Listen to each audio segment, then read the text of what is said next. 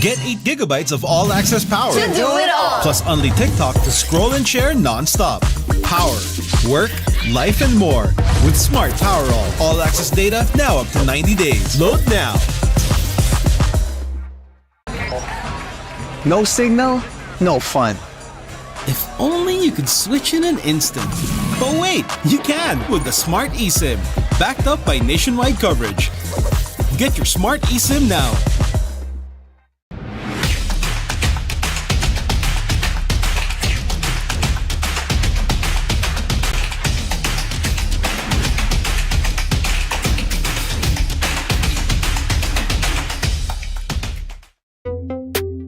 Tuloy-tuloy live selling, tuloy-tuloy content, tuloy-tuloy gaming. With new Smart All Access 99. May 9 gig ka, now for 15 days. Load now, live more today, and tomorrow, and after, and the day after.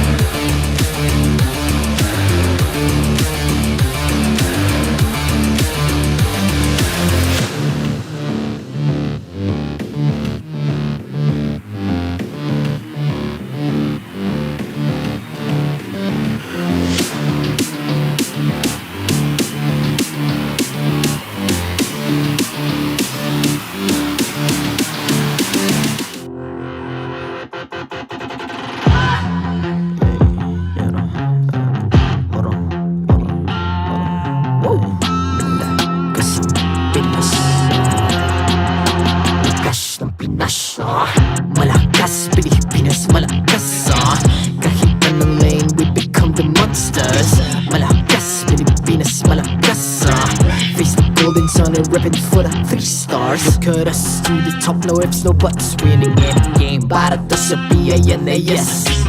Di mo matitin ang aming boses sa new level. Nasa kalye man o mobile, you know I become a legend. Open fire, we unite, we winners. Built with pressure, like diamonds are made of. Switch na lane na parang gera, HP racing, may reset up. Built agad ang buhat ni Hilda, full load SS parang Laila. Susundan ko ang iyong bakas, kasama patas, tagumpay natin to. Dahil tayo'y malakas, para sa Pinas. Nasa amin ang alas, hindi tuwa atras. Kinikilala sa taas kasi kami ang malakas, para sa Pinas. Nasa amin ang alas, hindi tuwa atras. Kinikilala sa taas, ganito kami sa Pinas. Wow! Hold on. Yeah, wala kasang Pinas. We are laging every beat, no surrender, no retreat. Pag nagsama-sama, just imagine what we can achieve. Laging every beat, no surrender, no retreat. Giving 100 all my all, cause we just cannot be defeated. We are unstoppable, immune and invulnerable. Ready ang equipment, lahat frozen, malang crowd control. Pakita ko na jab like pow, east to the southeast. Taas sa matawag, proud and loud, cause every enemy we devour. Susundan ko ang iyong bakas, kasama patas, tagumpay natin to. Dahil tayo'y malakas, para sa Pinas. Nasa amin ang alas, hindi tuwa atras. Kinikilala sa taas kasi kami ang malakas, para sa Pinas. Nasa amin ang alas, hindi tuwa atras. Kinikilala sa taas, ganito kami sa Pinas. Wow!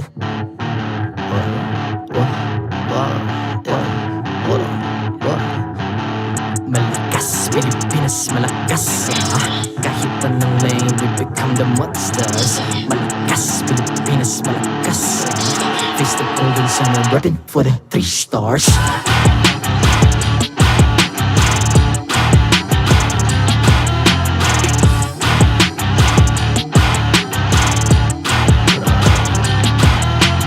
Ang lakas ng Pinas, we unite, be the stars. Ang lakas ng Pinas, we unite, be the stars. Ang lakas ng Pinas, we unite, be the stars. Ang lakas ng Pinas, we the stars. Ang lakas ng Pinas, we unite, we the stars. Ang lakas ng Pinas, we unite, we the stars. Ang lakas ng Pinas, we unite, we the stars. Ang lakas ng Pinas, we the stars. The 14th season of MPL Philippines is brought to you by the following sponsors. Smart, the official telco partner of MPL Philippines Season 14. The official tournament phone of MPL Philippines, Infinix GT20 Pro. Official suppliers, EMC Asia and Index Salon. Experience the TLPH Season 14 action live at Green Sun, Makati City. Grab your tickets now via official MPLPH website. Don't miss any MPL action by following our official Facebook and subscribing to our YouTube channel. Follow MPLPH on TikTok for more content. And to ensure the equality and fairness of our games, MPL Philippines is also monitored and supervised by the Games and Amusements Board.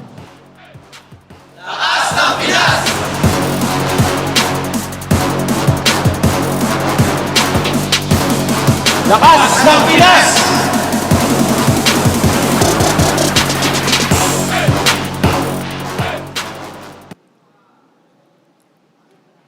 We're down to the last 2 weeks of the regular season. We already have 3 teams that have secured a spot in the playoffs. 3 pa ang hinihintay natin. Ngayong linggo ba natin makukumpleto ang ating listahan? And it's not just that. Guess what? Today is a very special day because today is the 8th anniversary of Mobile Legends Bang Bang. Ako po si Mara Aquino. And this is MPL Philippines Season 14. And all together now, Happy Anniversary MLBB!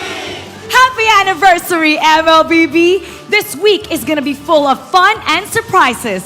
So let's get week 7 started. Casters, pasok!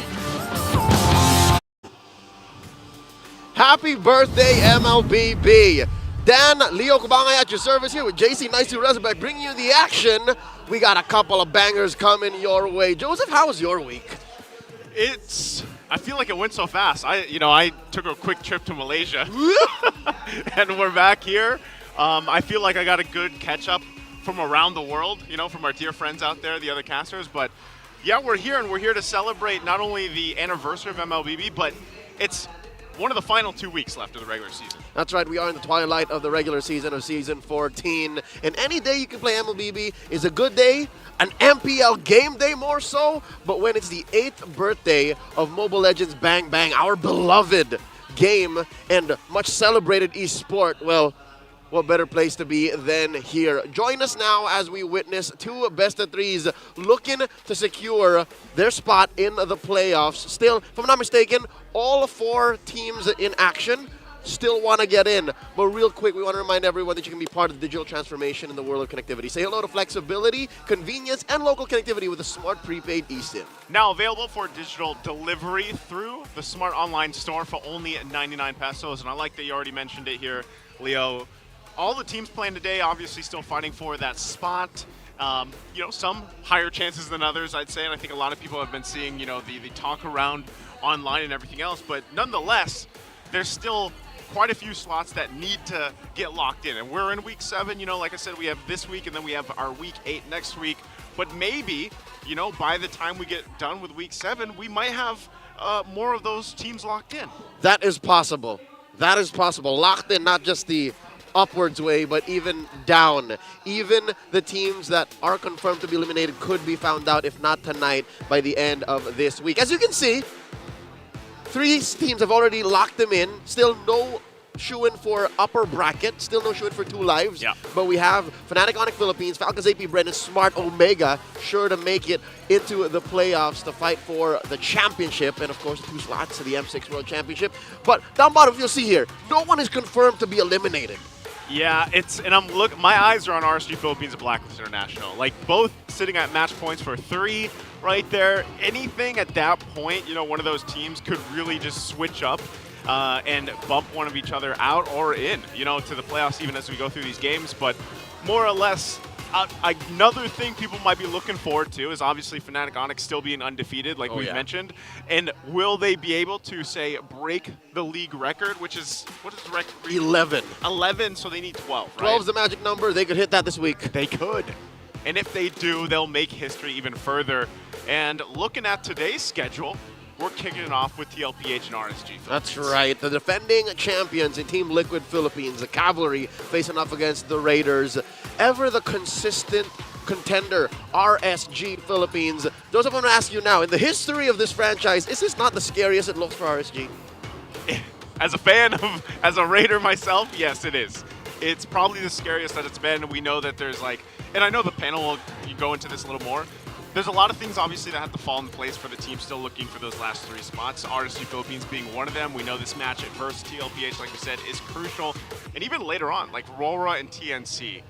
As rough as it's been for TNC, what if they win that, What if they beat RORA here? This could be their first series win in all of Season 14, and not saying that it's impossible for them to make it through the playoffs, but the beginning of a Hail Mary run. Who's to say? Anything and everything can happen here in Season 14. Week 6 is a testament to that.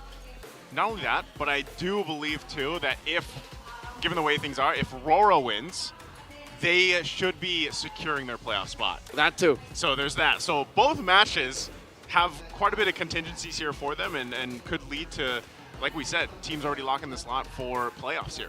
Tonight is a monumental night in the history of Season 14, and we would love for you to join us all the way. 2 best-of-3s coming your way. The first about to be broken down by our analysts over at the Infinix Game Tambayan. We have Renmar Santa Cruz and Brigida Ramos.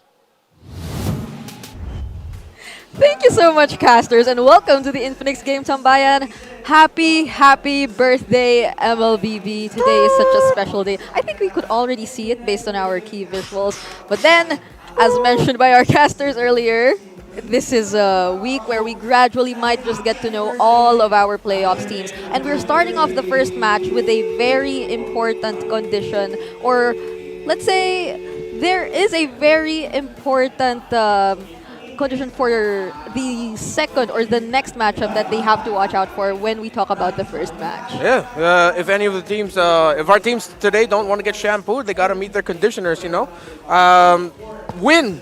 To put it simply, just win. If you're RSG, you want to win. If you're TNC, you're hoping that TLPH wins and RSG doesn't. Yep, that's it. There are a lot of things that have to come into play for TNC, considering their current situation in our regular season standings. But for anything, of course, we would like to thank Infinix GT20 Pro, the official tournament phone of MPL Season 14. And going back this week, the second to the last week before we put a close to our regular season, is a week wherein we may potentially get to, especially for the teams today, know the lower half, like final standings for the lower half. Because for this particular first series that we're about to witness, TLPH, the magic number, all we have to know is that the magic number is 7. For those who want to make it to the playoffs, they have to make it to 7 points. And TLPH, they're 2 points away from securing that magic number. But for RSG Philippines, they're far, far away from securing that. So it's a little bit surprising to see TLPH in this current situation, especially as they were our previous champions. But there's another team in a different region that's currently undergoing the same situation. Yeah, Fnatic Onyx. I was about to say Fnatic Onyx Indonesia. Yeah, it's still proper to call them Fnatic Onyx Indonesia. Yeah, they're struggling. They were swept by the Indonesian counterparts of Team Liquid just last week, and there's a really heavy discussion online about what's really going on. How come the defending champions of both of these two, of the Philippines, of Indonesia, are both struggling? At times, I feel like though for Team Liquid Philippines, it's just a matter of finding consistency. Consistency in the drafts, consistency in their execution. For Team Liquid Philippines, I feel like for the longest time, one thing that we've liked to point out or analyze about them is that when they're really going, they're one of the world's best. They're one of the titans of MLBB. On their okay, somewhat meh days, you're just looking for that consistency in execution, consistency in the drafts. For Fnatic Onyx Indonesia, though, I feel like that's a whole different beast with what's going on with them. It's not just they haven't fully grasped the meta yet. I feel like the level of competition, not just in Indonesia, but in the Philippines, just really has gone up. That once the top teams of the two leagues are now surprised, like, wait, what's going on? How come everyone's like way better? For Fnatic Onyx Indonesia, if we just want to put it out there, I feel like it also has somewhat something to do with, I guess, their newfound or their chemistry that they're trying to build once again, since there have been changes once again to their roster. So unlike Team Liquid's, the main problem is, of course, the consistency, the stability, since they're just really sticking with the same roster. And now, since we're watching two teams with two junglers who are well known when it comes to using assassins, it might just be right to ask and respond to this question by the community. Is Lancelot really just an afterthought now? There are only, I think, 2 players so far in the regular season who've used Lancelot so far. It's Irad and MP the King. And Irad is undefeated with the Lancelot, if I'm not mistaken, or he could be 1-1. For the Lancelot, even before the newest patch, in the first 4 weeks, there were times where people would be saying, oh, you can slot in Lancelot here. For me, no. There's way too many mobile heroes that even for a Lancelot would be difficult to catch. Lancelot shines in the meta where there are static heroes that are easier to catch. You can make the most out of. And there's such a crazy amount of crowd control in the top meta picks that you have to worry about. And even 2 of the best mid-mages that we have abilities in their kits where they can just survive through damage or make a Lancelot combo feel nothing. So it's not just he's an afterthought. More of it's so hard to find the right draft and the right time to slot in a Lancelot. And I mean, even looking back at RSG Philippines and Team Liquid Philippines' first meetup in the regular season, there aren't any Lancelot picks here. But then I'd think here we are seeing the idea that initially both RSG and TLPH wanted to stick by for the rest of the season. Yeah. RSG Philippines, particularly for this entire series, made Irad use the Julian for 3 games straight. There were some changes in Team Liquid Philippines, and these were, I think, some of the first few times we've been seeing the adjustments wherein Carl TZ, he was starting to bring back the assassin meta in their team. But then overall, these two teams, they've been having a lot of history either way. But it was somewhat, in this particular matchup, a lot of us were expecting it to go to a game 3, and so it did. Yeah. Although that series, if I remember, Game 1 was close, and Games 2 and 3 were just stomps for Team Liquid Philippines, specifically because JP and Sanford really stepped up. We even saw an XP lane Cho for Sanford in that game, paired up with a Jawhead roam for JP, so pick off. An interesting thing about these two teams is that the roam, mid, and EXP, the most picked heroes for those roles are all the same. Jawhead, Zask, and Edith for both of them. Yep, very similar, I think. Yeah. Except that we're starting to feel like, especially for Team Liquid Philippines, they're starting to explore a little bit more in terms of the unique heroes that they could possibly show us. And Khalid. now, it's your time. It's time to show your support for the MPL fans there. Who do you think will be winning this match? Team Liquid Philippines or RSG? It's time to vote now via the online poll. And looking at you. My prediction is TNC Pro Team. Okay, put up TLPH for me. All right, mine's TLPH as well. Oh, Brigada, so biased. Yes. TLPH? Oh my goodness. You know, I was just really thinking about Hey, Naisu! Naisu! What? She didn't want to vote for RSG. Oh, Naisu.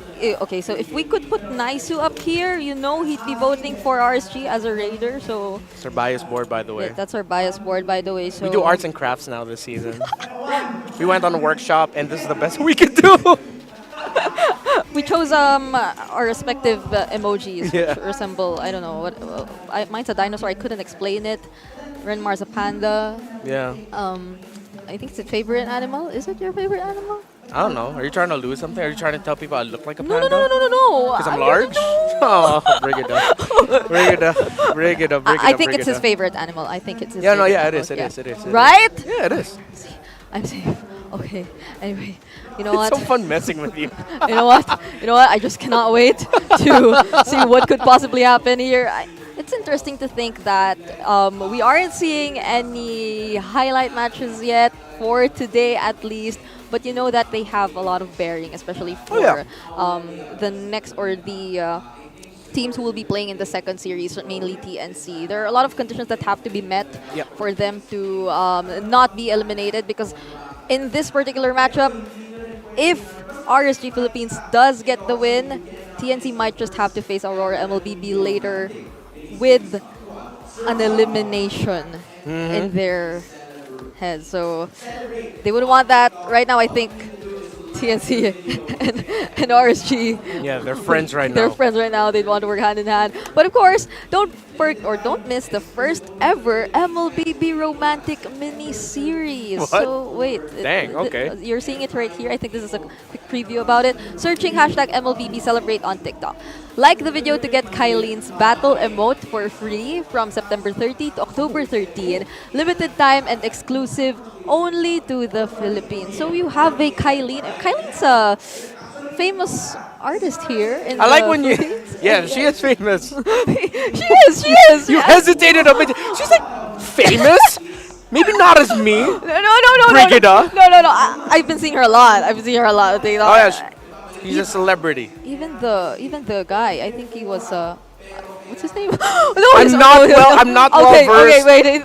So I'm sorry. Yeah, but then if you wanna like get some merch, not merch, I mean in-game merch, if you could call it that way, in-game items, we will be giving away a code at every match this week to celebrate the 8th anniversary of MLBB as well. So don't forget to watch out for the code. All right, you'll be receiving a lot of in-game items right there. And to start off the first match of the second to the last week of Season 14, it's time to get to know who will be playing for Team Liquid Philippines and RSG Philippines.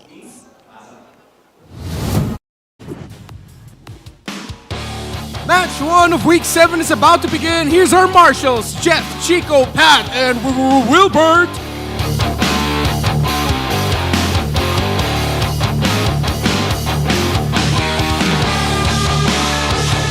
coaches. The Cavalry opens the 7th week as they ram through looking for a W. Here's Team Liquid Philippines.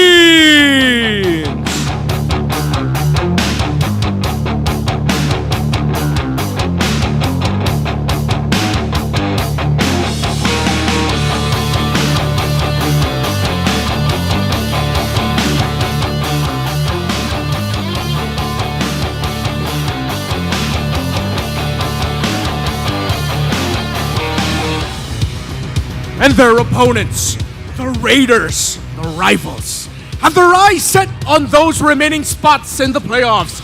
And they won't stop till it's theirs. Welcome, RSG Philippines!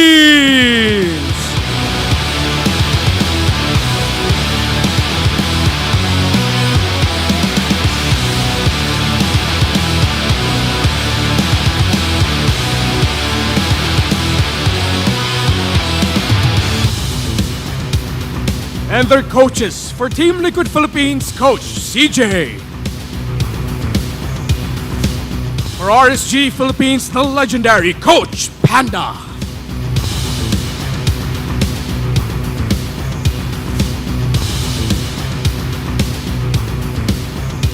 It's time for the face-off. Irad, Zaida, step forward. Irad, paano mo babawian ang Cavalry? Ano ang palag mo? Win streak kami sa scrim namin, tsaka may nibor kami. Zaida, paano mo masisiguro na hindi makakabawi ang katapat mo? Ano ang palag mo? Gagalingan ko lang para kay Carla, ang get Wilson Carl. Palag kung palag, fist bump. The stage is set for the 7th week of our regular season. Let's head on over to our panel. Pasok!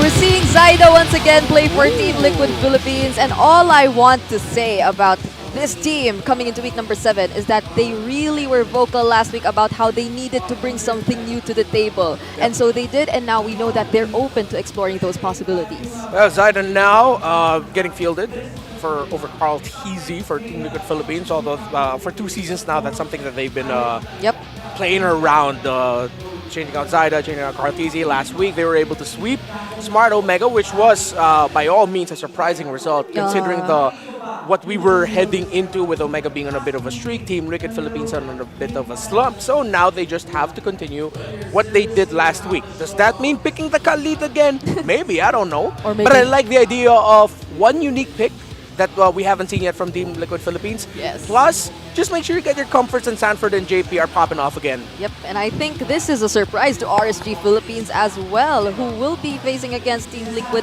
Philippines for the 2nd time around with the same roster once more. And I feel like we've been talking about RSG Philippines gradually getting their groove in the latter portions of the season, but could it just be too late right now that we're in the second to the last week? Do they still have enough time to really look for that particular groove and experiment around? Because even though we've been seeing them stick with their signature styles, it seems like they're still struggling to this point. As a great Roman philosopher once said, it's probably never too late to get points in MPL Philippines. RSGPH, when we got to talk with Coach Panda, he did admit to us, like, it will take time. Yep. Will this be the season where they, with a relatively new, young-ish roster, make it into the playoffs? Maybe. But first, step by step, let's look at the Infinix keys to victory for MPLPH. TLPH, rather. Let San dominate. Because Sanford and Sanji were great last time against Smart Omega.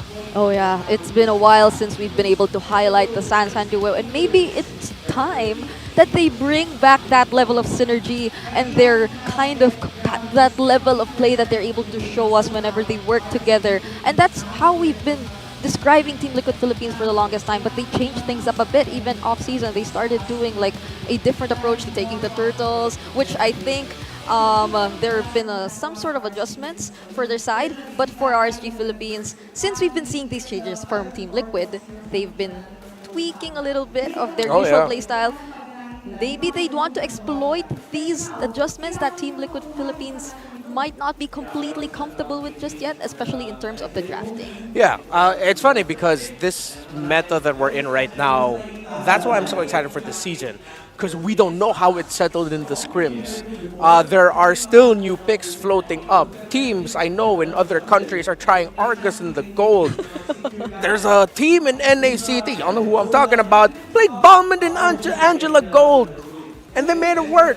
So, I mean, I think if ever this meta rewards creativity and the ability to, be willing to use mages in the gold lane, which apparently I think one of the gold lane flex picks right now are going to be one of the most important in this draft. Now that you mentioned the Balmond, I'm really looking forward to seeing a Balmond for hopefully at least before the regular season ends, because it's been a really interesting pick so far in ranked games. Like, I can see him almost everywhere, but I know it's the new season, so you could really just expect anything to happen in terms of your ranked games. I see a Balmond mid lane. You said a Balmond in the gold lane. Yeah, I'm not gonna knock it. If Kurt TZ can play Fanny in the mid and make it work in MPL Singapore, the world is our oyster. It is limitless now. Yeah. Oh, there's one pick I want to watch out for here though later for TLPH. It's the Nathan for Benny Cutie. Nathan's been popping off recently in scrims from what I've heard. What's your command? So more than the Alice, could we be seeing that still for Team Liquid Philippines? I think Alice has been making waves as well throughout the past week. But so definitely. Far, we're seeing that this is again one of the picks that Aqua has been sticking by so far, and one of the picks that a lot of teams have been able to activate. No Pyramis whatsoever for this series, and just when we thought that, oh no, Chip, you can't say no more. No, because they added an immobilize effect to Chip's ultimate, even more so now, I think it's a job that you have to really ban out Chip on the red side first phase.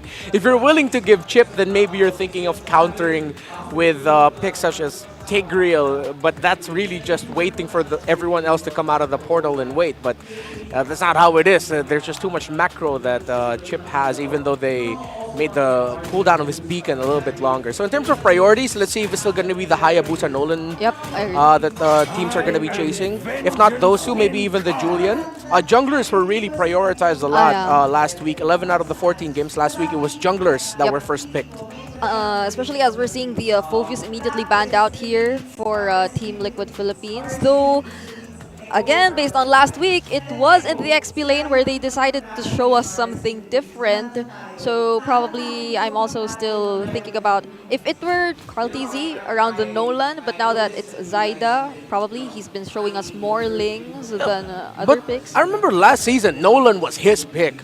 Like, he was undefeated when he would get fielded, and I think 5 or 6 of those games, that was almost all of his games, it was a Nolan that he played. For Zyda, that's currently open. So will he be picking up the Nolan, as we've been mentioning?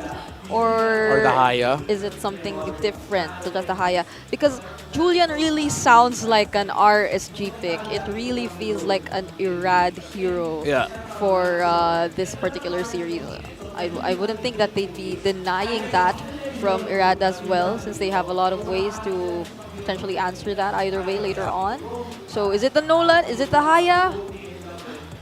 We have to remember that these two teams love fielding the pick-off type roamers. So if ever TLPH pick an assassin with a Hayabusa, Julian they did deny. Now locked in. Okay. So they deny it from Irad, leave the Nolan and Haya open.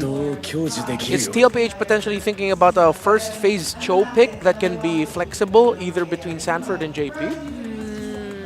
I think RSG Philippines might want to consider picking up the Arlot since the favorite pick of Nibor is gone. Arlot's like the safest you can go in terms of aggression. If you want to be more defensive, then you pick Terizla along with an assassin. I'd be so surprised if Team Liquid Philippines flexed the Julian pick as well. But I doubt that's going to that's a Falcons AP Brent thing. Because that's really a Falcons AP Brent thing. So RSG Philippines will be revealing that hero. Wait! Okay, whoa, interesting. You just mentioned the Chu earlier that they could immediately get in the next picking phase, but then There's so much deny picks happening right now in the first phase of the draft. Yeah, that's them shutting down what TLPH want to do. I think they have to clap back and go for Roman EXP. You already see the matchup. Might as well play into it. This is such an interesting... Or get either the Romer XP, then pick up a low Yi now. For Sanji. Yeah. But then that would immediately reveal whichever combos or duos the Sansan duo might be playing. Yeah, I mean, if it's a key to victory, it's a key to victory. Chase it in the first half. All right, so is it going to be a Sansan? Oh. No, it's JP Sanford. All right. Yeah. So the trio mid for Team Liquid Philippines is currently revealed right now for RSG Philippines. Wow, we're not seeing the gold laners being as prioritized anymore in the current meta.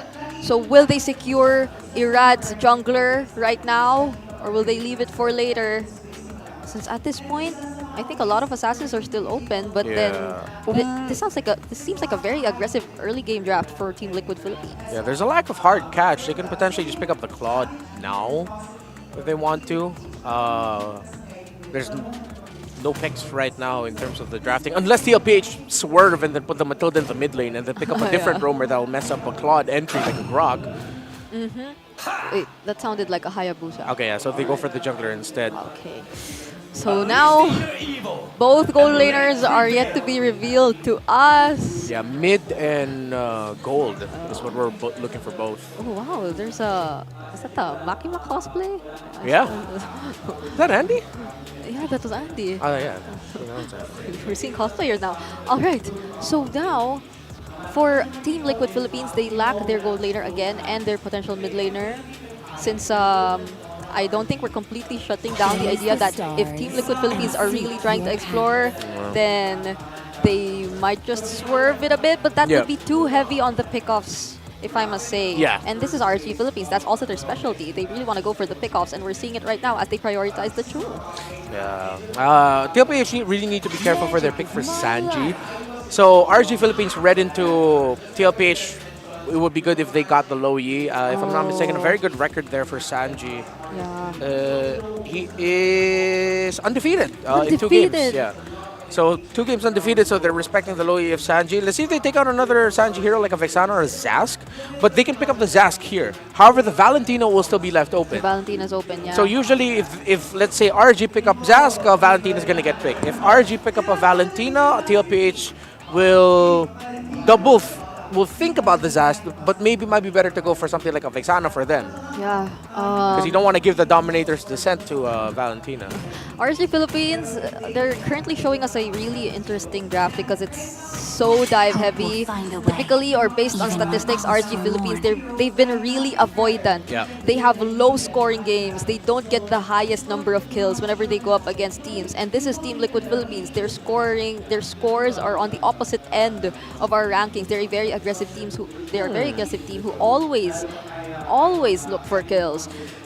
You know, there's a pick I remember that TLPH did before, that if they're up against an assassin and annoying roamer, they did it like twice or thrice in one season. They put it in the mid, and then they fast clear mid to invade the purple buff or invade the opposing jungle right away. It was a glue mid. A glue mid? Yeah.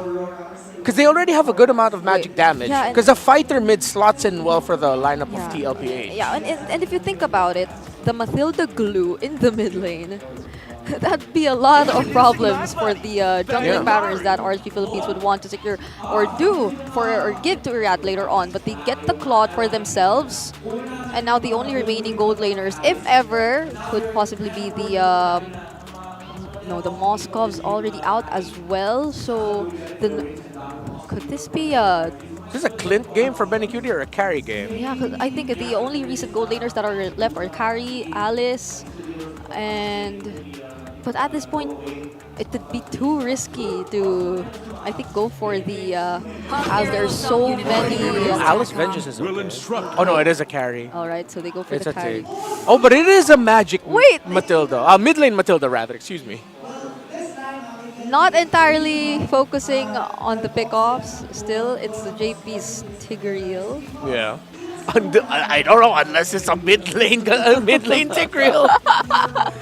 But for RSG Philippines right now that they're lacking their mid laner, the only remaining options are I think the Aurora, the Lilia, the Zas. Valentina, there's still a lot, Valentina. honestly. Because if they want I think they need another front. I think they need to go Zask. Valentina, if Aqua's feeling confident to help set up, but I think they need another front here. Or another damage soaker with the Dominator's Descent. And typically, Aqua doesn't like to go for that route, so instead of anything else we've mentioned, it's an Eve. Against a lineup with a Matilda? Probably with the creating space mindset. Yeah, I mean, there is a pot. We saw it last week. Fnatic Onyx Philippines got to do it against TNC Pro Team, where Super Friends with the Eve, TNC Pro Team couldn't even get close, they were zoned out. Yep. So this is quite the adjustment from RSG Philippines with their Eve last pick going into the hands of Aqua. But then I'm watching out for the early game pressure that could potentially come out for RSG Philippines as well, despite this sudden last pick, since at the end of the day, it's the Khalid again. It's a Chu in their hands. Yeah. So really, if you're Team Liquid, you'd want to be careful. But let's see what happens as we head into game number 1. Casters, take it away. Away into the land of Don Pro. This is game 1 in the best of 3 between the Team Liquid Philippines and defending champions up against RSG Philippines. Leo and Naisu bringing you the action. Joseph, is this the first mid-lane Matilda we've ever seen? All season long? All season long? I think so, man. I can't recall the last time we saw a mid-lane Matilda. It feels weird to me.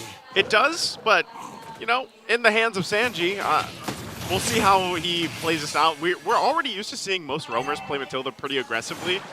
But this time in the hands of Sanji, we'll see how they respond to already their early aggression coming out from RSG just for the orange buff. So a flicker already burnt.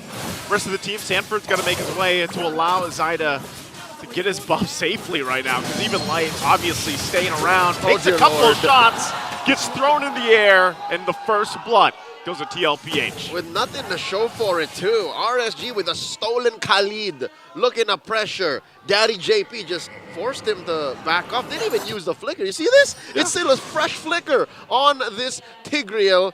And Ira did go ahead and steal away a little bit of Zyda's camp, nullifying that first blood drawn onto Light. But here's the thing. Looking at TLPH's lineup, I can see their damage coming from duo. Oh, wait. Okay, JP. Right, going right for Irad. Good thing he gets away, as you were saying. TLPH's damage coming from 2 solid spots right now. It's not from Sanford, it's from Zyda and from Benny. That's it.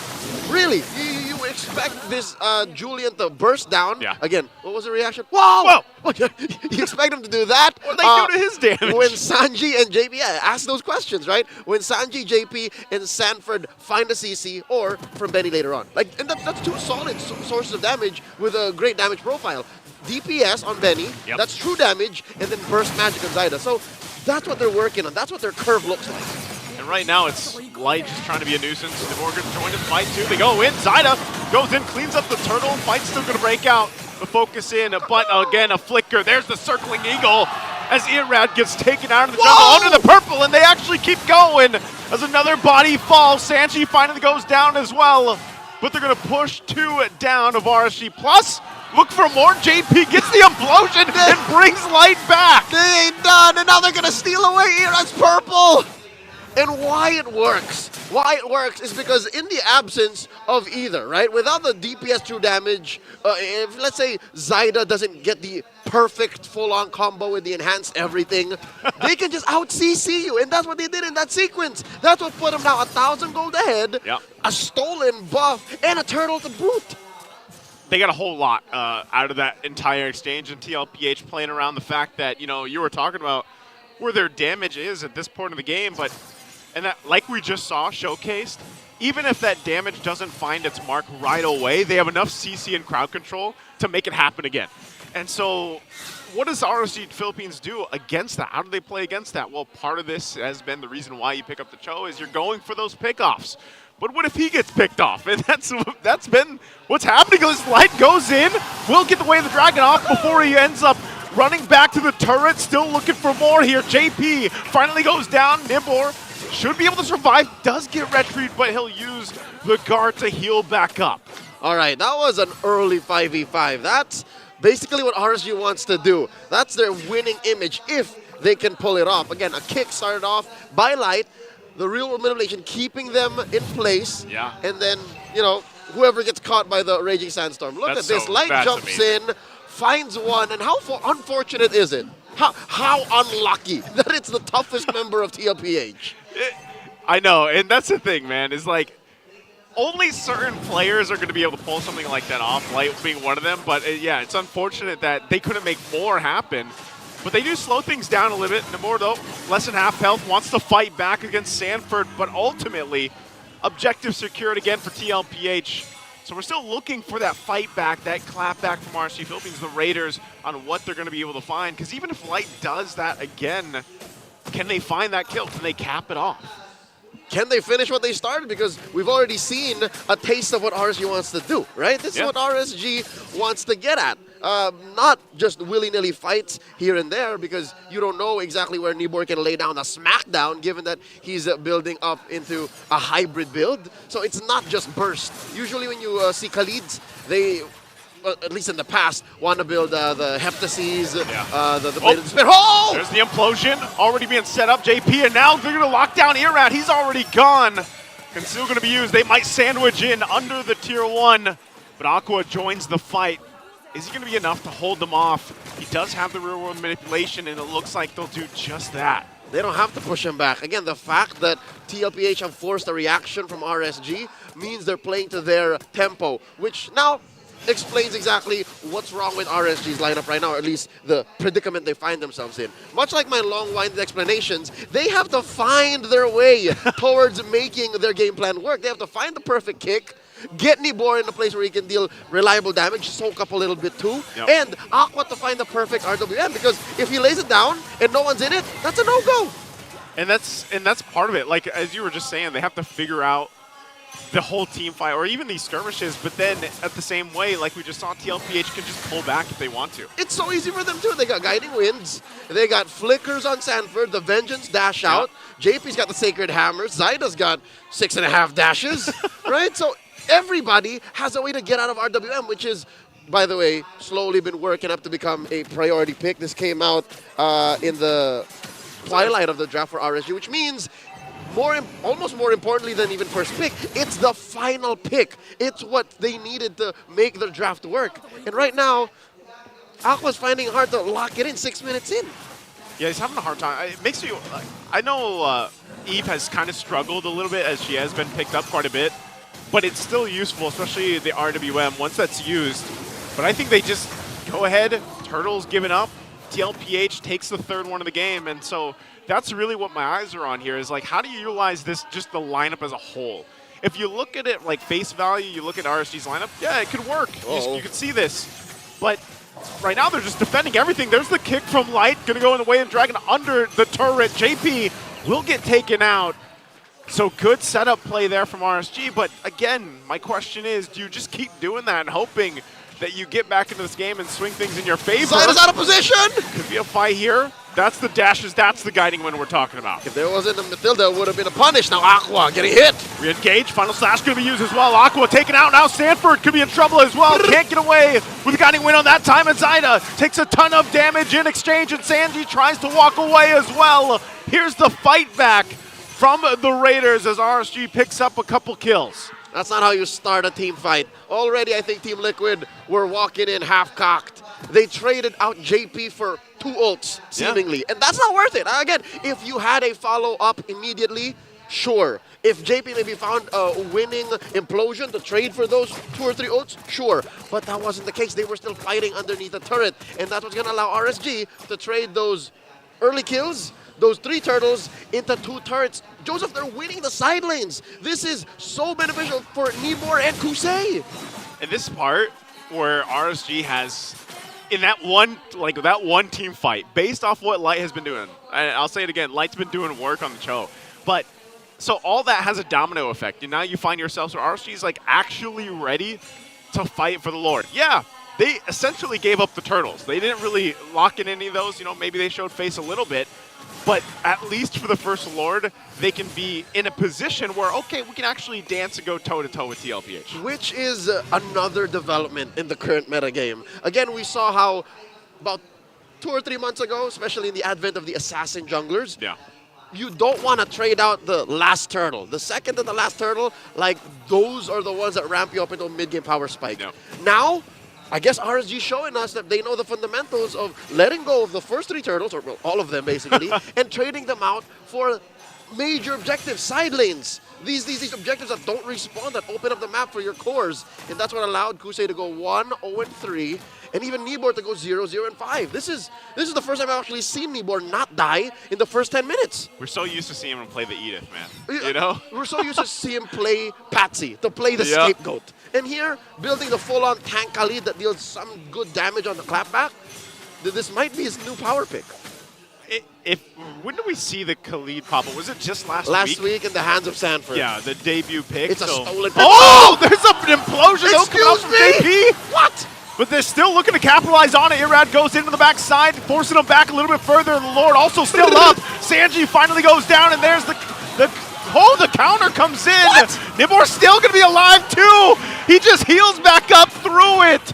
And JP going to get run down as well. They're looking for a wipeout here, but Benny doesn't have enough to fight back in RSG.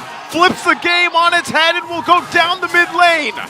The Raiders are in the building. 2,000 gold ahead. A turn in mid, a stolen buff. Suddenly, Joseph, the damage profile from TLPH, if you figure out how to soak it in, how to just isolate these many different pieces that make it work, they can't clap back. That's what confused you. The fact that Nibor was just there like, come on, come on. Is he gonna? And then he's like, nope, I'm gonna heal up. Bring it. How is he not gassing out? I mean, that's what you get when you build a full tank Khalid. It's that quicksand, man. It's damage reduction, it's heal. Yeah. I'm wondering now if anyone from TLPH has healing reduction. Maybe Sanji can build it. Maybe there's a de-ice on JP, or at least on the way. But even the tenacity plays its part in there. The sure. emblem, right? Like, there's only so much you can do with heal reduction. Yeah, and again, he's just like this. Khalid, we're going to see a lot more of, I feel like, especially for some teams, because he's a good enough distraction and even does pretty good damage. Like, he does pretty good damage in the lane, and then even for these team fights. Save for a massive penalty zone, I think he's just a pound-for-pound better Terizla. Yeah, he's faster, too. He's faster, too. That's one of the problems with Terizla is he's just wailing away with his massive mallet. And then, all right, wait, give me a sec, bro. I gotta make it to the team fight. Kali's like, all right, give me 2 seconds. He's just soaring through. Is that a sound of sand? You're the sound effect guy, man. That's You'll come up with something. All right, he's got a radiant armor already, so he's dealing with Zaida, dealing with Sanji.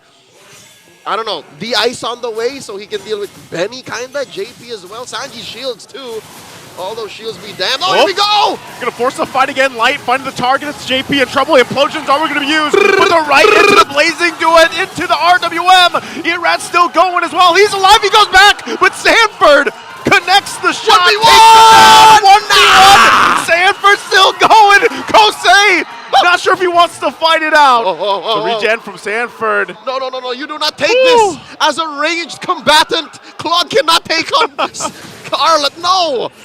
Oh, wow. All right. You see the veteran wiles of both of these championship side laners. Kusei, the Kumai King, and as well Sanford, the Apex Predator. Dude, that could have resulted in a disastrous one-on-one for either team. Like, if either just went there like, You bring a gun to a spear fight.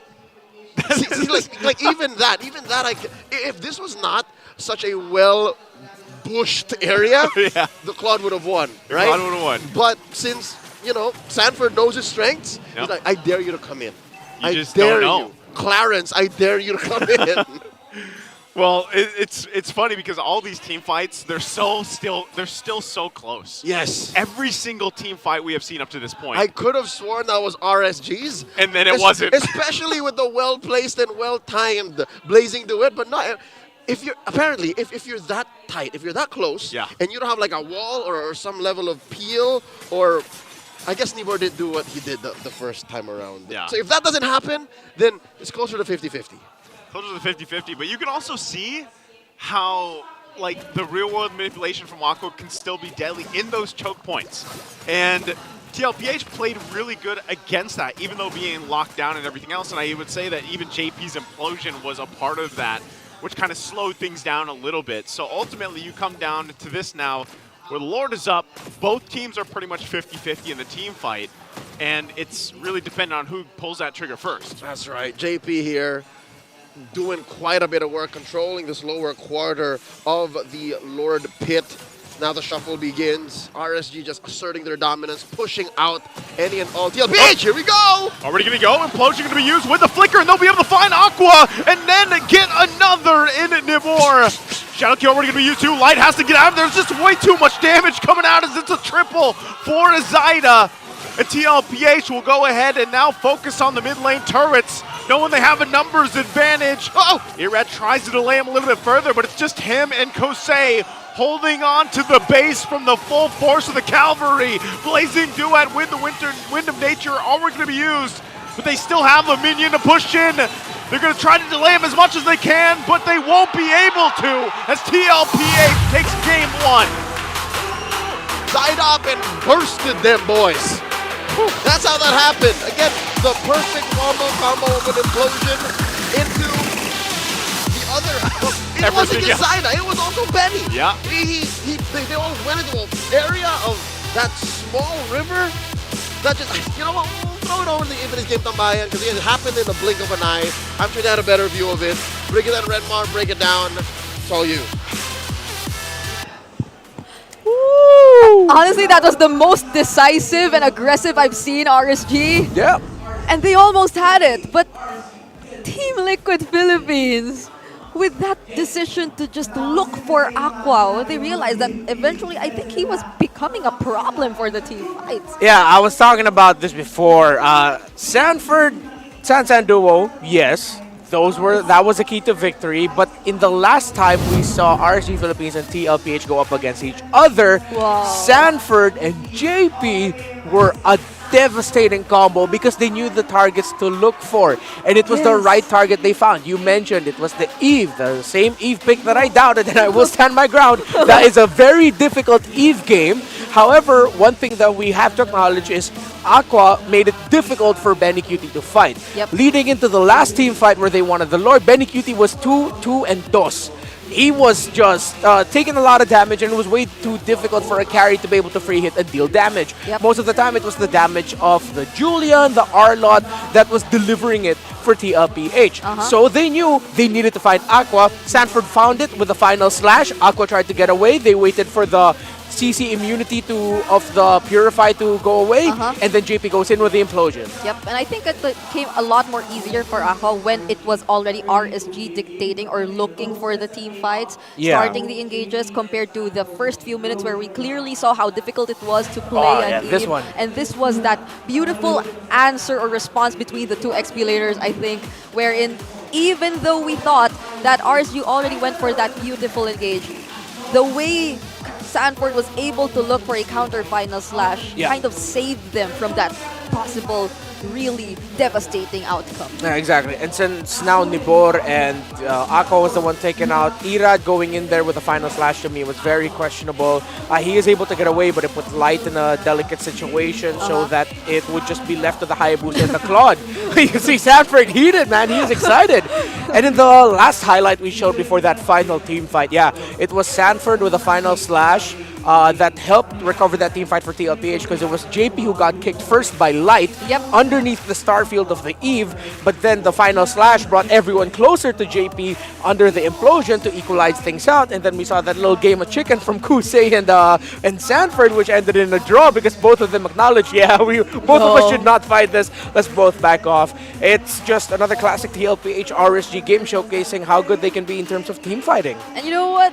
During that last sequence before Team Liquid Philippines decided to go for one straight push towards ending the game, I really felt like just how much there was this level of presence of mind for both the starters here for Team Liquid, JP and Sanford. Yep. Even though it wasn't a perfectly positioned implosion play, I think it was the only, or this is the only time I ever saw that implosion first, then flicker play from JP just to make sure that he captures the right target. So there were a lot of well-timed and well-communicated plays, if I may say, for Team Liquid Philippines throughout the entirety of that game, even though they were nearly, or they were almost at the mercy of RSG Philippines when they were starting to get the groove of things. And honestly, going back to what I mentioned earlier, I really liked this gameplay from RSG, the way they handled things, even despite the previous situations that they were in, because I think they were starting to recognize, oh no, we have to be just as aggressive. But at the same time, still with that flavor that they've been showing us for the past few weeks, where they were sort of avoidant, they really knew how to go for the trades, which, as mentioned by our casters, gradually opened up the map for them. As they didn't, they just decided to really let go of all the turtles. They still look for trades, but at the same time, it wasn't completely them avoiding the team fight. They were ready to take them on. Yeah, Kuse was helping split open the map. The team fighting of RSG was a problem for TLPH, especially the tankiness of the Khalid. It was good that they were able to take down Khalid as one of the double kill targets for Zyda there at the end, because it was really the Khalid that was posing majority of the problems for the team fighting for Team Liquid Philippines. So for TLPH, they got out of this with the skin of their teeth. They needed to execute really well. Because if they didn't, then yes, at the end of the day, I'm still gonna doubt the Eve. You know, it was tough. But Aqua got to do the job of the Eve in this one, which was to make Benecutie struggle.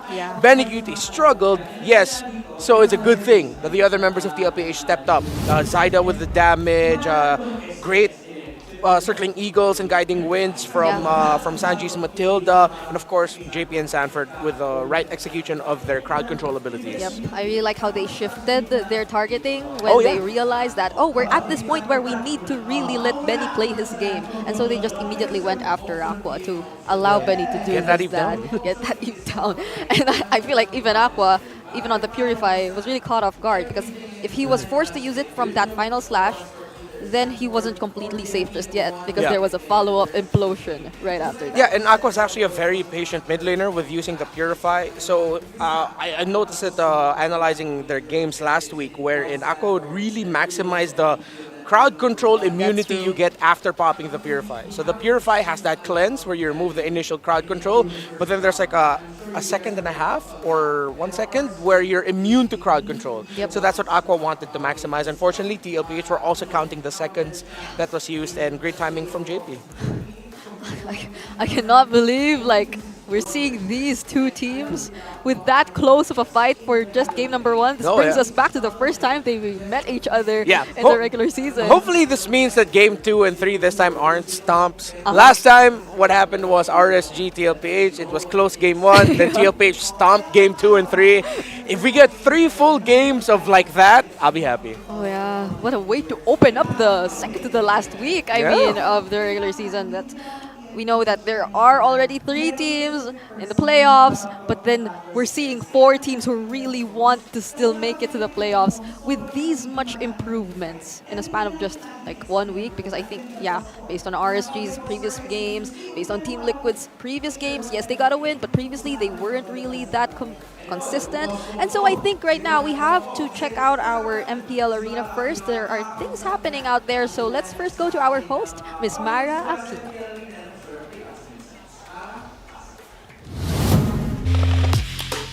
Here with Miss Chai, Moonton Games Marketing Planning Manager. It's nice to have you here, especially ngayon na it's the 8th anniversary of MLBB. Tell us more about this. Well, since it's already the anniversary of MLBB, 8 years na, no? So, parang it's really a cause for celebration kasi 8 years na nandito pa rin tayo. So, yung campaign namin, it really revolves around celebration and reunion. Kaya, pinlano talaga namin to para talaga sa fans ng game at talagang maso-surprise talaga yung lahat ng fans all over the place.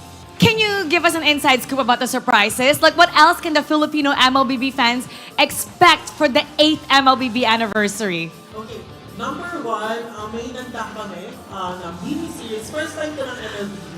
It's titled Miss Legends, starring Kailin Alcantara, Oh, wow! Sophie Arras, and Criselda Alvarez. Talagang matutuwa talaga yung mga fans.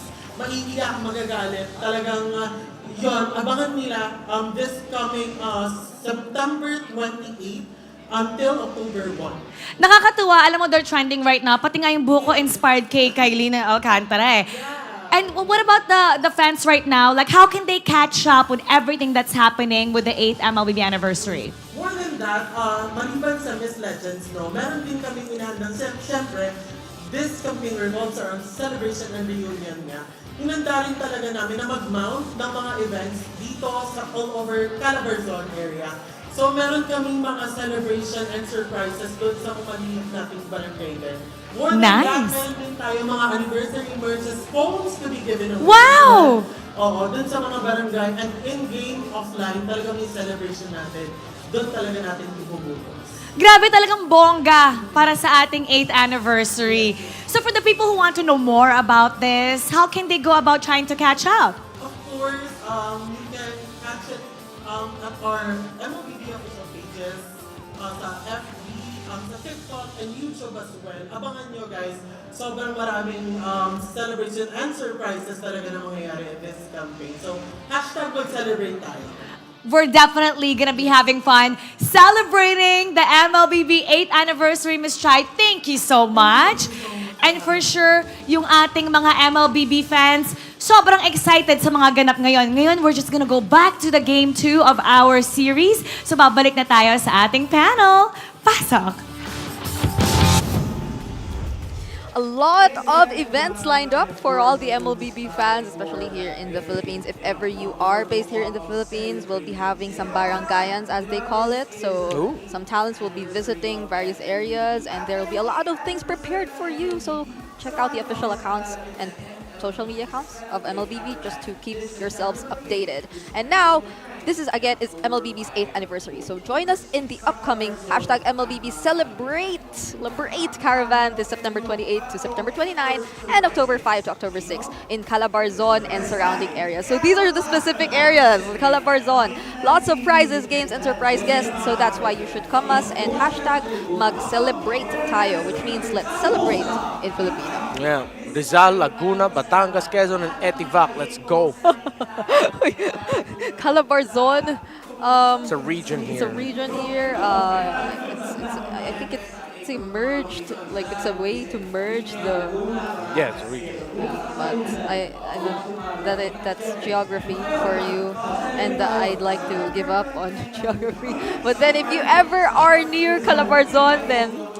Don't forget to check that out. Again, September 28 to 29 and October 5 to 6. So those are both Saturdays and Sundays. So I'm assuming a lot of us could possibly be free during those days. And those are the last 2 weeks also of MPL Philippines.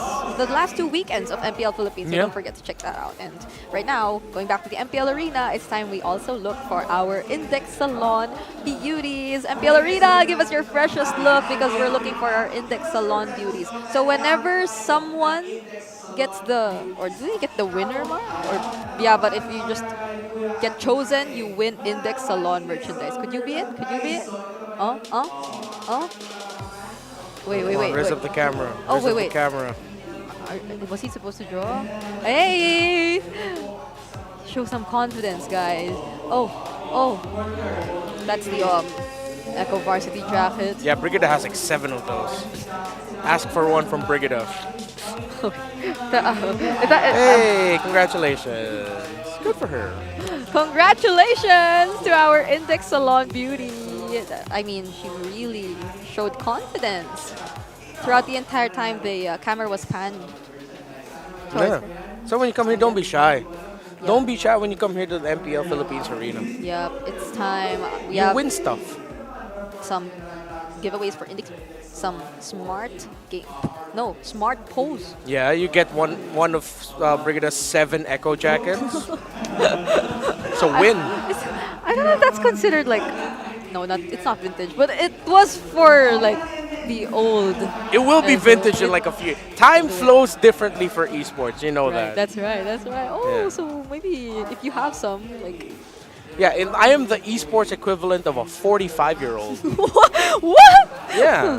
So- You're like What? your age. Oh. Which is young, which is very young. Let's. I'm old. I'm the oldie here. We're in the same age, Brian. Are we? Oh. Anyway, RSG. They decide to pick blue side this time, so they'll be the ones who could possibly secure Were you the pointing at me Julian. for? If ever, what? Oh, I thought you were pointing at me. No. Oh, because RSG said. Okay, that's what you meant. Gotcha. Based on our POV, Yes. I pointed towards the blue side. Oh, dip! They straight up respected the Tigreal. Wow.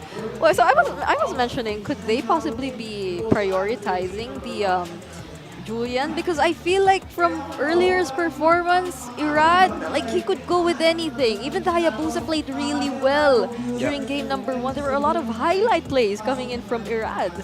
If it's the Julian priority, honestly, I don't know. I feel like it's gonna be a bit too much. I like the Loi Tigreal prio. Yeah, but at least I think the Phobius is still open and some. Excuse me. I think they should ban out the R-Lot. Oh wait, no.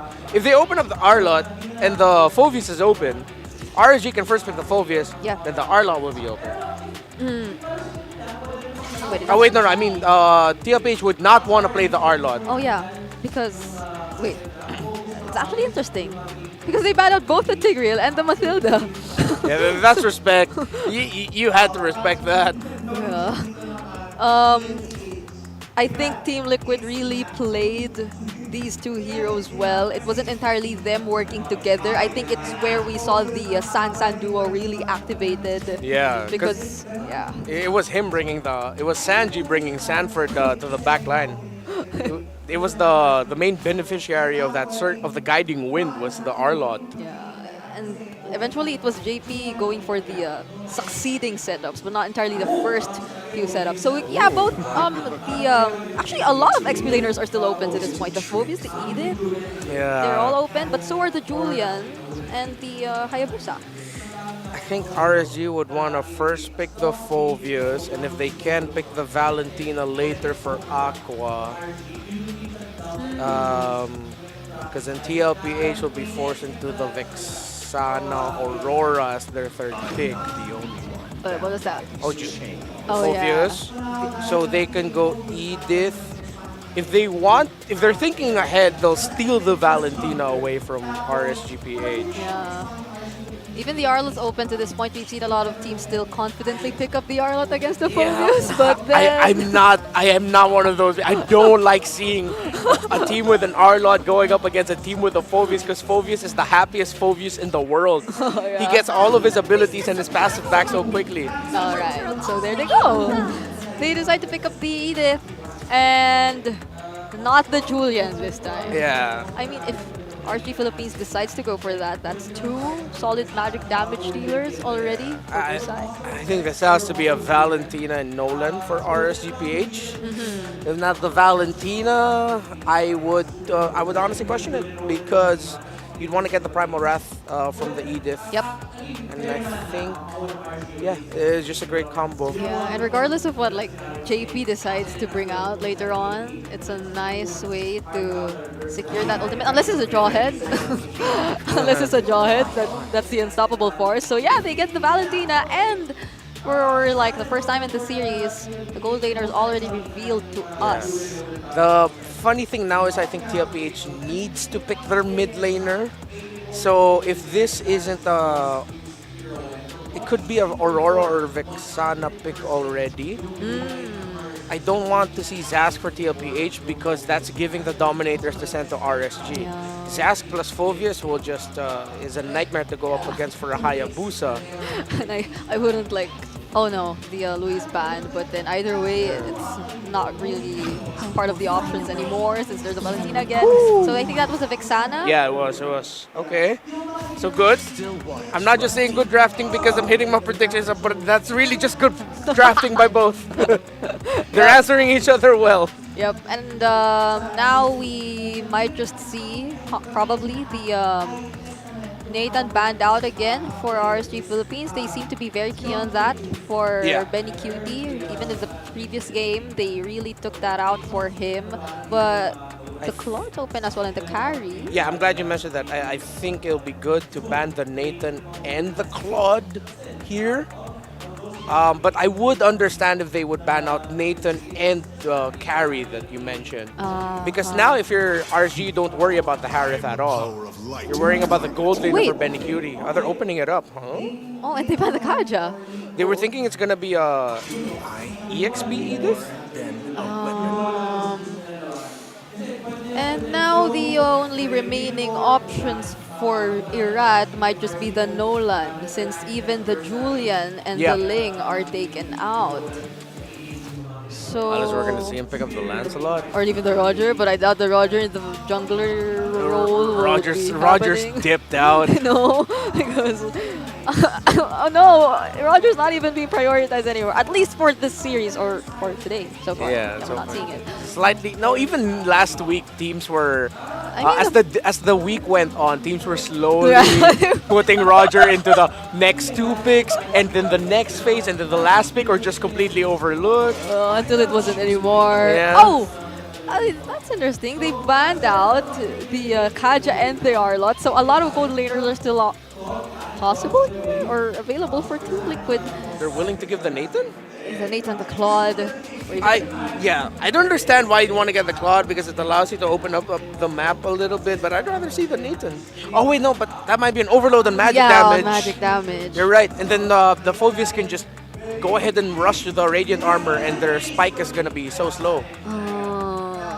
What do you pick if you were Team Liquid Philippines? What if he ends up with a Clint? Oh wait, no, but Carrie's still there. Let's not get ahead of ourselves. Actually, I also think they might be planning to show us something new for their gold lane. Wait. So they save it for later.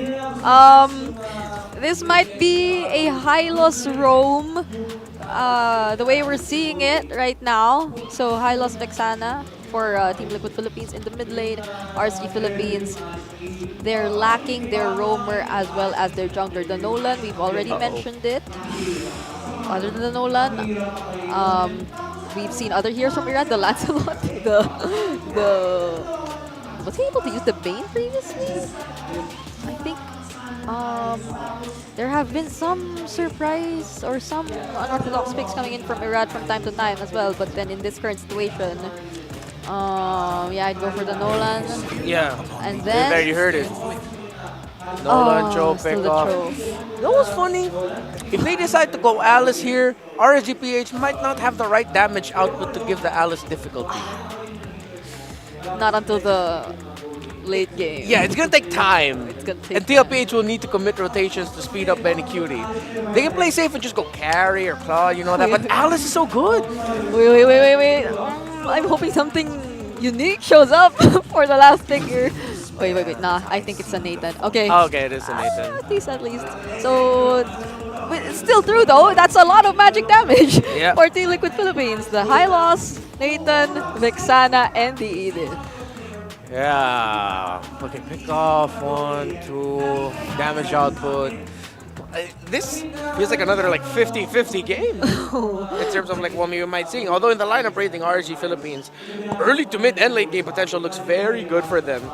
With Nolan, the Phobius, those are the stat patters in that regard. Plus the Valentina ult that you can steal will be the Primal Wrath. This might be tough for TLPH if TLPH don't get the Hayabusa Snowball. Alright, so it's dependent once again on the Snowball, and we've seen RSG Philippines go for the invades. So what could be happening in game number 2? Let's head over to our casters. Thank you so much, Regan and Redmar.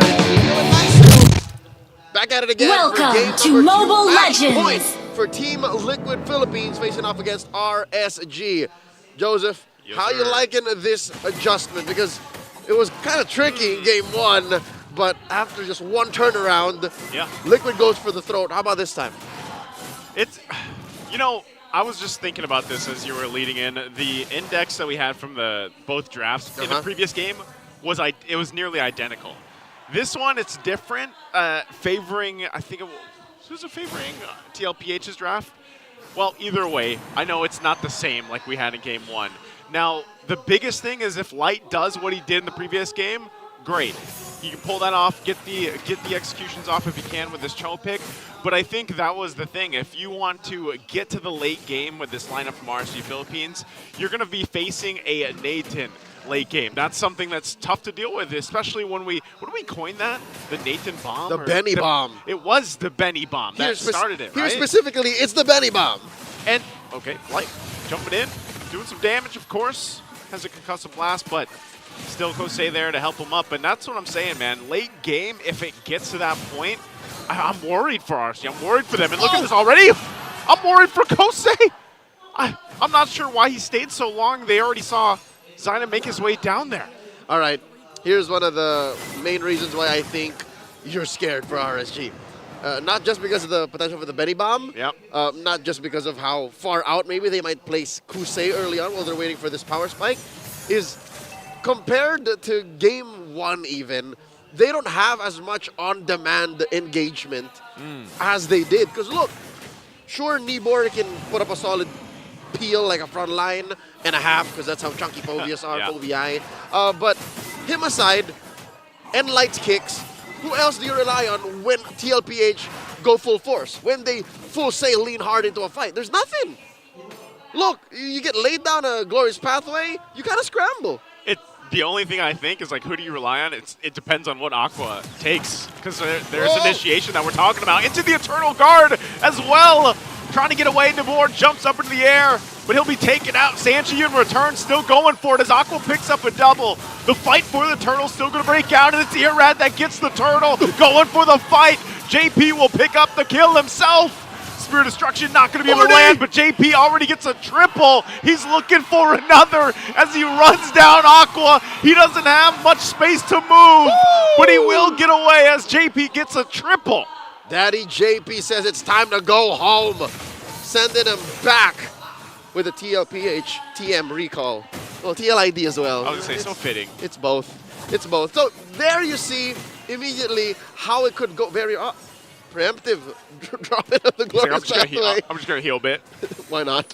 All right, so what I'm saying is, unless they both lean hard into it, and it was just unfortunate that TLPH lost Zyda first, if that went in a different direction, if Zyda came in and maybe delayed his entry maybe 2 seconds, saved his retribution, maybe TLPH had the damage and the shields to actually turn around. But RSG, they played within the small margins of error and found themselves in a one-on-one. Like that was a 4v4, right? It was, yeah. Both gold laners were still on the bottom side, and it was an attempt. Like Kosei threw the Spirit Destruction to try to join the fight, didn't land its mark. Yeah, Benny can't do that. Like Benny has to commit.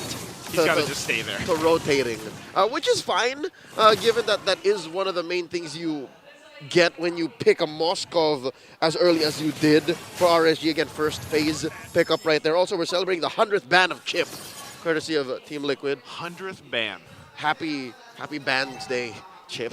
He has 100 bans. All season 14 long. All season. Wow. That's right. What happened to Sanji? What? He took a ton of damage from Irad. Oh, and then so close to get hit by the SOD. Light taking an interesting flank here.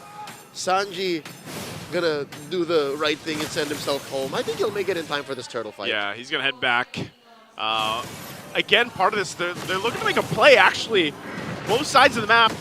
Things happening here. Sanford taking the Infernal Pursuit, but that's just gonna be a turtle secured for Irad. This time around, RSG picking up the second one. TLPH, they spent their time here on the bottom side of possibly looking for something. They won't find it. Yep. So they just disengage. It's a good read by the Raiders. RSG said, hey, we just sent Sanji back, and it looks like TLPH are going south. Why don't we take this turtle clean? That's 2 turtles now in the first 5 minutes of the game over to the Raiders. They're looking good. I'm smelling a game 3. Joseph, the first game 3 since week 5. Week 6 had none. What? First game 3 since week 5? We haven't seen a game 3 since week 5. Man, we just been in Sweep City, huh? That's right. That was 14 games, all straight sweeps last week. And you know what? I know we like you look at a sweep, but then sometimes it doesn't paint the whole picture. Oh, like yeah, some of those sweeps were like super close games. For sure. Like some of them should have gone 3 games. Even if you look at game 1 in the series. This series alone. I was going to say, this series alone, yeah, TLPH won that, but it came down to like one fight, essentially. There's the kick. Where'd the drag? going to be able to go on. Oh, Sanford will be able to escape with his life for now. Still Light, the one to get taken down. Nibor not sure where he wants to go, if he wants to chase down for the kill. Won't be able to find it though. Now the clap back. JP trying to walk back to the team. The fracture is going to be used from Irad. Now he's have to pick up the kill, and a Spear Destruction won't land again, but Sanford will finally get taken out. All right, Sanford's second life forfeited there, and another clear win for RSG. Now gold lead swings back over to them. Whoa! Oh, wait, Irad! He's fine. What does this mean for RSG? Where's the majority of the gold? All right, you see a good chunk of it right now on Aqua, and a good bit of it on Nibor. Oh! That's big damn, Arad! He'll go in and pick up the kill on Sanji. And get away with it too. That's a good trade. Any day I'll take mid lane for Rome. Yeah. Over and over again. Worth, basically. And Light's been doing that since game 1. He's been finding moments. He knows that that's what he has to do. He knows that that's what starts things, but what ends things, right? You can't keep doing that same trade over and over again, because that's what led to their defeat in game 1, right? He thought he could get a kick, and then it was different lineup. Regardless, if you're RSG, if you're looking for good trades, it has to be more than just a role trade. Yeah. Because so far, yeah, they've been winning turtles, but how do they translate this into a sure victory? Because already still TLPH is leading in the AoE department. Because that's what RSG is missing right now. I don't think any of us, even our analysts at the NPC mentioned, the lack of AoE from RSG. Yeah. Like, all of their fights have to be super sure. Save for Kusei, who can go lane to lane, right? But save for that, RSG have to say, this is it, and this might actually be it. This might be the fight they're looking for. Light on the off angle. Kosei still pushing. Eternal Jaguar going to be dropped down too. They go inside, looking for the entry point. Irad will get the turtle. Still going. Spirit Destruction going to land that time. Kosei joins the fight. Sanford's going to be the one to fall, and the shadow kill goes on. Kosei going to be in trouble, but the Spirit of Misery will stun him into the wall, and RSG will fight on back as they find 3 from TLPH. Irad possibly going to push JP back further so they can take the tier 1 in the mid. Kusei coming in like Rambo. His first SOD that actually hit the target in 8 minutes. That was a turning point. That was. And it's not even like a clean SOD. You know what I mean? Like, it was in front of 3 or 4 chunky members of Team Liquid. And luckily, his team came in clutch, and his spear came in clutch. Yeah. Pushed back Zaida, who had, I'm pretty sure he had a kunai with Kusei's name on it. And luckily, the damage was there, which barrels RSG forward now 3,000 gold as they try to convert. Okay, so earlier we were looking for conversions, right? Bottom lane, clean, all the way till the second. Yeah. Mid lane, first tier, down. Up top, this is inevitable. RSG's going to get the push as well. This is a good position for the Raiders. This is a great position. They have a pretty good-sized lead now at this point. Kosei, you can see this. I mean, both teams are locking in some key items for them all around. Irad, too, we already saw a preview of the damage earlier on. Now that he gets a Malefic Roar, it's even more devastating. And so now you're wondering for TLPH, when do they hit that spike of theirs? And we mentioned this earlier on, as they have to watch these turrets get taken out, where Benny Cutie is a integral part of that. And he's close to the Holy Crystal. Wait. Oh, hold on.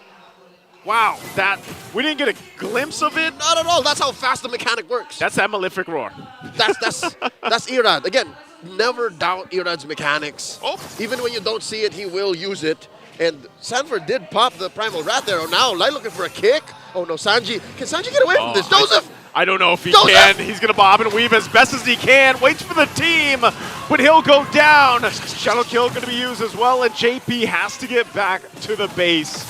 Don't forget to grab your code while you can. 8th anniversary. Oh, wow. RSG now about 5,000 gold ahead. Takes the first lord of the game and turns it into a fight. All right, he got his purple at least. Zaida got that. But man, are we just the damage overload? This is Raider form right now. Yep. Like, this is what they're known for. You know, we used to say back then death ball strategy, and it's all, I mean, a lot of this is on this guy right here, Light.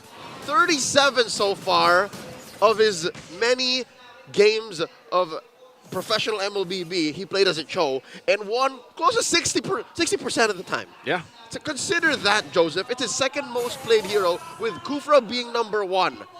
by a small margin. Just a handful of games over. Oh! With the line. Oh!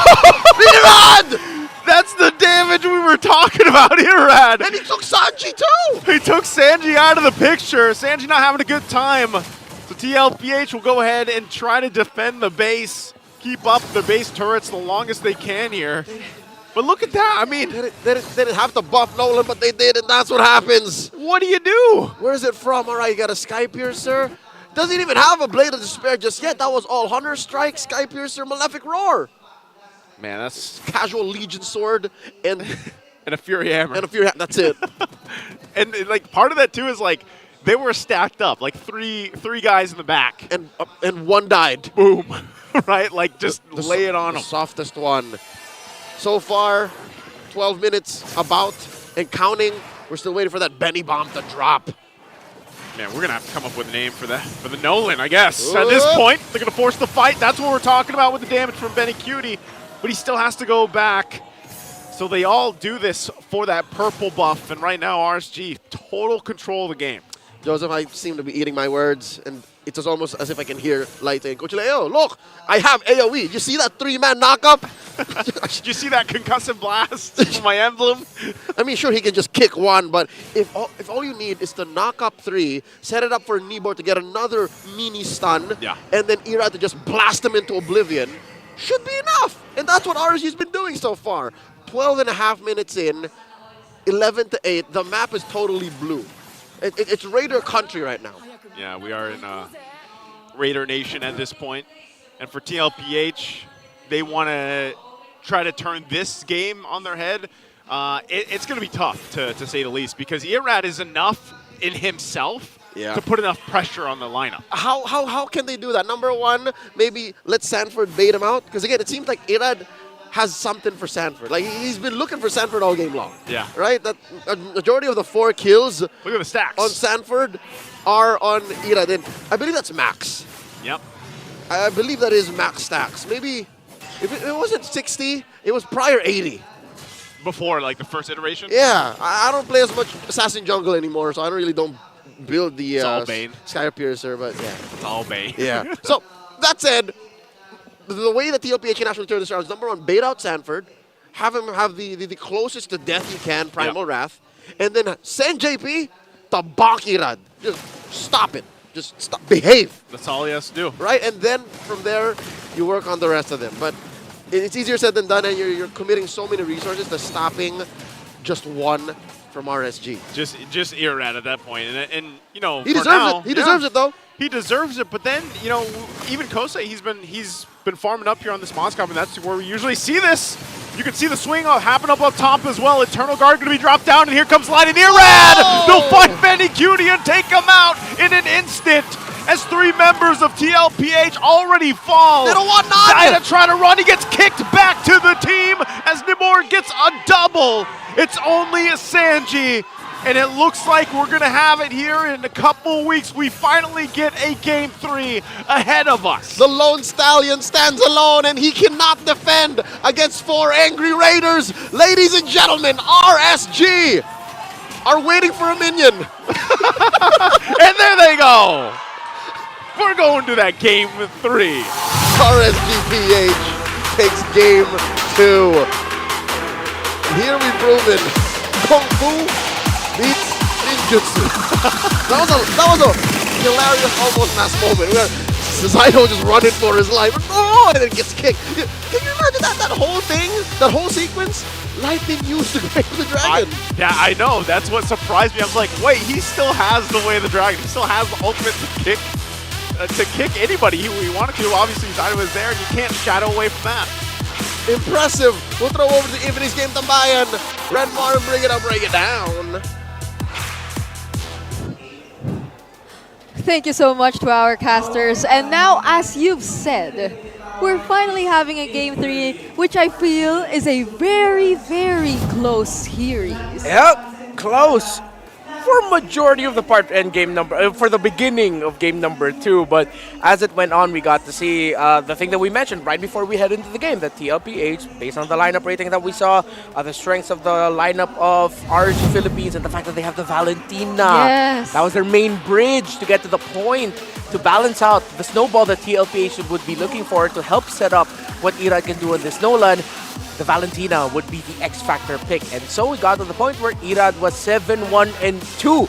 Besides that KDA, the man was getting the right retribution battle wins. Yeah, I agree. It was so surprising to see that first turtle take escalate to a point where it was surprisingly RSG getting the advantage, because it did seem like Team Liquid Philippines were able to set things up for them to actually get the advantage or the win during that first turtle fight.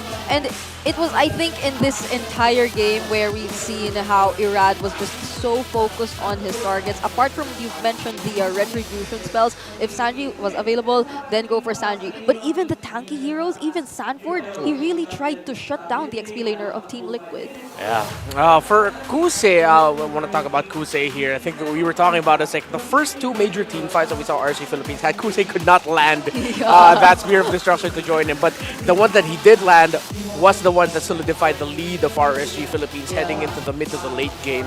And TLPH is playing from behind, playing from scramble. Irad, besides the retributions, he was getting pick-offs such as that, finding the right backliners, finding the Vexana, and in this case, in this highlight, finding Benny Cutie. Sanford in this team fight could not get the Primal Wrath off because, yes, he was taking damage initially, but the crowd control stopped him from pressing that damn button to get that ultimate off. And it did get to the point where RSG Philippines just ran away with it. TLPH could not get that snowball that they needed, that decisive early game snowball. And RSG Philippines, they're slowly becoming a little bit more unpredictable as the game goes by. Prior to that last team fight that we've seen, actually it was Irad and Light. I thought they were going for the split. They were around the top lane area, but then they decided to just circle around and sandwich Team Liquid Philippines here, who I think didn't really expect some players from RSG to come from behind. So they really just got the advantage throughout that entire team fight. And I think that the Raiders just really did perform. And it was like the best kind of show game. I now understand why Light has that high of a win rate for his second most picked hero in his entire MPL career. And I think TLPH just... I would want to see them respect Bandit already, depending on what side they are. Just take out the choke or steal it away from Light. Make sure that he doesn't get it. And it's interesting because in this meta, especially at around week 4, we started noticing that there have been some pop-off gold laner games. Yeah. But I think it was in this series so far that we're seeing that a lot of what you want to see from your gold laner, you really don't see it until late in the latter portions of the game. True. Since Roger got nerfed, you can no longer find that jungler-esque Roger power spike. Yep. Takes time. Kusei, besides that one play where he finally got to hit that Spear of Destruction and join in, he entered the game with 1, 2, and 3 KDA. There was a total of 15 kills from RSGPH. It's even less than half of the total kill participation for RSGPH. And for TLPH, even though Benny Cutie got his items, it was still too damn hard because he ended up getting picked off. So that's why now it really is determined by roam, mid, jungle in this current metagame. Yep.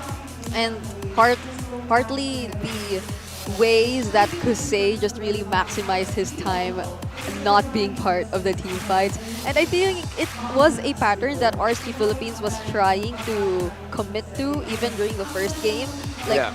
They were able to start things off that way, similar to what happened here in game number 2, taking out the first tier turrets for both sides, slowly creating space or controlling the map, and then eventually joining the team fights and being just as aggressive. So it was just in game number 2 where we've seen it become more successful for RSG Philippines. So this is the game plan that Team Liquid Philippines might want to consider, because RSG Philippines apparently can approach this in different ways. They can willingly let go of the objectives in exchange of just focusing on the traits that they want to take and then eventually joining in the team fights, or really take them on.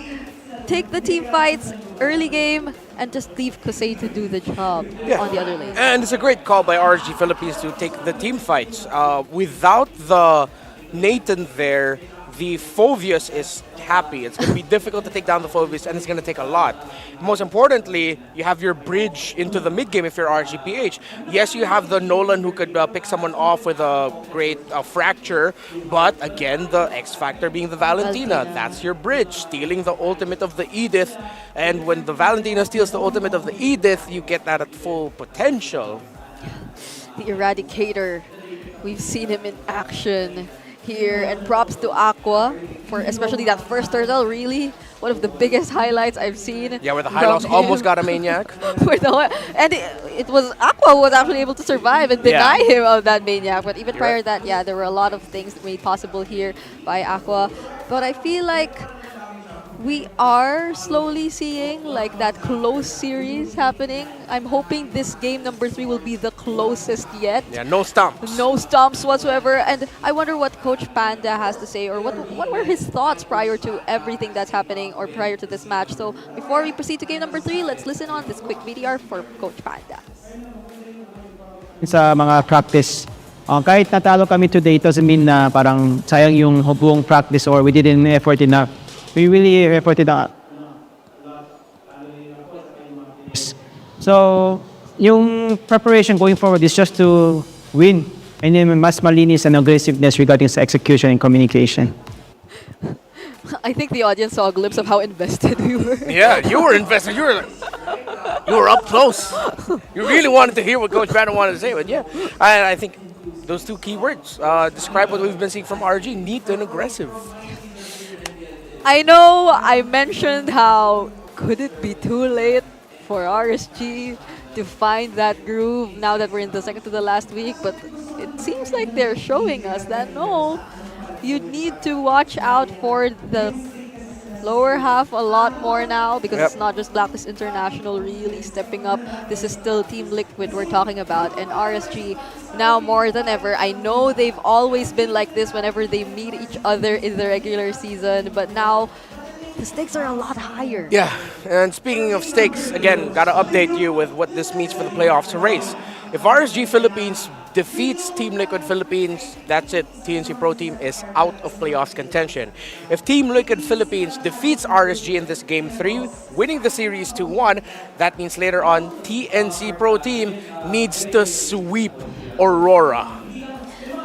So it's either they enter the next series not eliminated yet or already eliminated, but then either way, it's becoming a lot more difficult now for TNC, because if ever TLPH does get the win for game number 3, it still has to be a sweep for TNC going up against Aurora, who are still struggling to get their first win, series win in this entire season. And I think we're seeing Leo right behind us, walking backwards towards the caster's desk.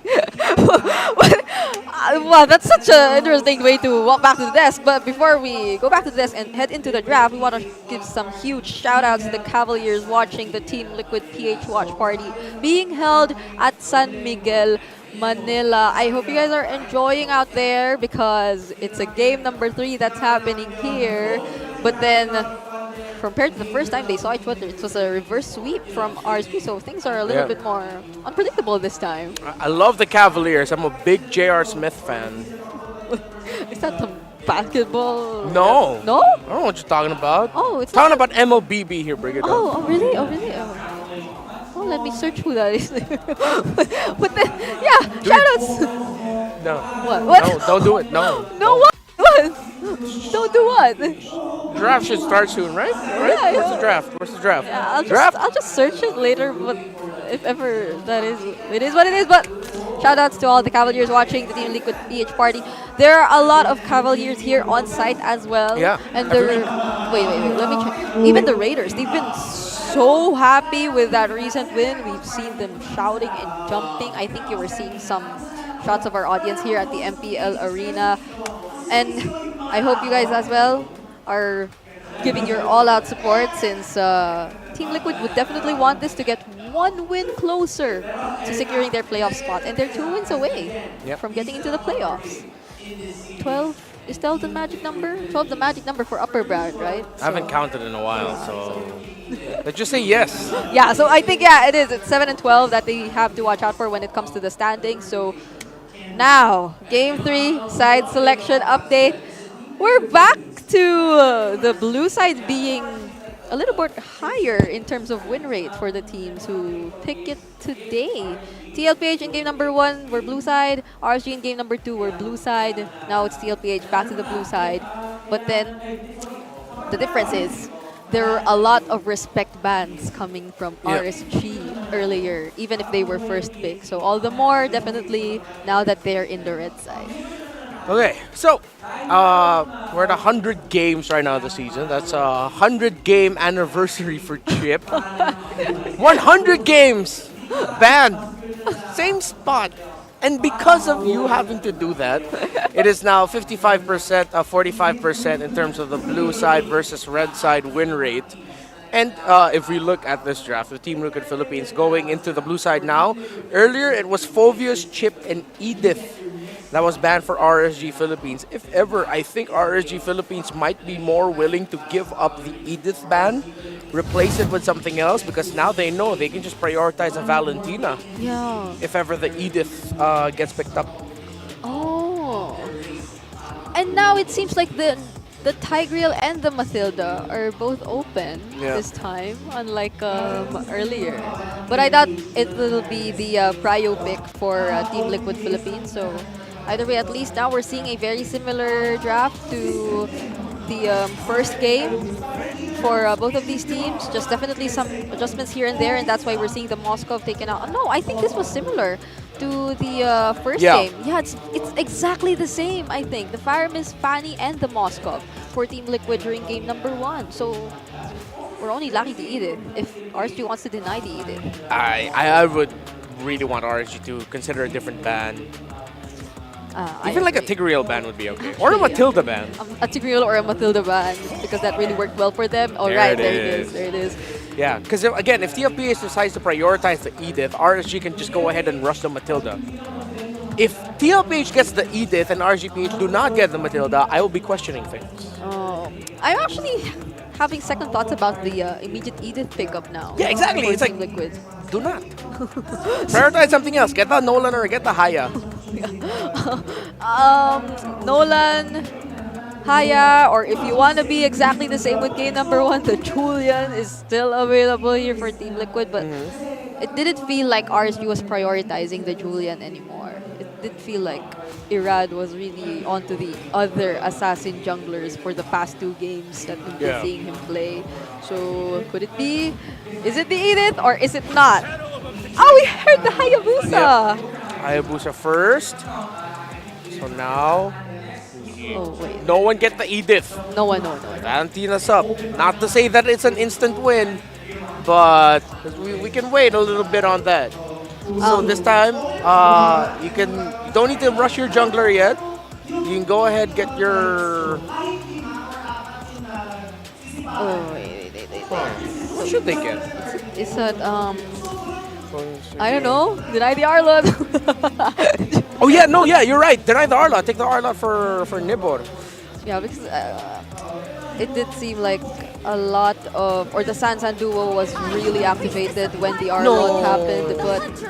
Oh, okay, good. Okay. It's still good. It's still good. I realize you can do that. Just pick the Edith and the Valentina. But now here, you're gonna get a lot of pressure from Team Liquid Philippines. That was a quick select. RG Philippines will need a roamer that can. This Edith needs to go to the XP lane. They took the Cho from Lai, and we mentioned it. Yeah. I mean, like, if not ban the Cho for Lai, then take it away from RSG. Oh no, Edith is a bit slower getting out of lane compared to the Khalid. I wonder what could RSG do. They get their jungler right now and just save their other picks for later, or get the do they get the light hero? Light might be targeted later on. Thing. What, are you just gonna end up picking the Ruby or no? Okay. They get the jungler. Yeah, they're playing it safe. Already show your source of magic damage. 3 magic damage. Yeah, for Team Liquid Philippines, you just take out the Moscow. Oh, excuse me. They already took out the Moscow. Yeah. You take out the Carrier of the Claude. Who banned the Kaja earlier again? What's it? Oh, it's RSG. Yeah. He banned it himself. Alright, so still the same. Taking out the Louis here for Sanji. Oh, I'm glad they did. I could only imagine the Louis Khalid in action. Louis, Khalid, Cho all together. No. So good bans. TLPH, you can have the carry. If you're RSGPH, you can't go magic anymore. You need to go physical or true. Yep. It does seem like Light still wants to heavily focus on the pick-off type of roamers. Previously, he showed us the Guinevere, but then in this kind of composition, I'm starting to think twice of whether or not they should be sticking with that kind of approach, since there's so much pressure that can potentially come from TLPH. Looking at their first 3 picks right now, like there's the Hayabusa, there's a pick-off type of roamer, that's a Cho, and there's AOE from the Khalid. Exactly. Pressure is like the problem here. I wouldn't be surprised if RSG just end up picking an off-kilter gold laner. If it's not the Claude, you're stuck with either a Melissa or an Ixia. I'd rather go Melissa at this point. Yep. But the thing is, there's not enough protect on the side of RSG that you can pair that up with. Yeah. Way too much dive. There's still the Aurora open later for Sanji. Even the... No, I was thinking about the Paramis earlier, but then there's a Valentina here for RSG. No, it's already banned also. It's so bad. I wonder what Light and Kusei will be picking up here for RSG Philippines. There's the carry. It needs to be tanky. It's, or if they want to go pick off for pick off, I'm not sure. Yeah. Still, those are available, the carry and the Melissa, as you've mentioned. Wait. Oh, okay. So they bring it back? He's not forgotten yet. Yeah. But if any, I think the Roger in the gold is a bit more manageable than the jungle Roger. Yeah. The RSG need to... I think Light's gonna end up with what, like a Grog? A Kaja? I wouldn't mind. At least they have like a front type of roamer that isn't just reliant on positioning himself. Don't tell me RSG's just gonna pick a Hellcurt again. Oh! It's gonna be rough, buddy. Well, you're right. That's What? Wait! I'm sorry, I was so happy. Yeah, why? Because Wanwan's my favorite. Wanwan's... Oh, right. Wanwan's your favorite hero? Yeah. Oh, okay. Sorry. No, it's okay. I'm happy for you. But it is surprising to see the Wanwan. It is. And it makes sense because the lineup right now of TLPH is just dive, burst.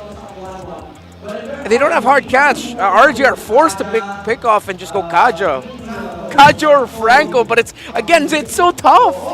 You put so much pressure on the Edith. TLPH, yes, the Cho is pick off, but you could say that he can take a good amount of damage before having to get away, and he has 2 major sources of crowd control. The Khalid will be difficult to take down. So yeah, Kaja, that's it. And it does put a lot of pressure indeed on Nibor as probably the only reliable frontliner now for RSG Philippines. So we're back with the idea that yes, this is the strategy that they want to stick by for the entirety or probably the remaining matches we're seeing RSG Philippines. But then in this current situation, there are just so many surprises from Team Liquid Philippines in this draft. Well, Team Liquid Philippines, in terms of the lineup rating, a little bit very even in the early to mid, late game, and the potential for RSG Philippines very strong. Light, we're looking at the roamers. Light versus JP. They said it. Happy birthday, MLBB, and welcome back, Wanwan. Let's head over to our casters and witness the action. Ready to celebrate, including the very first Game 3. Welcome to Mobile Legends. Welcome to TLPH versus RSG. Leo and Naisu bringing you the action. You expect to see Wanwan today? You know, I didn't, and I appreciate the whole bring it a fangirl moment for Wanwan because I am still happy, man, that we are in week 7 and we still have these heroes popping up, like different heroes. The meta, I'll always say it, I know you agree with this, is just the healthiest it's been in a long time. I love it. The meta right now is at like 2% body fat. It's lean. It's Wait, is that... No. No, that's not. Its metabolism is just through the roof that you can just keep injecting hero after hero after hero. And wait, look at this. You would have thought that in a laning phase that has a 1-1 and a Roger, that the rest of the map should kind of respect that. Yeah. They don't. TLPH, oh! Whoa! Already has a level 4. Waited as well for that, and Aqua's going to get taken out. Zyda, early kill, first blood. All right, here's one of the symptoms of what TLPH set to do in the drafting phase. Real quick, look at the emblems here. If those who want to build like 1-1 in the current meta game, do that. Warcry, yeah, Tenacity, and then Swift. But yeah, regardless, TLPH, besides the whole 1-1 pick, looking at their first 3 picks, Haya, Cho, Khalid, they're super proactive, Joseph. Like, they want to set the pace. And all throughout every beat, 1-2, 1-2, RSG, they've just danced at their own tempo and are now forced to react. They have to every single time that you see them. And the fact that the first blood kill went over to Sanji, you know, we've seen the snowballing effect actually happen with Aurora, no pun intended. But part of that is you're just locking them down. So even if you don't get that initiation you're looking for, with JP being on the Cho this time around, you can actually just stop them in their tracks if RSG tries to press the situation with what they have.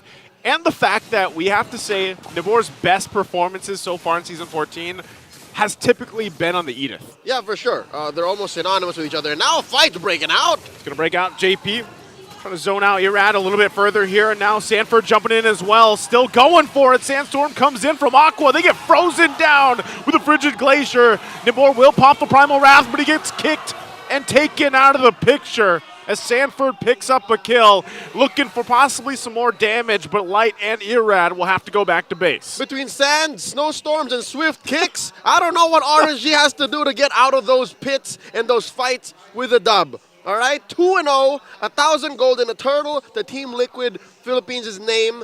Joseph, prior to this, you're talking about how like CC dictates what RSG can do, and how Nibor is one of the main source of CC from RSG, and how he's so, again, he's so prolific on the Edith, right? Yeah. And right now, he's struggling to go lane to lane. No, whoa. Zyda could be in trouble. Jose trying to chase down, gets juked though with the Shadow, but Zyda goes back. Shadow kill already going to be used into the Frigid Glacier, but finally goes down, and RSG will be able to pick up a kill. So good response there, and you saw it. Light used his Divine Judgment to start things up. All right, and they finally get the punish onto Zyda, who, by the way, could be one of the main targets for RSG, and one of the reasons why TLPH might actually lose the early to mid game. Yeah. He's one of those softies from TLPH that if he goes in without the shadows to back him up, he's gone. Like, everyone else has an out. Everyone else has some sort of insurance policy. Zyda, if he's caught out without a shadow kill or a quad shadow, he's gone. He did. Yeah, he's gone. And so that might force Zyda also just to approach the game a little bit differently as the game goes on. Yeah, late entries are like 99% of what he wants to do. Exactly. And also, the caveat to that too is depending again, what does Aqua take for the most part in terms of ultimates throughout the game, because that could also change. He could do pretty well with the Sandstorm. He could also obviously go with the Way of the Dragon or the Frigid Glacier from Sanji. So there's so many options that can actually help them with this as well. Light gonna go in, Flicker. There's the Sandstorm on the response, trying to help out JP. He will be able to survive, and now the fight under the purple buff. They go in, crossbow of Tang, pops off. We'll be able to find Irad, and now still going for it. His turtle's already secured as well. Benny Cutie finally goes down in the exchange, but Zyda looks for more, and Aqua's in trouble as well. A double kill picked up. Sanford forcing Nibor back under the turret. Man, TLPH gets a lot of that one. Benny Cutie taken to the skies like it's 2022. That's a throwback, man. It has been a while. It's been a while since I said crossbow of Tang. And you can see now why it's so important for Team Liquid to be on the offensive. And in that sequence alone, you saw how RSG's game really is to be reactive. To be like a wizened. Whoa, what a kick! With the drag coming out from JB, they're going for Nibor. He tries to get away, but he can't escape. Benny Cutie picks up the kill, and Sanford goes in further. Still chasing down Aqua, but it'll be a double for Benny. Looking for Irad. He goes in. Zydo will get taken down, though. But still, more bodies fall for RSG. I didn't know you could quick Sandguard and recall at the same time. Yeah, we're learning. Sanford coming in. It seems like his quick Sandguard's AoE is so much bigger, but that's literally just RSG scattering as soon as Team Liquid initiates. JP's kicks, sure, it could be a catalyst to a huge fight, but at the end of the day, either one works for the other. Yeah. A zoning ult from Sanford could lead to a perfect kick from JP. From JP, And then eventually, whoever's left out gets hit by the Frigid Glacier.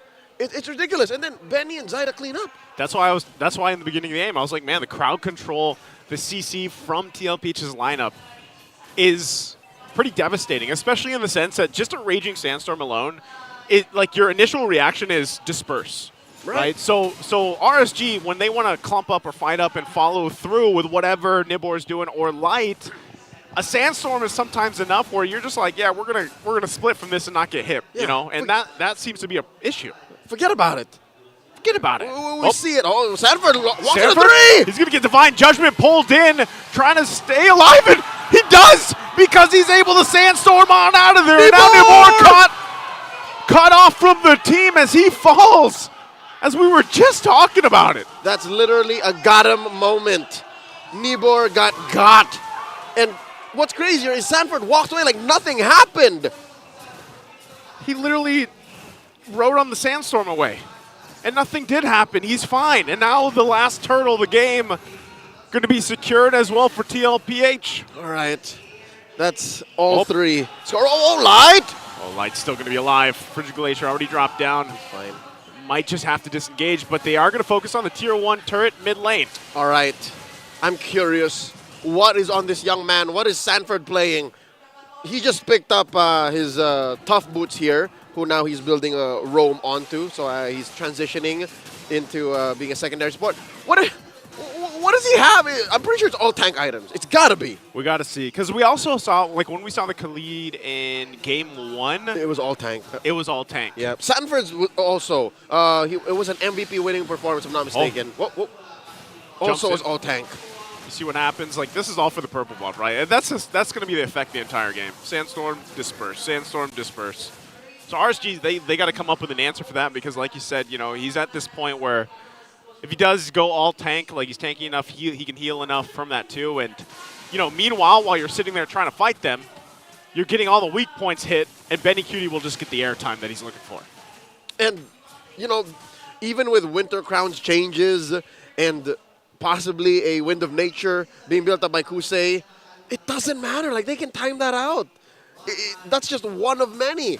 And check it out. The last time we saw 1-1 played in MPL Philippines was in the playoffs of Season 12 by Benny as well. He's played it 17 times all throughout his career with a 53% win rate. All right. Is that the name of his kid, by the way? His daughter? A nickname. Nickname. Yeah. Sorry. I was going to say nicknamer. So I know he calls Season him 12 means early 2023. So this is off of the height of it in early 2022. All throughout 2022. All throughout 2022, yeah. So that was the last time. So that's what I said. Throwback Fridays. Huge. Flashback Friday. Flashback. That's what they call it. Hashtag Flashback Friday. Oh, hold on. Here There's a Divine Judgment going to pull JP again.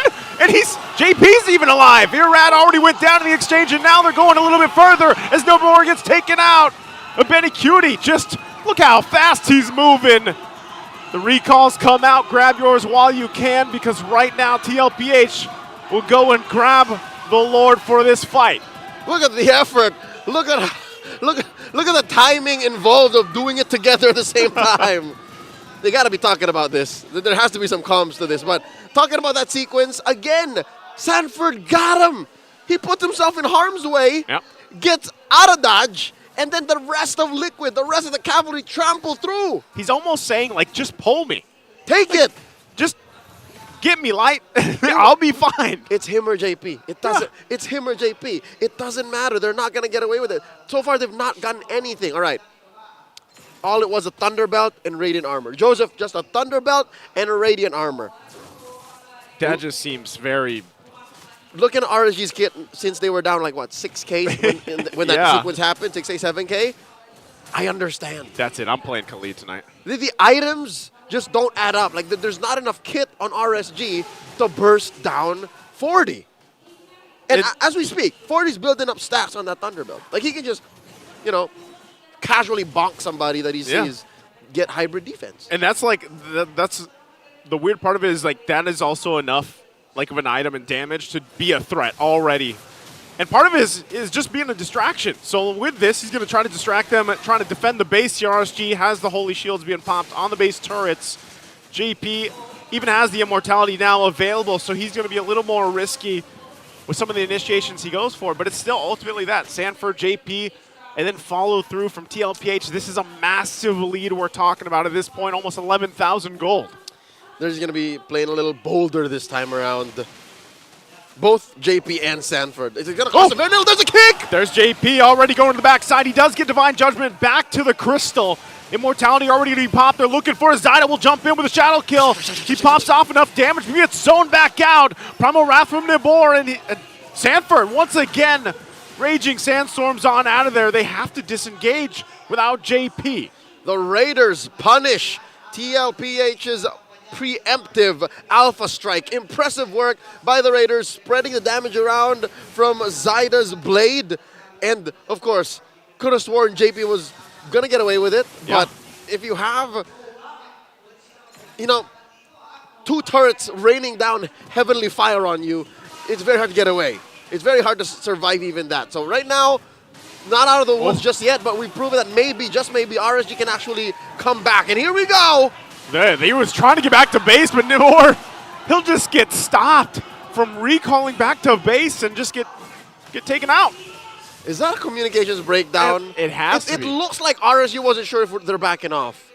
It was just an odd place also to just kind of get to that point and then be like, yeah, let's call it off, get back to base. So, you know, Nibor will be back for the defense. I don't know if they're actually going to get in position for contesting this Lord, though. But long and short of it, they couldn't afford a death like that. Yeah. That was the equivalent of saying goodbye to someone and walking in the same direction. It's Exactly. like, wait.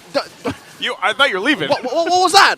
And then eventually Nibor falls. So with that said, it results in a free Lord for Liquid. Not as if RSG could have contested, for sure, right? But to consider that that major slip-up did not help at all in RSG's comeback. Now they got to do it again. Now they got to bait JP with a kick, force 40 to come in, and then hit him with a D. I don't know. I don't know. It's too many boxes you got to check almost. Luckily, Immortality is off of cooldown for JP. Yep. And 40 doesn't have an Immortality yet. He's on his way to a winner crown, but here we go. This is a Lord marching in. We'll see if they're able to pull it off. Once again, Lord's going to be worked on. Mid-turret goes down here on the base, top next. RSG will have a fully exposed base to defend as they're huddled around the Crystal. TLPH massive lead, 13,000 gold at this point. Sanford picking up the winner's crown.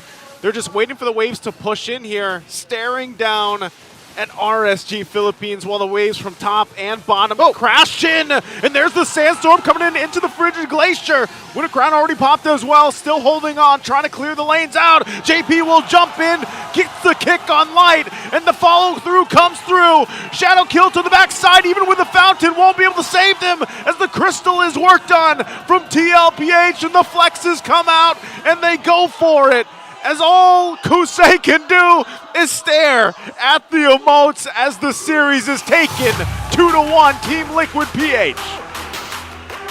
Zyda scores another dub for the Cavalry, and this makes RSG's playoffs dream all the more a long shot. What is happening with the Raiders? I don't know, man. It was a series where you have like this game 1, game 2 story, but then game 3 was just completely out. I'll tell you now, the draft played a huge role.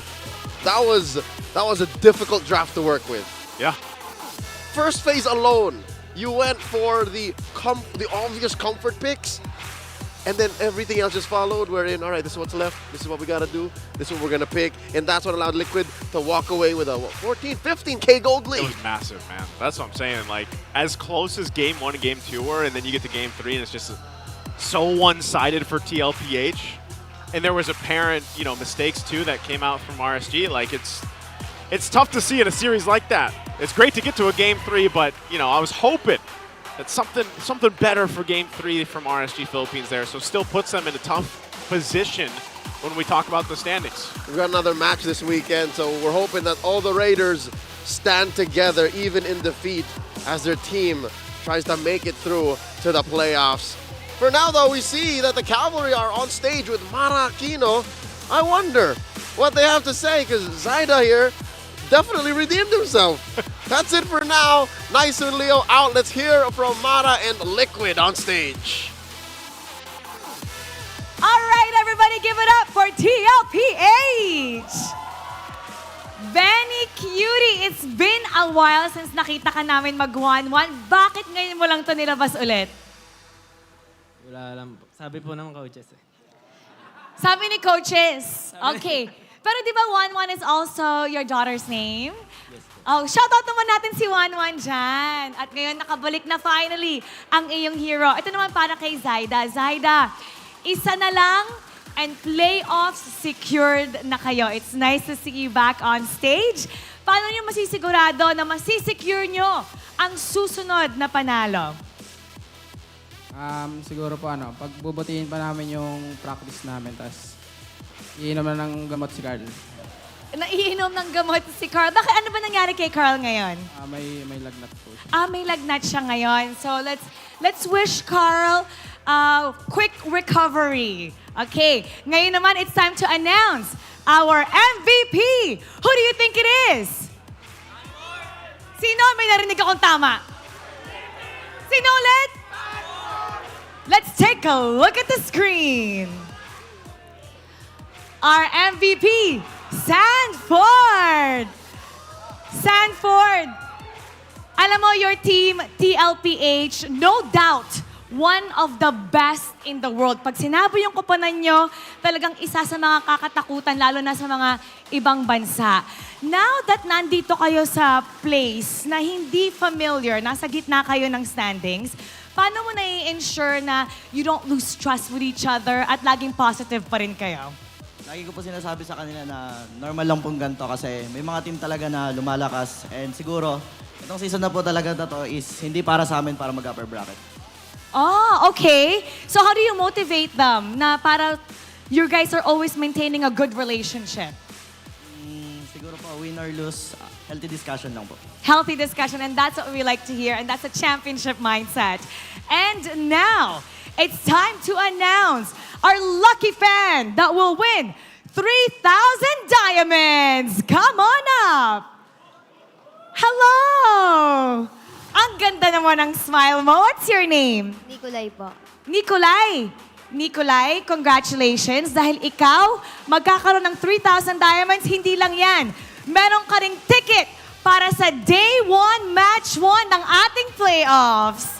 Let's give him a round of applause. So, sino dito yung favorite player mo? Si Kuya JP po. Si Kuya JP! Okay, tabi ka kay JP. Ay, bago yung highlights mo ah. Ang ganda naman ng buhok. Okay, bakit si JP ang iyong idol? Magaling po siya mag-tank. Magaling mag-tank. Okay, nasa harap mo na siya. Ito na yung pagkakataon mo para magbigay sa kanya na kahit anong gusto mong message. Idol, galingan mo po para makapasok po kayo sa championship. Yes!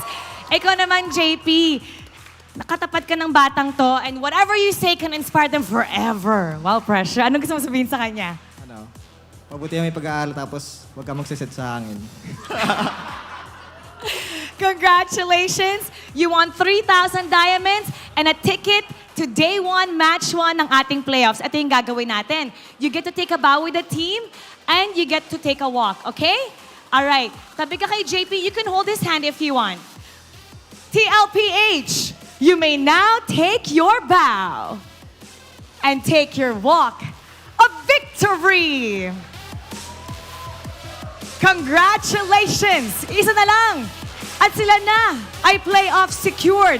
At para sa lahat ng ating mga lucky fan, hindi lang 3,000 diamonds ang bibigay namin sa inyo. From now on, meron din kayong Day 1, Match 1 playoffs ticket that's happening right here. Ngayon, we're gonna break it down for you, that match. So we're gonna go back to our panel.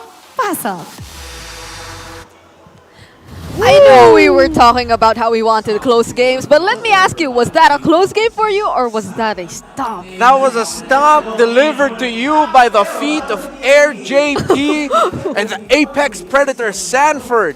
Their Cho and Khalid combo, that's the new deadly combo you have to respect when you're up against Team Liquid Philippines. Yep. But when you have people setting things up, you gotta make sure that the follow-up is there, and that's what Sanji delivered. Not just follow-up, sometimes he'd be the guy starting things off with his own crowd control agree. setups. You know what was the best follow-up ever from Sanji for me in that entire game? It was that game-ending follow-up where he decided to flicker in, use the Frosty Freeze together with the Frigid Glacier right after Sanford set things up for him with that Raging Sandstorm surprise in the face of RSG Philippines. But other than that, throughout the first few minutes of the game, we're seeing precise positioning again once from Sanji, and the way I think he rarely died in the entirety of that game.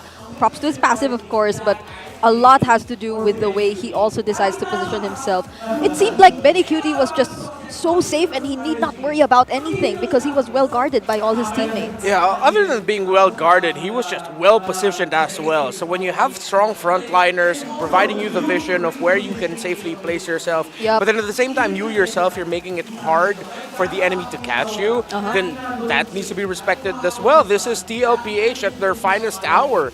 This is jungler helping set the tempo in terms of being aggressive and dealing the damage. You have Sanji making his own plays. You have the Roamer and EXP laner being nuisances to the lineup of RSGPH. And it feels like as the draft went on, we were starting to think of more and more picks for RSG Philippines, and we were thinking, oh damn, this feels so difficult to think of good picks for them.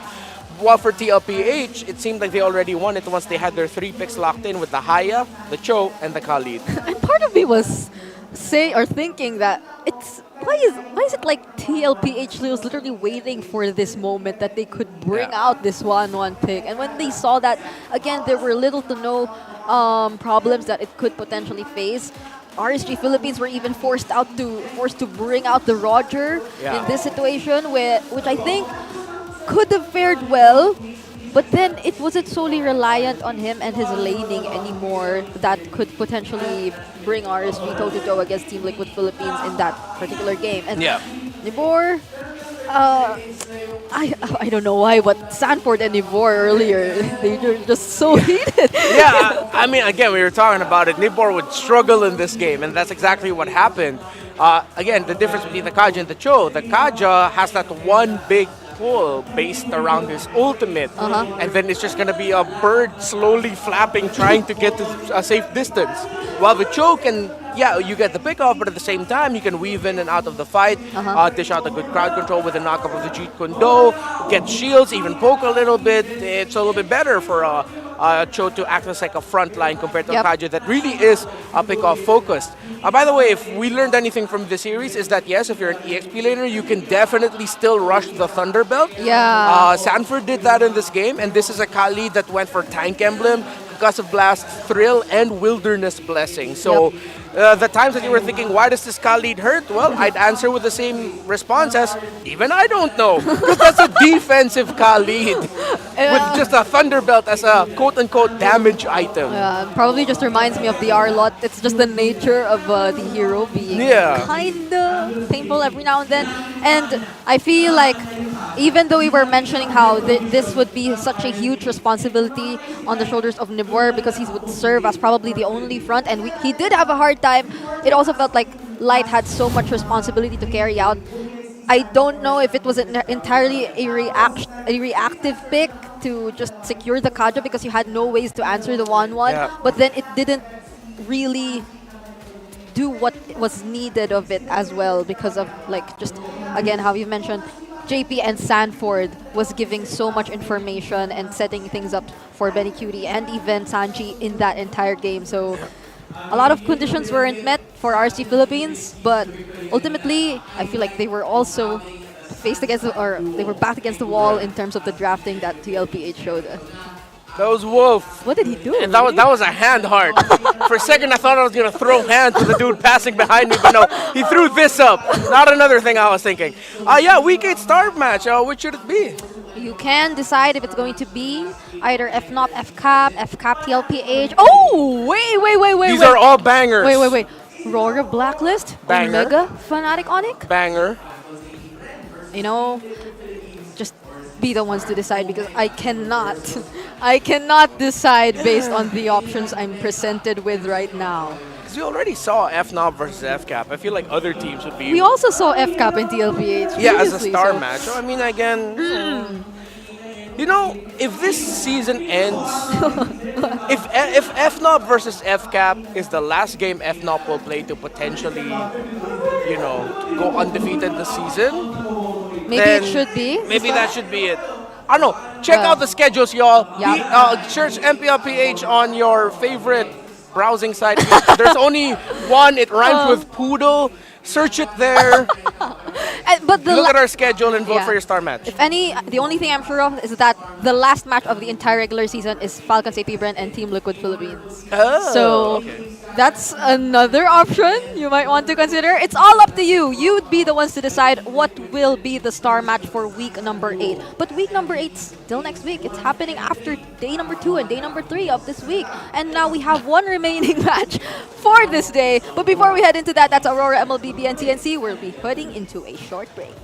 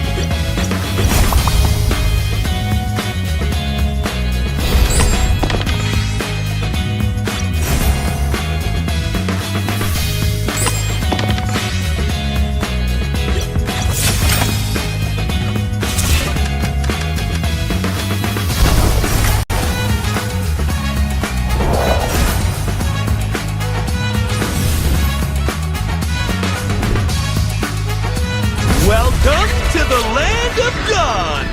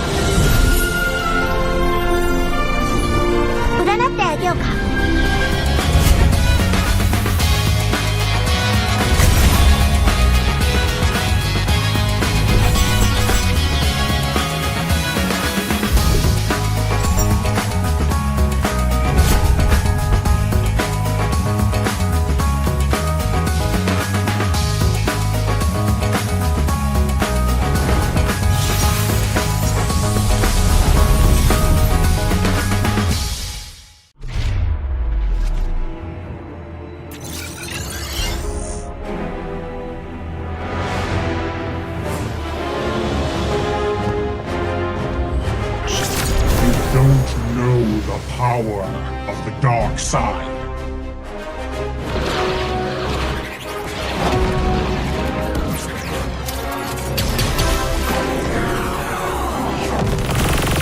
Target on the move. Prepare to engage.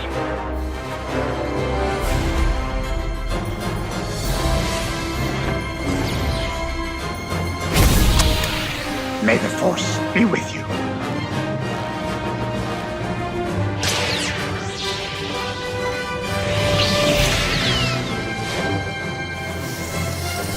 I will do what I must.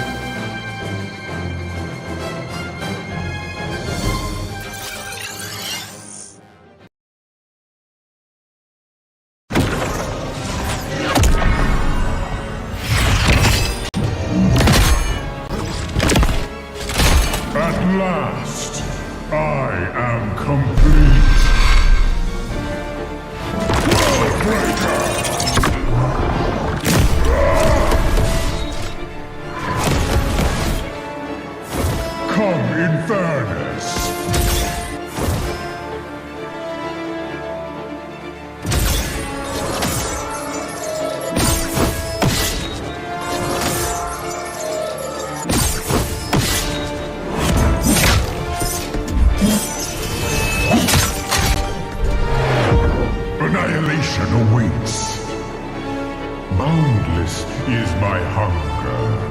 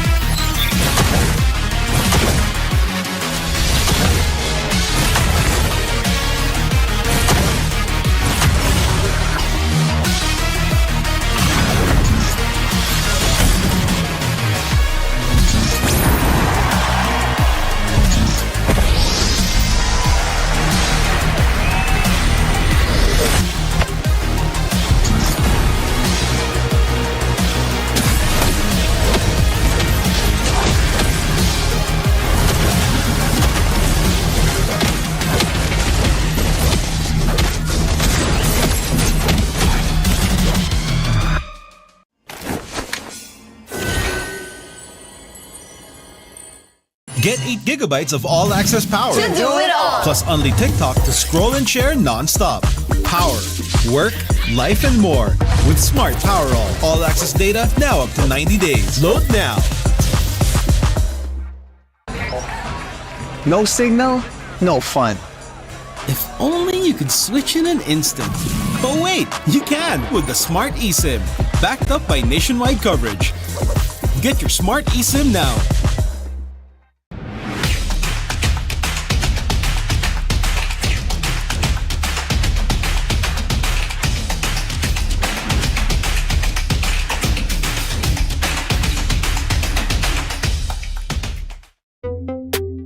Tuloy-tuloy live selling, tuloy-tuloy content, tuloy-tuloy gaming. With new Smart All Access 99. May 9 gig ka, now for 15 days. Load now, live more today, and tomorrow, and after, and the day after.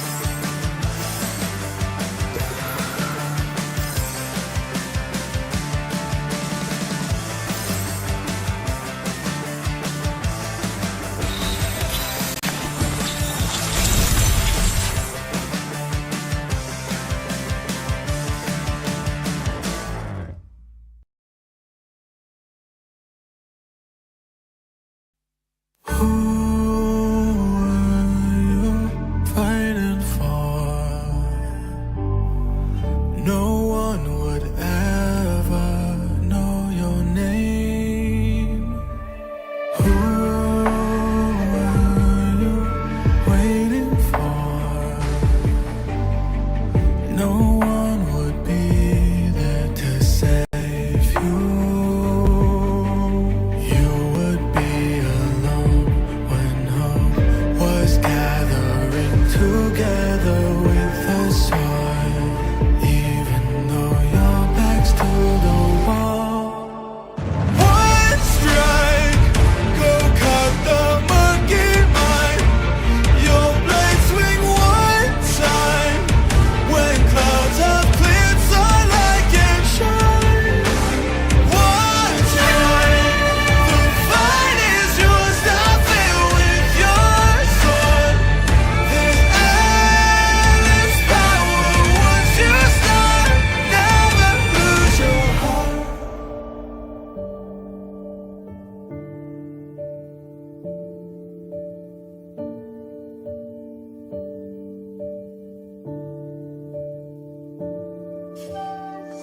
Tonight is dark and the shadows are deep. Who can protect the world?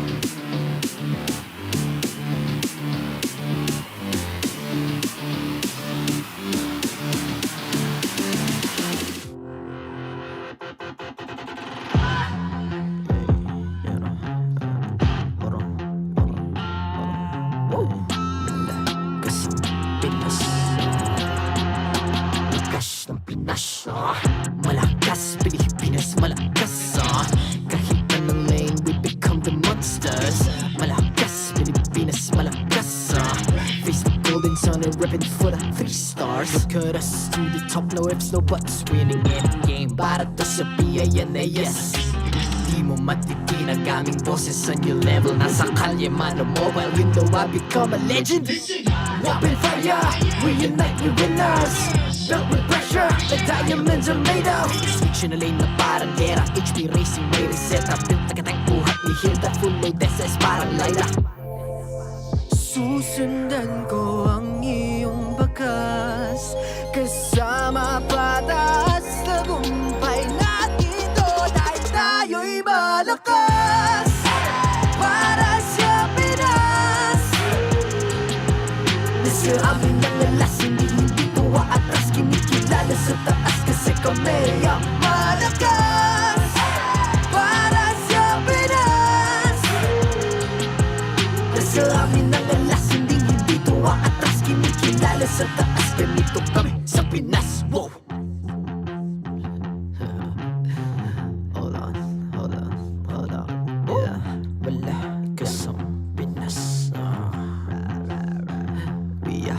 Laging every beat, no surrender, no retreat. Pag nagsama-sama, just imagine what we can achieve.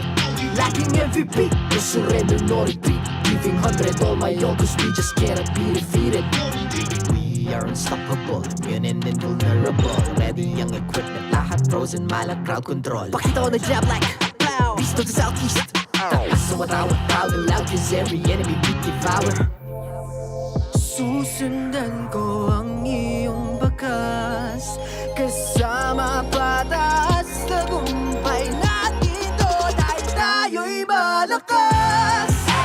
Para sa Pinas, nasa amin ang alas, hindi ko aatras, kinikilala sa taas, kasi kami ang malakas.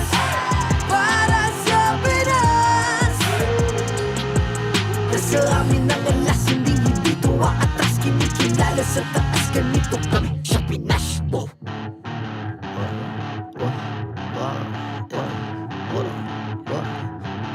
Malakas, Pilipinas, malakas. Kahit anong lane, we become the monsters. Malakas, Pilipinas, malakas. Face the golden sun, I'm repping for the 3 stars.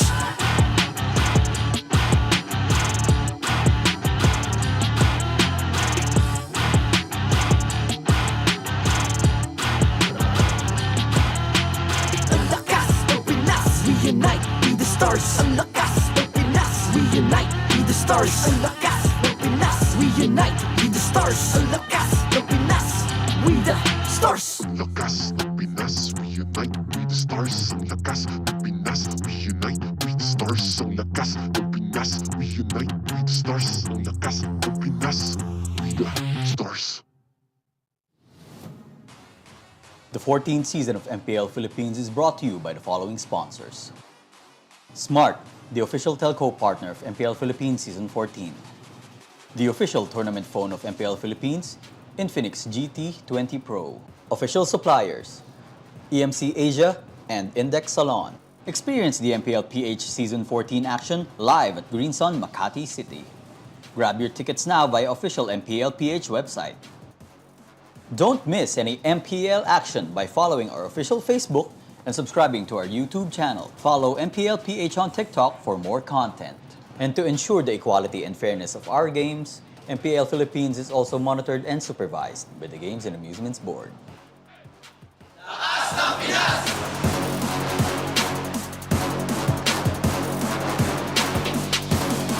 Lakas ng Pinas!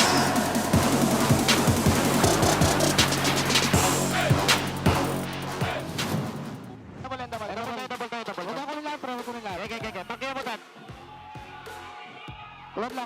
Ay, mga kasing ko kami kanya. Wala. Hindi na-clear lahat. Tangke. Ay, taro. Ay, nice bad.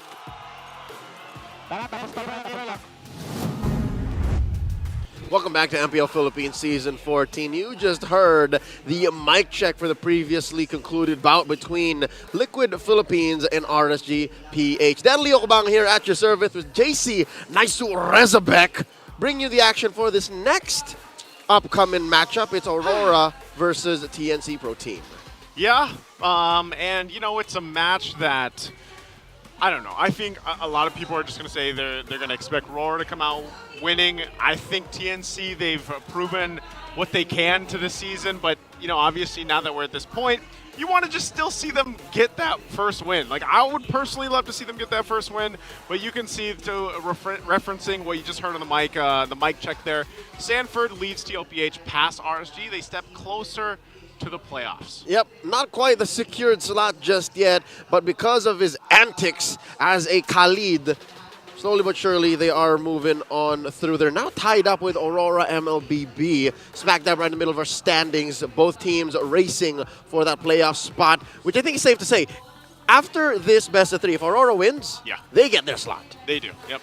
They just need that 7 there to get there with a Smart Omega, of course. And so a lot of people, I guess, if you're an Aurora MLBB fan, and I know there's a lot here right now in attendance and watching, around the world. Yeah, and around the world, their chances are probably looking pretty good. Like, if you guys are just put it, you know, head to head here.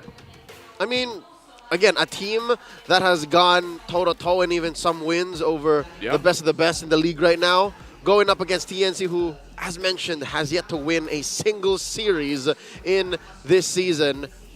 What else do they have left in the tank? Again, as poetic as it is, a phoenix rises from the ashes, and I think it's safe to say they have been down in the ashes. Maybe today they blind the light and make it through for a dub. Be a spoiler to Aurora's playoffs spot. Real quick, let me remind everyone that Akai's 8th anniversary exclusive skin, Marvelous Maestro, Spawn Effect, Killing Notification, Avatar Border, Battle Emote, and more epic skins are waiting for you.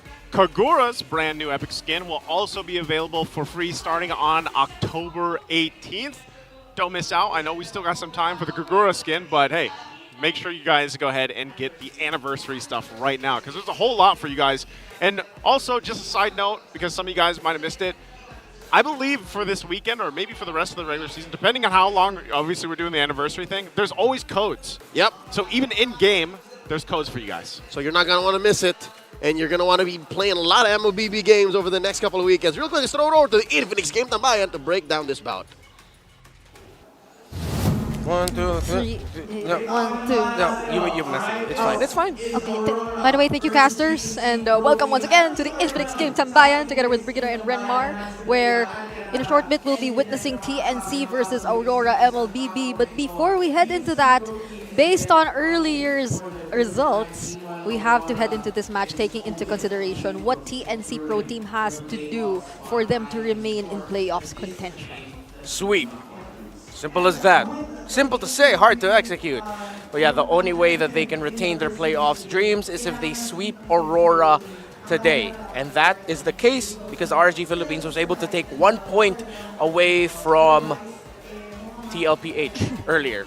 Yeah, very close series, especially for the first 2 games. Yeah. And for the third game, we've seen just how dominant Team Liquid played with another new surprise. And they brought out your 1-1. My 1-1, welcome back once again. A lot of surprises coming in, especially in the second half of this regular season. But I think we have a special guest for today. So let's welcome Deadeye from MPL Singapore. What's up?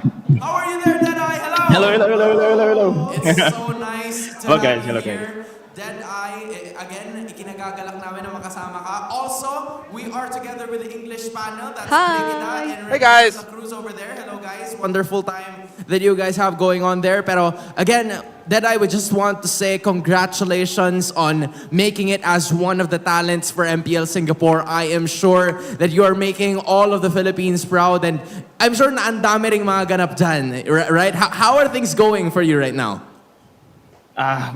Pwede tayo mag-Taglish, no? Oh, pwede. Yeah, go for it. Yeah, very overwhelming. Until now, actually, Hans, I'm still really cannot believe that I'm in the talent of MPL SG here.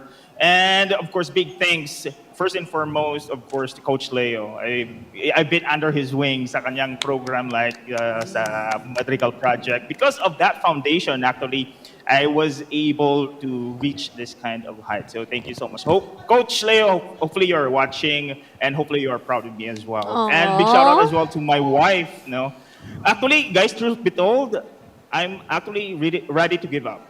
Pero sabi ng misis ko, no, you can still do it because I'm working here as an OFW here in Singapore and hirap i-balance yung casting at saka work, right? But sabi ni misis, sige, you can do it. Okay. And then, yeah, fast forward, here we are, still very lucky to be in this spot right now. We are so proud of you. We've seen your journey right from the start. At sobrang natutuwa kami na, you know, even there are even Filipinos, usually Filipino import player lang eh. Ikaw caster ka. So it's really nice to see you here. Yes. I just want to give major love then sa ating English panel, guys. You have some questions there for Deadeye? Yes, hi Deadeye. It's so nice to meet you Hello. virtually. And for the English panel at least, I know you've already mentioned kanina like how you really pursued or stayed here despite all the challenges. But we're just really curious, how exactly did you end up as a talent for MPL Singapore? Okay, so actually I was active during pandemic as a caster and everyone knows that I've been in the professional scene as well. However, post-pandemic, as a family man, ang hirap. It's really difficult to sustain unless you have the salary of Coach Wolf, no? So,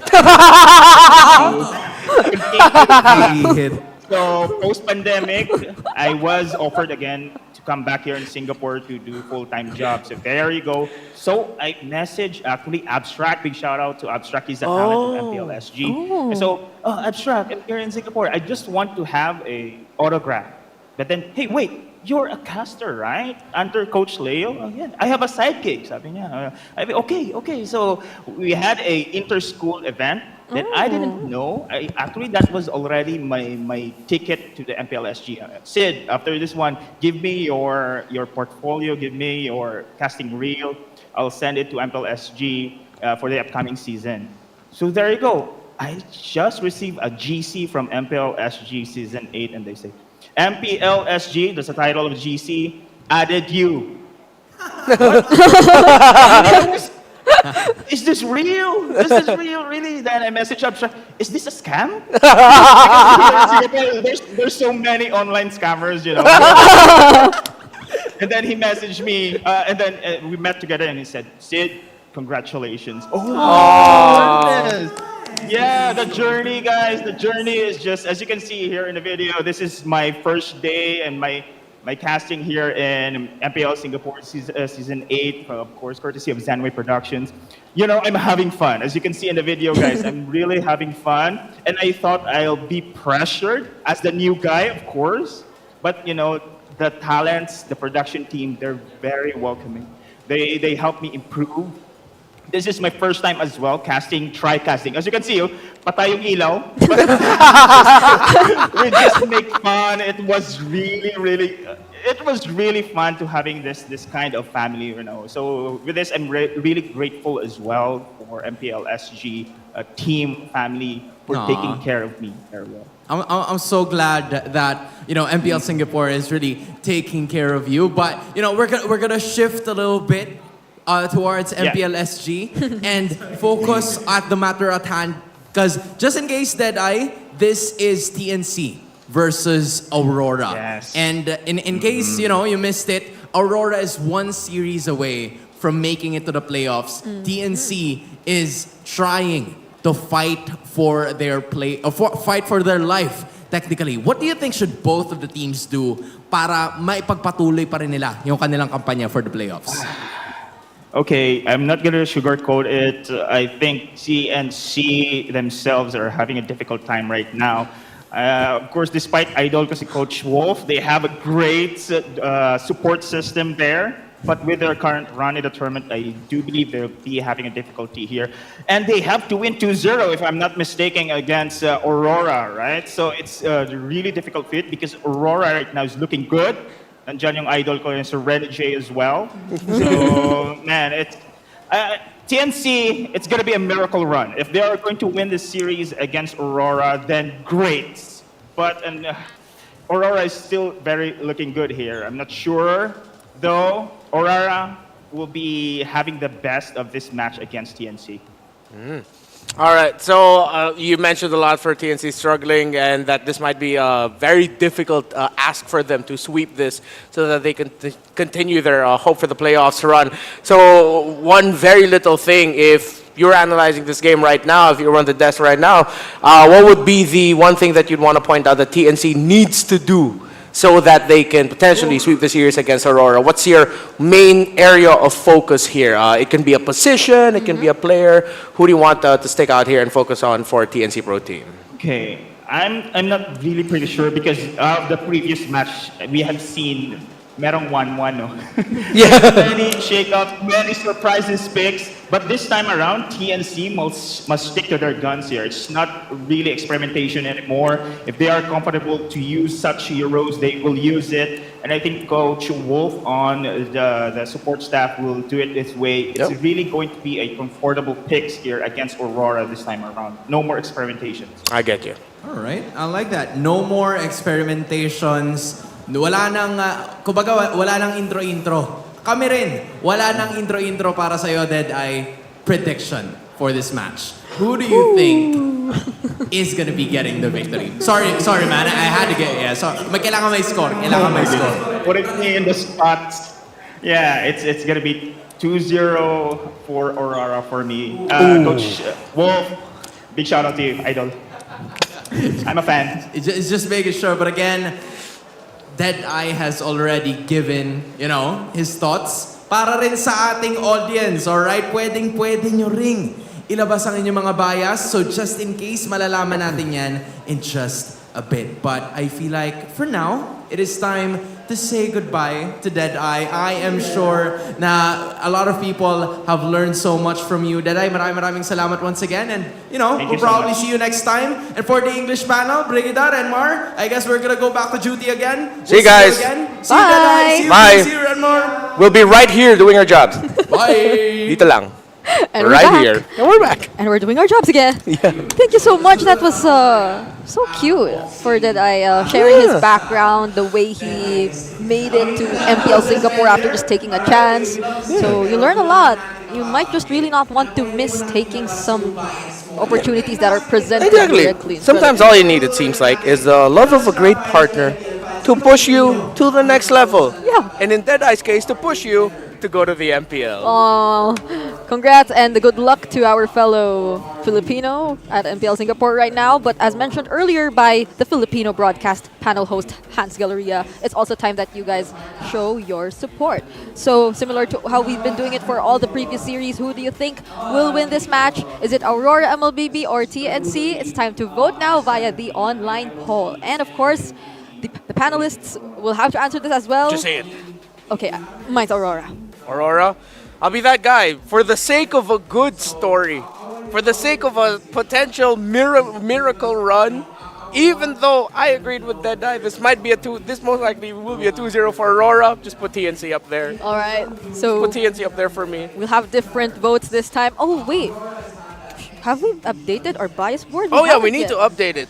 So now I have 5 okay, correct. So now I'll have 3 dinosaurs here. Did you?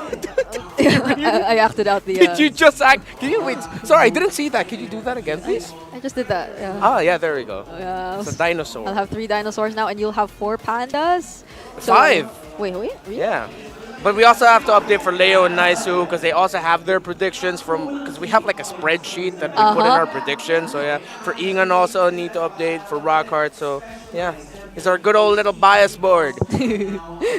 Did you say what consequence you're gonna do if you lost this? I think we haven't decided on it yet. We haven't. I think we gotta make it official for like the playoffs or something. Yes, and align with the Filipino broadcast at least on whatever the consequence might just be. But if you also watch the previous series, I think you witnessed the numerous recalls spammed by TLPH.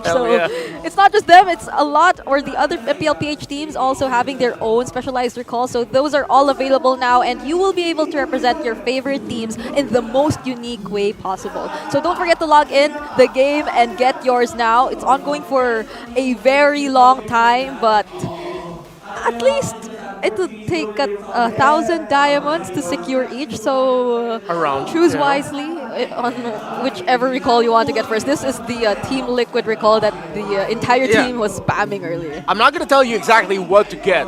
All I'm going to say is hop into the game, go to preparation, and then go to the area with the spawn recalls. Yeah. So that you can see which one is best to spam. You can just spam it in the preview, even if you don't own it, so you can see which one is the best one to spam. Yeah, you just.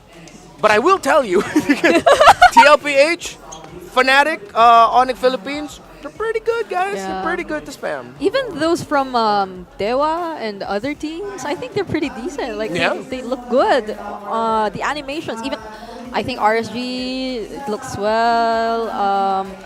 Decide for yourselves. We each have our own taste, but those are a lot of MPL, PH, and even ID recalls that you can potentially get for yourselves and spam in game. So don't forget to check that out as we slowly go back to the last series we'll be watching for today, Aurora versus TNC.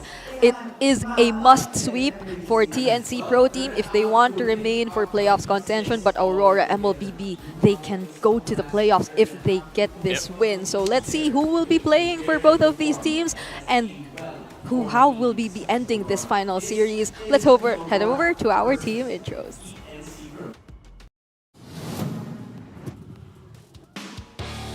This is our final match of the day, and our marshals, Jeff, Chico, Pat, and JJ.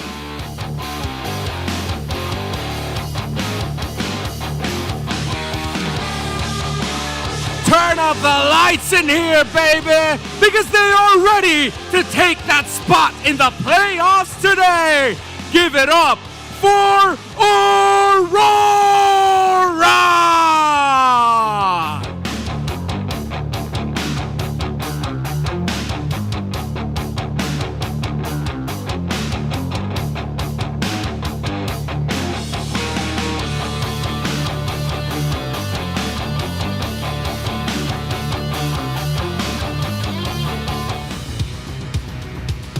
To fulfill the promise of the Phoenix rising again from the ashes.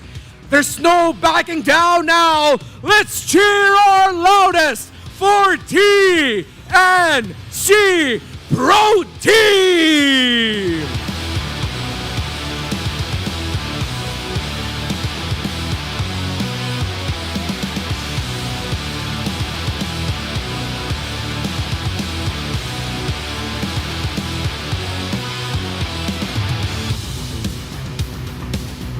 And their coaches. For the side of Aurora, Coach Master the Basics.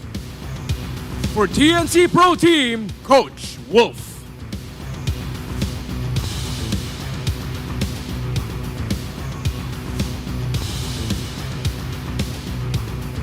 It's time for the face-off.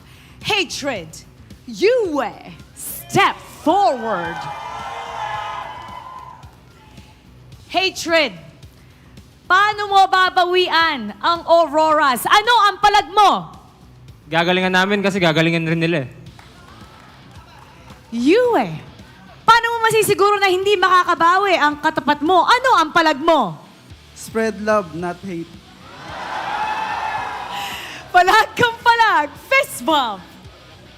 The light of the Auroras or the fire from the Phoenix. Let's enter the Lanadon panel. Pasok. I don't think there's any translation needed for that. Spread love, not hate. According to Yue, the mid lane magician, and this is Aurora MLBB, again, one match away from securing their playoff spot. Yeah, Yue needs to... I was about to say another thing I just realized would sound off. But yeah, Yue will definitely need to continue his aggression here. If he ends up with either the Valentina, the Zask, if it's possible for him. But then you also see teams respecting the Vexana, the Aurora. Yue is so all around. And so he needs to be careful because I think TNC Pro Team will want to hunt him down. And the version of TNC Pro Team we're seeing right now is one that reminds us of their previous versions way back in the beginning of the regular season. It's Hatred and SDZYZ back in action here for TNC Pro Team. Yeah, Hatred needs to go against what Yue said. He needs to spread hate all over Aurora. Yeah, let's go with that. If Yue is going to be aggressive, Hatred needs to be aggressive. That's always been Hatred's most glowing quality. His aggression. Yeah. Last year for TNC Pro Team, this year it's just the aggression that he shows is absolutely top-notch. Yeah, and the fun thing, it's also, I guess, the versatility that Hatred can offer as a mid laner here, especially now that we're seeing so many new heroes being introduced to us. Previously, when Hatred was able or showed himself up, he was one of the first to bring out the Gusion mid lane. So yeah, I'm thinking about Gusion too. Right, I can't tell what other plans does TNC Pro Team have in mind at this point, but for the infinite keys to victory for Aurora MLBB, let Renegade soar higher than the Phoenix. Renegade with the new haircut, by the way. TNC, play like you have nothing to lose. We all know TNC, when it comes to this point, they do tend to perform really well, and for both, contest the Mathilda. Yeah, TNC Pro Team, again, ultimate strength as early to mid game. Escalera, well, when on that Mathilda, they play really well, they rotate really well. So, Aurora would want to contest that, and if possible, make sure the Matilda ends up in the hands of Renegade, which has proven to be tried and tested up against a team like TNC Pro Team that, of course, like everyone else, likes to pick those assassins. Renegade has shown to be the assassin of assassins when he plays at Matilda, with how he shut down Carl TZ on the Ling as a Matilda in the last time Aurora faced Team Liquid Philippines. Yeah, and I wonder how different this version of TNC is going to be from the previous versions, which were the ones to introduce the entire Matilda Faramis duo, those who were slightly leaning towards how they really execute the team fights. Because in their previous lineup, one thing that remains a question to me is their ability to sustain the aggression and the dominance that they really deploy in the early stages. Like, it isn't new to us how they fail to often convert these early game advantages into direct, let's say, objectives, even turrets. But then Aurora MLBB is one that is known to be capable of that. Their difference in terms of average game time is just 10 seconds. So they have really close conditions or playstyles that we might really want to consider heading into this match. And now, Aurora side selection priority win rate, oh wow, it's 50%. It's 50-50 for them. Yeah, for Aurora, I think they really just have to go into this and show TNC Pro Team that they did great. They improved their early game. It was Renegade himself who mentioned that, I forgot who they faced off against, but it was they themselves who said, our early game is one of our weaknesses right now. We need to improve it. In their latest matches, they have improved that. So TNC Pro Team need to be careful, make sure that Renegade especially does not end up with the heroes that can really set the tempo. And as we are now here in the draft, you see as Aurora would prioritize the Ling, surprising to me in this current metagame. But TNC Pro Team respond with getting the Cho and the Khalid. It was Aurora themselves who banned out the Matilda, so that's not going to be an option for them. It's a great first two picks for TNC Pro Team. Well, this is interesting. I feel like the Khalid doesn't differ much in the way like a Terizla is being carried out, and Heads is known to be I get you, yeah. one of the like the Terizla for Heads at least is one of the best or the most comfortable heroes he's ever played, and now he's going to show us the Khalid. So the Terizla instead that we've been mentioning goes into the hands of Edward this time. So both cores for Aurora MLBB have been revealed.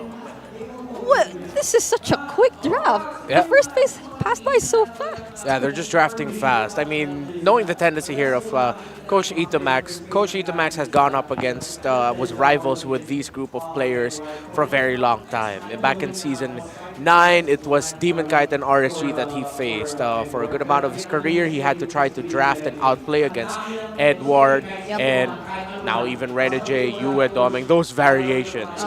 So if you add to that the factor of like, if you go back at the previous casts of Wolf, he could, similar to a lot of the analysts here in MPL Philippines, you could easily call out or predict the picks of teams like Aurora, the coach master of the basics, the coach Bonchan staff. Then it's no surprise that they're drafting into this so quickly. It seems like everything that in their game plan is happening right now. Yeah. I wonder if now we could potentially see the Julian being flexed since it's hatred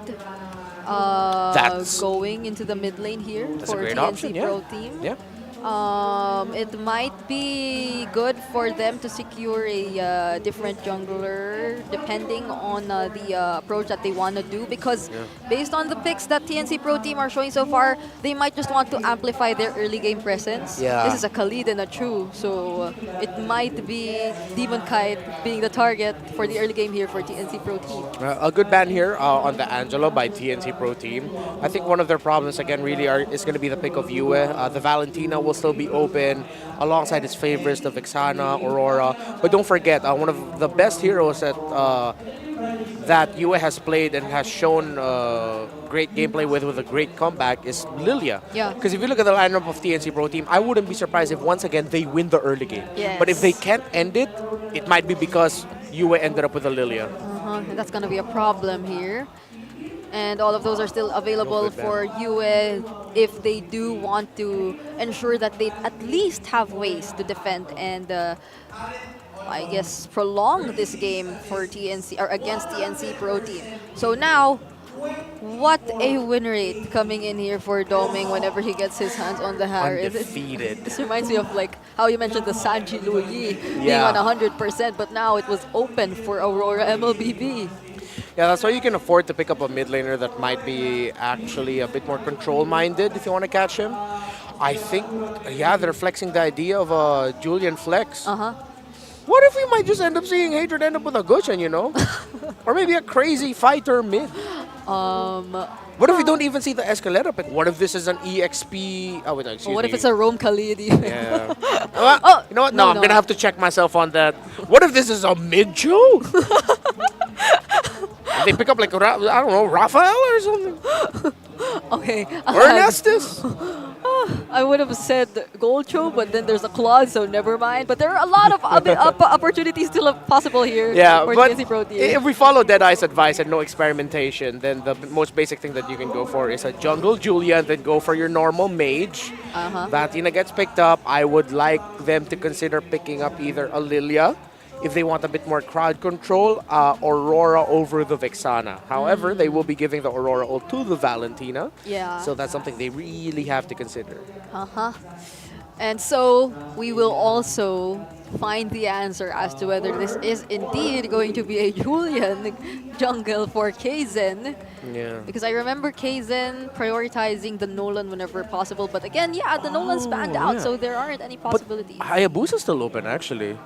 So if ever they decide to flex the Julian into the mid lane, they still have the Hayabusa available.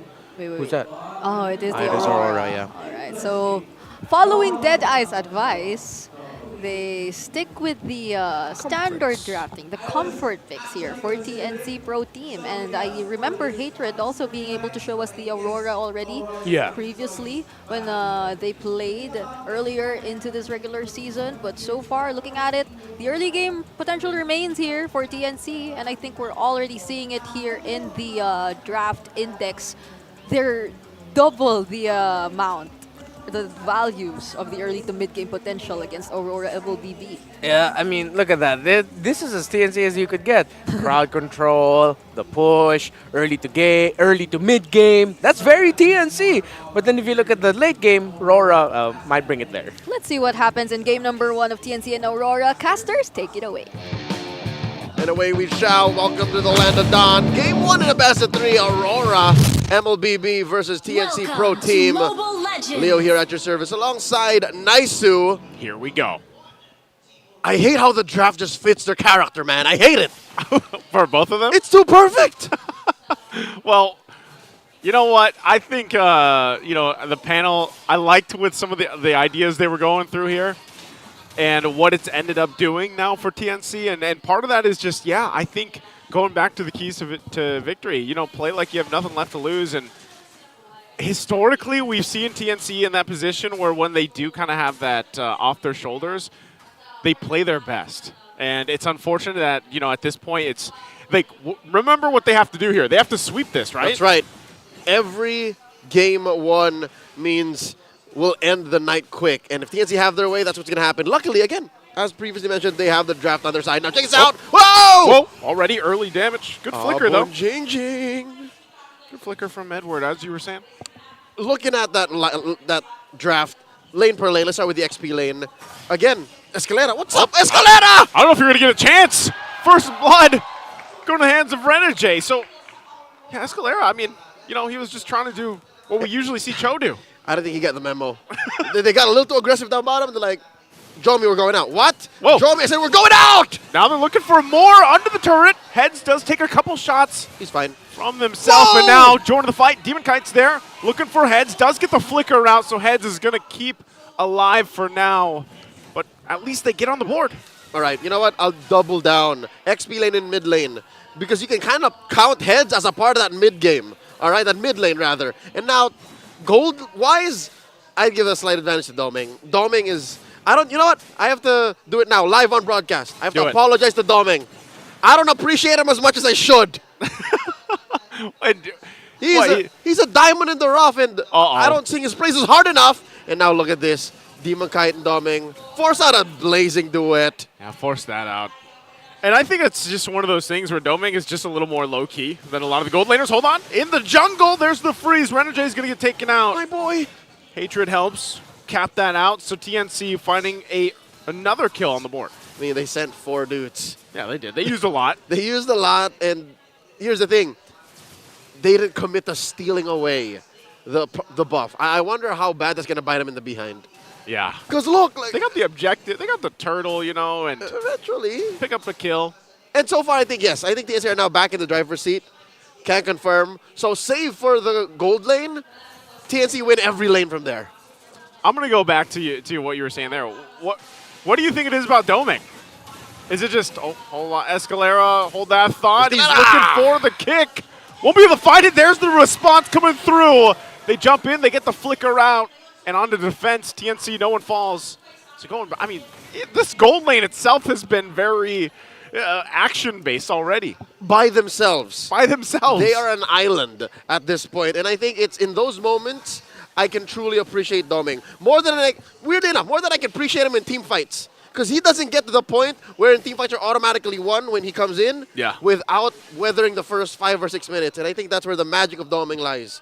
That's where I think again, much to my own misgiving, do not give him enough credit. Because he holds it down so well. Like he just scraps in the goal. He just scraps it. That's why he gets to the point of being called Pal Doming, which is in English just a rich guy. A rich guy. Rich Doming. I remember even Doming Nation before There when he you was playing the Claude. So how do you establish a Doming Nation? You gather your resources. You invest in the right funds. That's true. And now that benefits the rest of Aurora. And they're going to need that. They're going to need that insurance policy because TNC is not going to let up. They're not, because Escalera's jumping in Nice with kick. the kick. Going to find the mark. Renegade already taken out. Good response, TNC. Momentum in their favor. Edward is around the corner. Doesn't have the flicker, though, but is going to get forced out of the area. Does still wait for the team to get back. Gives the information. We'll get the flicker out from Heads. Penalty zone already expended as well, and Escalera quite low. Demon Kai waiting impatiently to try to take the turtle, but he won't as SD secures that one. All right.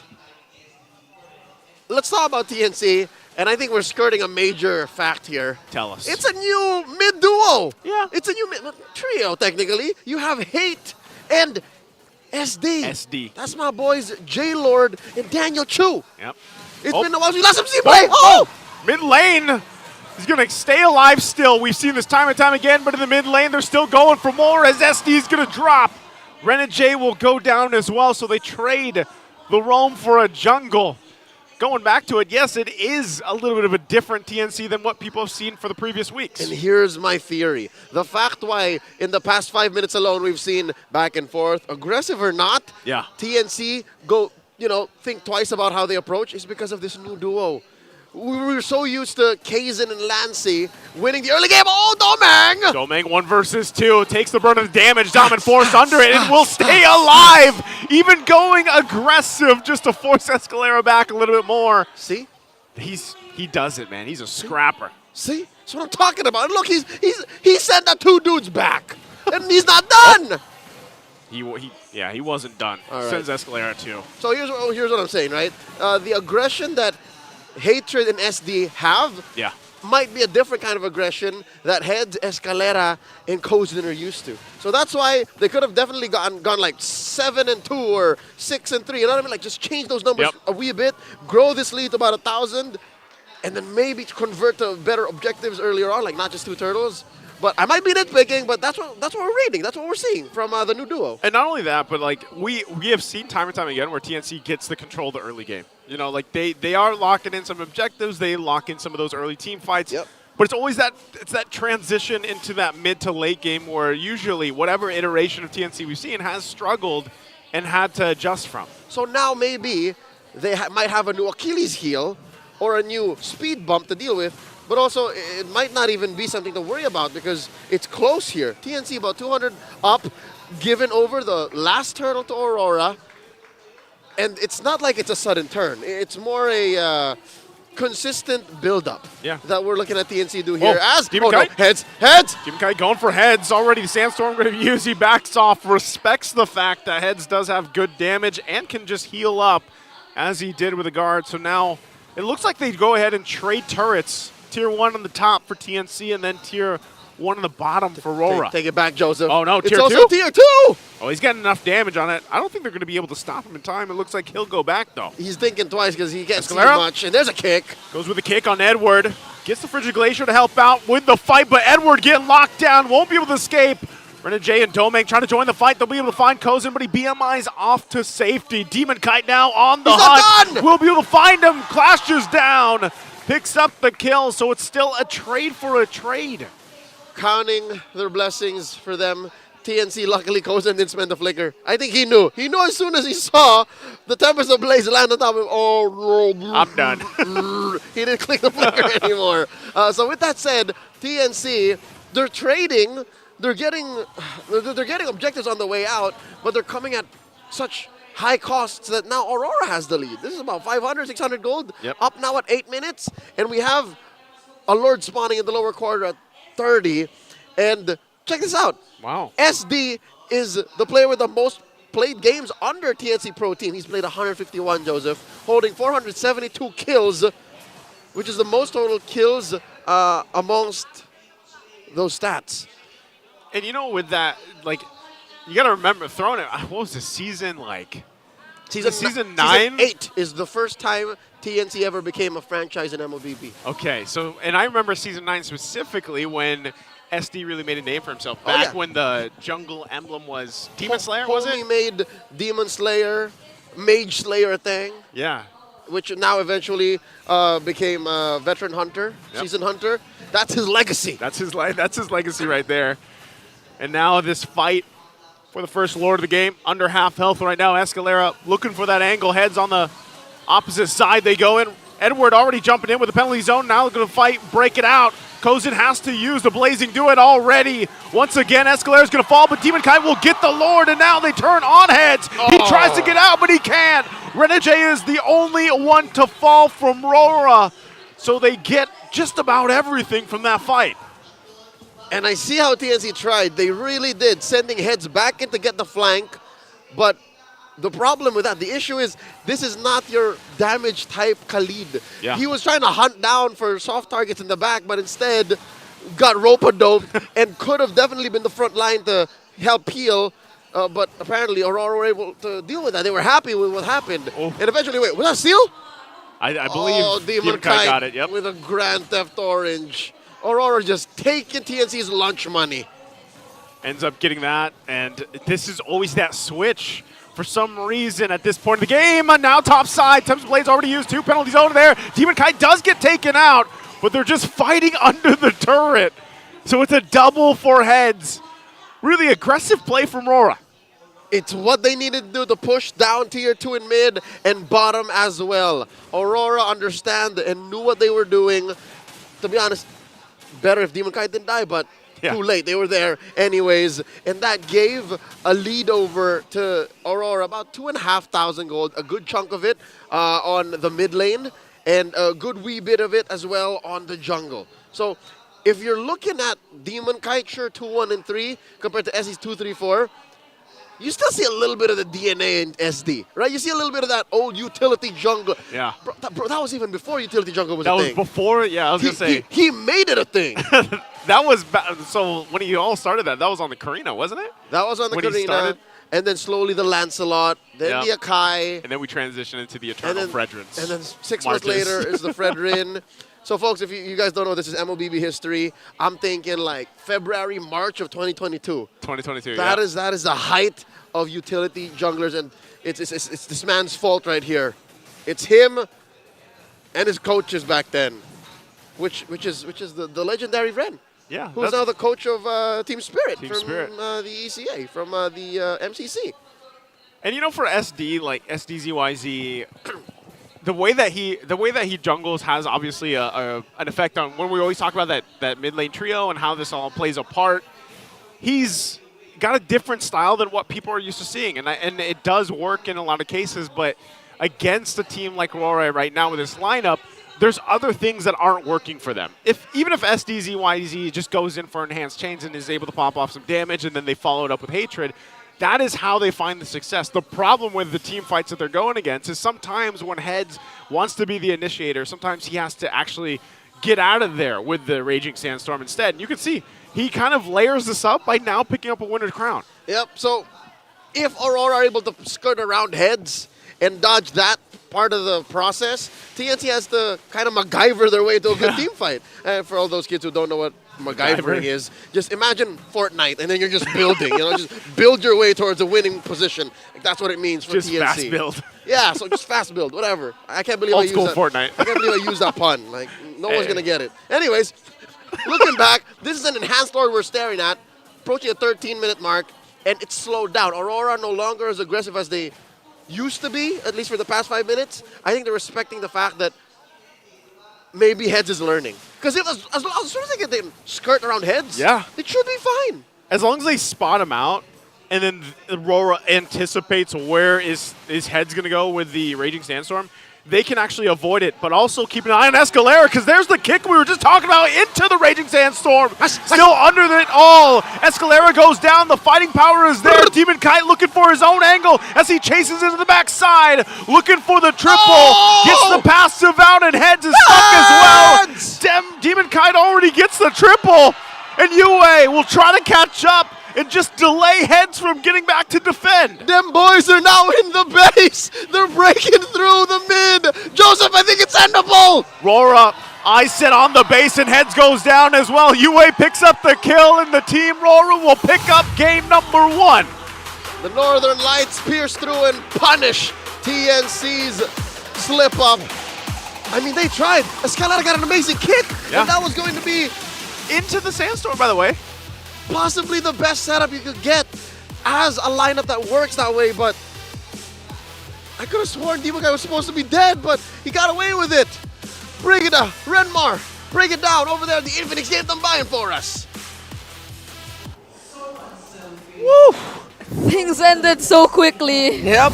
For that game number 1 between Aurora MLBB and TNC Pro Team. And I'd agree with the casters. They really try. I think even for the entirety of that game, TNC felt like they were being a little bit more careful with their decisions. Yes, there was an intention to be very aggressive, but not to the point that they'd risk a potential, I'd say, snowball instead in the hands of Aurora MLBB. Yeah, I think one of the best ways that we can put it is that if you look at the wins of Aurora, as we look at the game MVP Demon Kite, they really waited in the sense that their ability layering was always on point.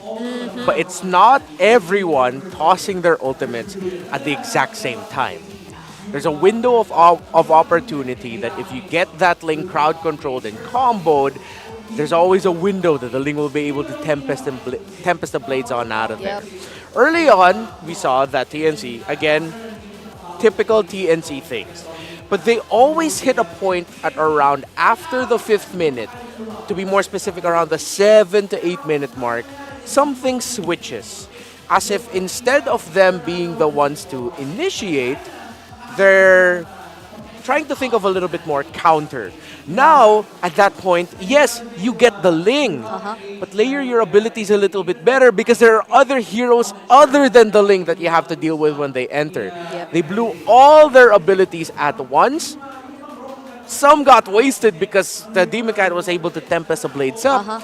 And at the end of the day, it was just Aurora from every position. Once it got to the team fight, just played better. I agree. Haven't paid enough attention to the other heroes here for Aurora MLBB, which, by the way, I think managed the laning really well. Particularly Domeng against Kozen. You would understand why he was able to dish out that amount of damage when all of the members of TNC were too focused on Demon Kite. And as you've mentioned, unfortunately wasting a huge part of their resources, and that just almost cost them. No, it didn't almost cost them. It did cost them the game. Yeah, because when you look at the sequencing for Aurora, wherein because when they're team fighting, one of the biggest conditions that they have is the ultimate of the Ling, right? So TNC Pro Team, if they just did enough to pop that Tempest of Blades early, but then necessarily not try to kill the lane, that's okay. Yeah, that's okay. That's Because once you pop the templates of the blades out of the lane, you're good. Yeah, that's now you can turn your focus to the other members of Aurora. That's a different way to look at it. A lot of times, or we all know how that tends to be the workaround for majority of the teams who aren't really at the or taking hold of the advantage. Just take out one major resource, which for TNC probably at the time was the Tempest of Blaze, and that could have been it. But I guess they really just wanted to take him out completely, or there were probably a lot of factors that we have to take into consideration for TNC at the time. But then, yeah, Aurora gets the first game of the series, and I think even despite RNG being the recipient or on the receiving end of a lot of the punishes from TNC or engages even most of the time, it's a similar story. It's the same situation. It still applies that, yeah, you put in so much attention for the first few minutes Renegade that you didn't even notice the other members of Aurora MLBB gradually getting their items, their gold. So I think it was really clean execution once again from Aurora MLBB. Statistically, especially from the previous games TNC has been playing, you would compare that they're relatively close. Yeah. But then it did seem like despite the surprise new lineup deployed here by TNC, Aurora just knew how to do things by the book for this game number 1. Yeah, and Aurora are a team that have the DNA of really just waiting for your right time. If you lose the early game, these players have had a long history of making comebacks. First Lord, second Lord, and then turning the game around from there. So if you look at Aurora, this is like a good showcase of some of their best defensive strengths in the macro and their offensive strengths in the micro. Their understanding of the timing as individual players, when to pop their specific abilities at the right time, how well they can do laning to, if they're not going to win the lane, they're going to minimize the wins of their opponents. Then when it gets to the macro, if they lost the early, they know how to layer their abilities and team fight well and conserve the right abilities, mark the right heroes and opponents to maximize their team fighting. Yep, so you might just also really want to take Aurora MLBB by surprise in a way that they won't be able to calculate and micromanage all of those things which we see them do, because they're a team who's very systematic in their approach and how they play the game. And that's for TNC Pro Team that we hopefully would be seeing in the next games, that they really do the keys to victory, that don't think of anything else, just play your game. And for those watching us right now, I know we're all looking forward to the next game, but if you want to win up to 90,000 diamonds, you can visit us here at the MPL Arena and post your live experience on Facebook and TikTok with the hashtags MPL S14 Live Experience. Don't forget to make your posts public and to tag the official pages of MPL Philippines so we can check who will be the recipient of these 90,000 diamonds. I think I've seen like a couple of people already post on the MLBB PHNet Facebook group that they won and did get the 90,000 diamonds. That's a lot. I wonder. Yeah, imagine just posting a selfie. You could post a selfie in the bathroom of Green Sun during MPL. As long as it's like, a family-friendly selfie, of course. Of course. And get 90K. Yeah, or maybe even at the booth. Who knows? Depends. And I know we're at the second to the last week of the regular season, and playoffs is coming near. But a lot of you have questions about the playoffs, and let's watch this short video to hopefully answer most of those questions.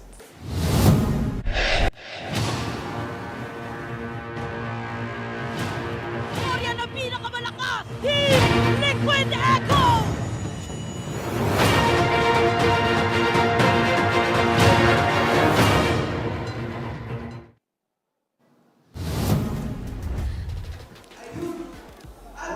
It's all for that. You saw it. This is the trophy. You're seeing it right in front of you. It's going to be here. It's going to be here.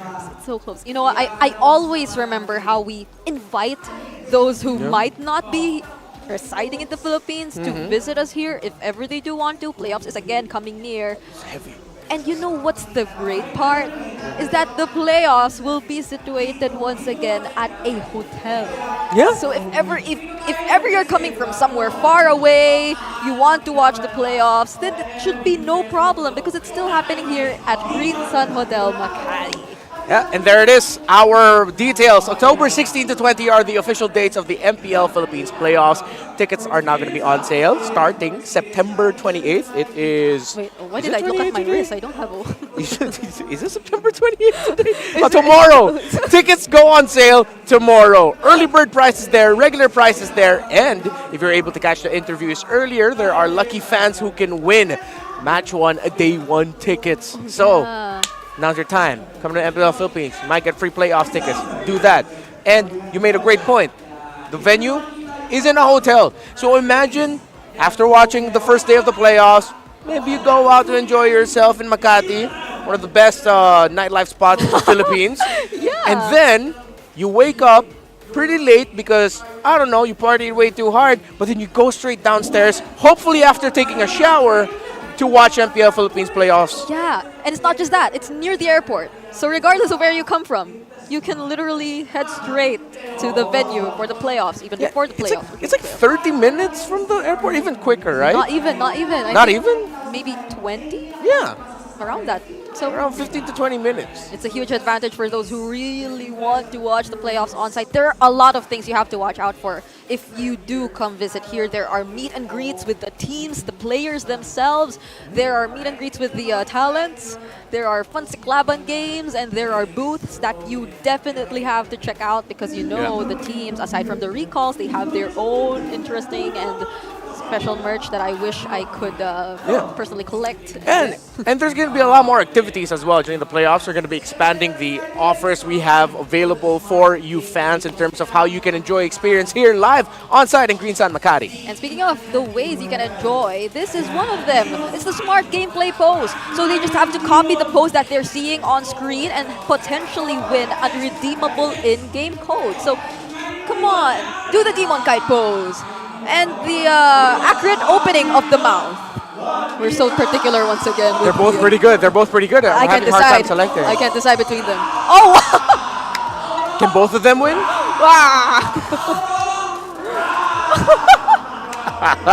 The Filipino panel. I'm sure they hear it. Yeah, hopefully you guys hear it. They're having way too much fun right now with them. Yeah. Hey! That guy knows his stuff. Yeah. That guy knows his stuff. And as I said last week, go keep rizzing. Just keep rizzing. Yeah. Follow Brigida's advice. Just keep rizzing. Congratulations. Your turn. Do it. Keep rizzing. No, do it. Do the Demon Kai pose. Oh, the demon. I thought the... No! Rizzing. Okay. Rah! There we go. Can you do it too? All right, so I feel like for this next one, TNC Pro Team need to recalibrate just a little bit. I mean, they're already, if I'm not mistaken, they're out of playoffs contention. Yep. So now let's just hope for the best. Yeah, and for Aurora MLBB, they're one step away from securing their playoff spot. So shout out to all the Auroras watching at KMC SM North EDSA for this match versus TNC Pro Team. This is so fun. Aurora MLBB has a lot of watch parties going on every single week. I think last time they were in one of the biggest universities here in the Philippines. They had a watch party at Ateneo, the Manila University. That's your uni, right? It is my university. I'm so proud. Just because you guys have a bigger lot than actual trees, unlike us in DLSU. Oh, so we're talking about that. Oh no, We've already discussed. We're from rival universities. Oh, yeah, Except during my time, we still had horse carriages, I guess. Oh, really? No, of course. Oh, I mean, I was already burning myself a little bit, and you burned me even more. If you said dinosaurs, I would have. No, come on, dinosaurs, no. Okay. Dinosaurs can't read. Come on, we gotta think. Okay. But shout outs to all the Auroras watching at KMCSM North EDSA. We hope you're having fun there, especially as you're one win away from securing your playoff spot. And side selection update, TNC this time will be picking the blue side. All right. Earlier, we've seen the quick exchange of picks, and some of the priorities coming in from TNC were, if I'm not mistaken, the Khalid. Yep. Right? No, whatever TNC decides to go for, just commit. Yep. Just commit. If there's a play, do it. If it looks shaky, do it. Because now, especially in this meta, if you try to be overly systematic about things, it's not going to go well. The best teams are calculated But you see each individual player take calculated risks. Junglers, the gold, the even, the mid, the XP, roam. So whatever you draft TNC Pro Team ends up here, most likely it's going to be a lineup that can have a really great early game as well. Just keep going. Yeah, I'd probably also want to see them securing the winning matchups, the lane matchups. Yeah, that's a good point. And I think that's why they banned out the Harith. I agree. So it would be a greater help if it were just the early game, the mid trios that they were really focusing on to deliver for the early game. But it would also mean a lot for them to go toe to toe against their laning matchup, the gold lane and the XP lane. I think earlier there was an attempt to deny or shut down Edward, if I'm not mistaken. Yeah. But then Edward actually served as one of the pillars of how Aurora MLBB were able to regain the advantage for that game earlier. So it wasn't entirely successful if it were just that we're talking about. But Aurora MLBB also decided to ban the link for themselves. Interesting. And now TNC Pro Team. The Phoveus is open. Yeah, I'm okay with the Phoveus first pick here. However, with the Nolan, Haya, Phoveus might not actually have enough. Let's see. In terms of the heroes, they still have dashes. Yeah, I doubt Aurora MLBB is the type. No, I know Edward is one of those XP laners who still likes to use the R-Lot. Yeah. Similar to Swanford, but in this situation, I think we've learned already that just don't pick R-Lot into a Phoveus. It's not impossible, but the Phoveus, you're helping the Phoveus. And the Matilda is open though here for Aurora. Oh, and there it is. And they decide to pick it up. Okay. So at least there's a dash. Yeah. It's a lot of dashes. That's a lot. But at the same time, they could easily rectify that with a good, strong single target crowd control, AoE, or just have the right amount of damage. Honestly, they could go utility jungler here for Aurora. They can go Bane, Alpha, Balmond, please. You know what? You know what? What? No. You know what? Maybe. We'll see. We'll see. I don't want to already shut it down. Yeah, I'm already happy with seeing the 1-1 today. Maybe for tomorrow. Yeah. For tomorrow. Who knows? But So are they still gonna get the Faramis here because it's open? But the Valentina is there, so nope. I like it. And Ruby Roam, is it gonna be a roam? It has to be. There's no other picks left that they can put. That's right. It Unless can't be it's a gold. But No, it can't. The only way that can be a Ruby Gold is if they put the Julian in the mid and pick a strong basic attack scaling hero in the jungle. Yeah, that's true. And look at the win rate for Renegade on this Matilda. Almost 65%. It's 60 above is a great number. That's crazy. 80% kill participation and 8 assists per game on average. That's a great stat line. So he's very reliable if it were just based on that. And so far, a lot of magic damage coming in for Aurora, but I think we could say the same for TNC Pro Team so far. Yeah, well, it's mainly the Phoveus. I mean, the Julian. The scaling of the Phoveus is like physical, and the magic damage abilities, if I'm not mistaken, are only skill 2 and a bit of skill 1. The second proc? Maybe I'm mistaken. I wonder what the gold laners are going to be for Aurora, MLBB, and TNC. They took out the Harith, but the Claude, that's still available here. Good man. Wow. Taking out the Louis even here for Hatred. Yeah. Might it just be time for something different? Oh wow, they took out the Alpha. Good call. Very good call. What's Again, they next? can go utility. You can take out the Bane too. Yeah, take out the Bane. Hayabusa, Ling, Fanny, all gone. Nolan, gone too. Take out the Bane. So many junglers are out. Yeah. For Happy birthday, Caleb! Oh, happy birthday! Wait, 11. Wait, 7? Oh yeah. 11. He's 11 years old. He turned 11 years old today. Happy birthday to you. That's so cute. He's celebrating his birthday at the MPL arena. Yeah. Watching I guess he's supporting Aurora. He's at the Aurora side. For what that would be such a cute birthday gift if they got into the playoffs. Yeah, okay. So That's going to happy. be great. All right. Okay. I think we just saw our 3,000 diamond winner already. Come on, it's his birthday. Wait, there's a thing about birthday boys and winning. Diamonds are not just even diamonds. But wait, it's not the Bane. It's the X-Mark being banned out here for TNC Pro Team. All right. I get it, but at the same time, the Bane is better against the lineup of TNC. Yeah, it answers so much. But then I feel like Aurora know that, so they might think something else. You know what? I wouldn't be so mad about a Bauman pickup. Yes! Come on! I said it earlier, I joked about it, but I get it. It's Bauman or a Bane? Bauman or a Bane. It's my 2 cents. Yep. I mean, the only remaining assassins at this point are the Fanny, Saving no, the it for Fanny's later. gone. So it's really just what? There aren't any assassins left as much. The Amon, what the Amon? Yeah, and you don't want to give the Lancelot. We can't sue you. We can't use Suyu yet. No, you can't use Suyu until the playoff. Not yet. All right. So that's either a Balmond, a Bane, or something else. Wait, there was a hero on the tip of my tongue. I just I forgot it. What is it? What is it? So is it an assassin? I can't Is it a remember. You're player? pressuring me. I really can't remember. Not assassin. Okay. I don't know. I think for TNC, let's look at TNC. What? Go for Claude. Oh. They need mid. They need more control. Okay, wait. I'd say Vexana. either Claude or. What is it? Oh wait, it's an Iksha. Iksha. Ooh. Oh, then just pick up Bane. Okay, then just pick up Bane. Fine. I'm fine with Bane. How about you just give us the Balmond? Give us the Balmond, yeah. How about you just give us the Balmond? Really just want to see the Balmond. Come on. I mean, history, statistics, all of that show that it's most likely going to be a Bane. Yes, yeah. Right?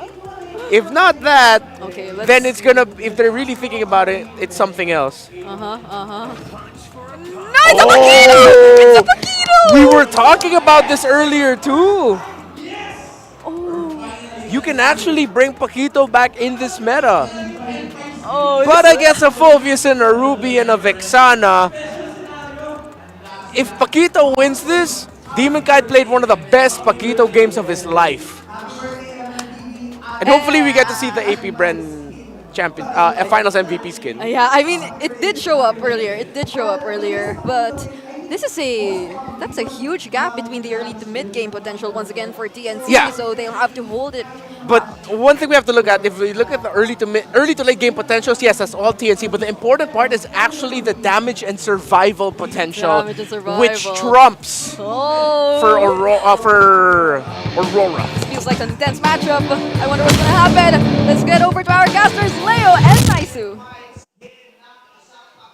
With Aurora on match point, Welcome they debut to Mobile another Legends. pick. This time, the Paquito in the jungle. Welcome to this second game in this best of 3. Leo and Naisu bringing you the action. Joseph, no one saw this coming. The 1-2. That's the 1-2. That's the 1-2. When was the last time we saw a Paquito? Man. I remember it was hot in like 2022, 2023. Like when a Link would land, you would get beaten down by a Paquito. Yeah, and I feel like it was like then it became like a niche pick almost for certain junglers. Demon Kite was one of them. Yeah. So, like me being a Demon Kite fan, like I'm not too surprised that he actually brought this to the table. You know he can. Yeah, but because just the fact that we don't see it too often, and like the panel said, the main point of that is the lineup that they're against. I mean, we can't deny the index that we saw, the numbers and everything else, but that's part of the equation here is like, how is this going to play out for Demon Kite, especially the fact that you have so much also survivability in essence from TNC's lineup. And he's got to get in there. So what's the goal for him? To knock out Hatred? To punch Kozin into the ground? Edward getting a little bit of flack here from SD and Heads. Look at this, the answer. Oh. There's a fire back. Renegade has a little bit of shield to help out. Edward goes in. SG's going to be fine too, though. Gets out with the hand swords. He almost hurt my boy. Anyways, for those of y'all who want to try to do this, Demon Kite is rocking Assassin Emblem, Yeah. Thrill, Season Hunter, and the Burst, the Lethal Ignition. Yep. Yeah, so we'll see. Again, that's the mindset. If I were to step into his head, his brain, as a potential Bane player, and then suddenly he just switches over to the Paquito, I'm like, that's what he wants to do. He just wants to kill Kozin, wants to kill Hatred. But how does he get there? That's the question. How does he get there? And I think maybe that's part of the equation too here is the fact that like once you know, and depending on how the timing works, like Demon Kite can actually put enough pressure on Kozin so that you interrupt even the full barrage here. Fight for the turtle though. TNC controlling it. SD will go ahead and cap that out. The fight's still going to break out though. Eternal Guard already dropped down as well. Primal Wrath popped out. It looks like RORA is just going to go ahead and retreat from the fight. They couldn't get the objective, so no one goes down at all. The Phoenix Army asserts dominance. Again, they have the numbers advantage. Big body block in that Eternal Guard. And still, the highlight of this story is that Paquito on Demon Kite.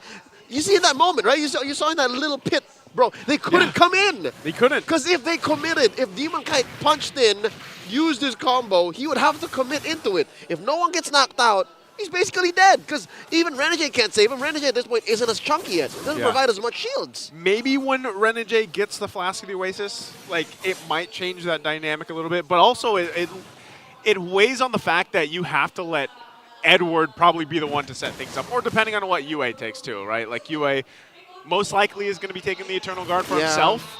And maybe that's part of that front line, plan for RORA here. But don't forget, we do have codes for you guys. Here we go. Miss Legends, type it in. That is the title of the... Oh! Whoa! Renegade. Go back to it. You guys type Miss Legends in. Drew first blood on the... Anyways, that's a new mini-series debuting on TikTok starring... Some famous people here, right? Yeah. Whoa, wait, Domeng! Domeng right now on the 4v1. turret. Joseph, this is a 4v1. This is a tough situation to be in here. Domeng trying his best. Will pop off some damage, but gets zoned in. UA joins the fight. Who's he going to drop the Eternal Guard on? Drops it down right on the mark, but the rest of the team a little bit too late. You can see Demon Kite deep into enemy territory. Steal? Go for a steal here. What's he going to go for just a here? Flank. Level 7 holding on. Full stacks here. Goes in. Gets the flicker out from Escalera.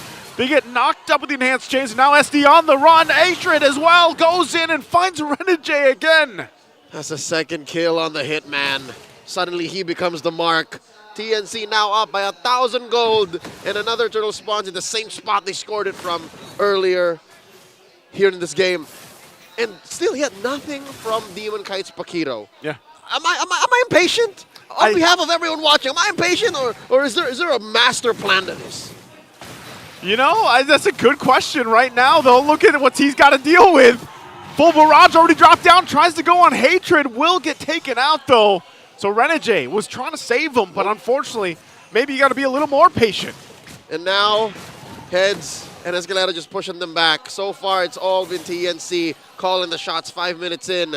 2 turtles scored and about 2,000 gold ahead. And now they're going to convert straight into that tier 1 up top. Joseph, it's frustrating. In that moment, you saw how Demon Kite put himself in that position. It's not like he just got caught out of the middle.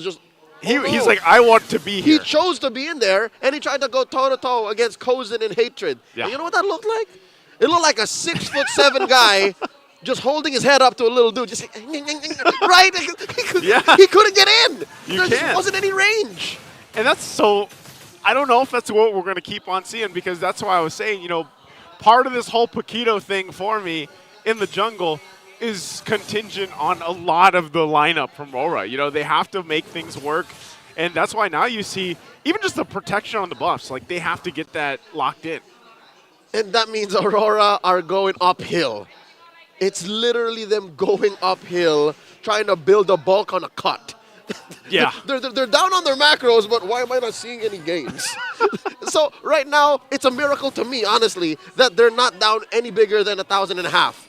So that means they're finding farm elsewhere. Well, where is it? Domeng's in trouble! Rest of the team trying to get there, but even Renegade being there won't be quick enough.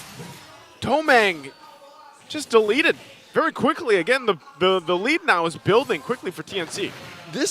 Aurora have put themselves in a position where they're less than reactive. They are the hunted right now. They are prey to TNC, and TNC are going hunting. And it doesn't even need to be TNC going around like, you know, a pack of wolves. Perfect as that sounds. A phoenix. They're just going. They're going at 3-man, 2-man coalitions, and that's enough to isolate the rest of Aurora. Oh no! Again! Man, Renegade, like, he is not having a game this one. Game 2, he can't even play. This is going to ruin his season stats. that's all Turtles. That's all Turtles going over to TNC. All Turtles. Everything else, too, pretty much going to TNC right now. RORA doesn't have anything but one turret to work with. Demon Kite, you can see this. Heads being tanky enough to force him back on this Phobius. So still, RORA kind of looking for any type of, or any glimpse of positivity in this game so far. You know what? Our friend from MPL Deadeye did say TNC don't experiment anymore. You can't afford it. Yeah.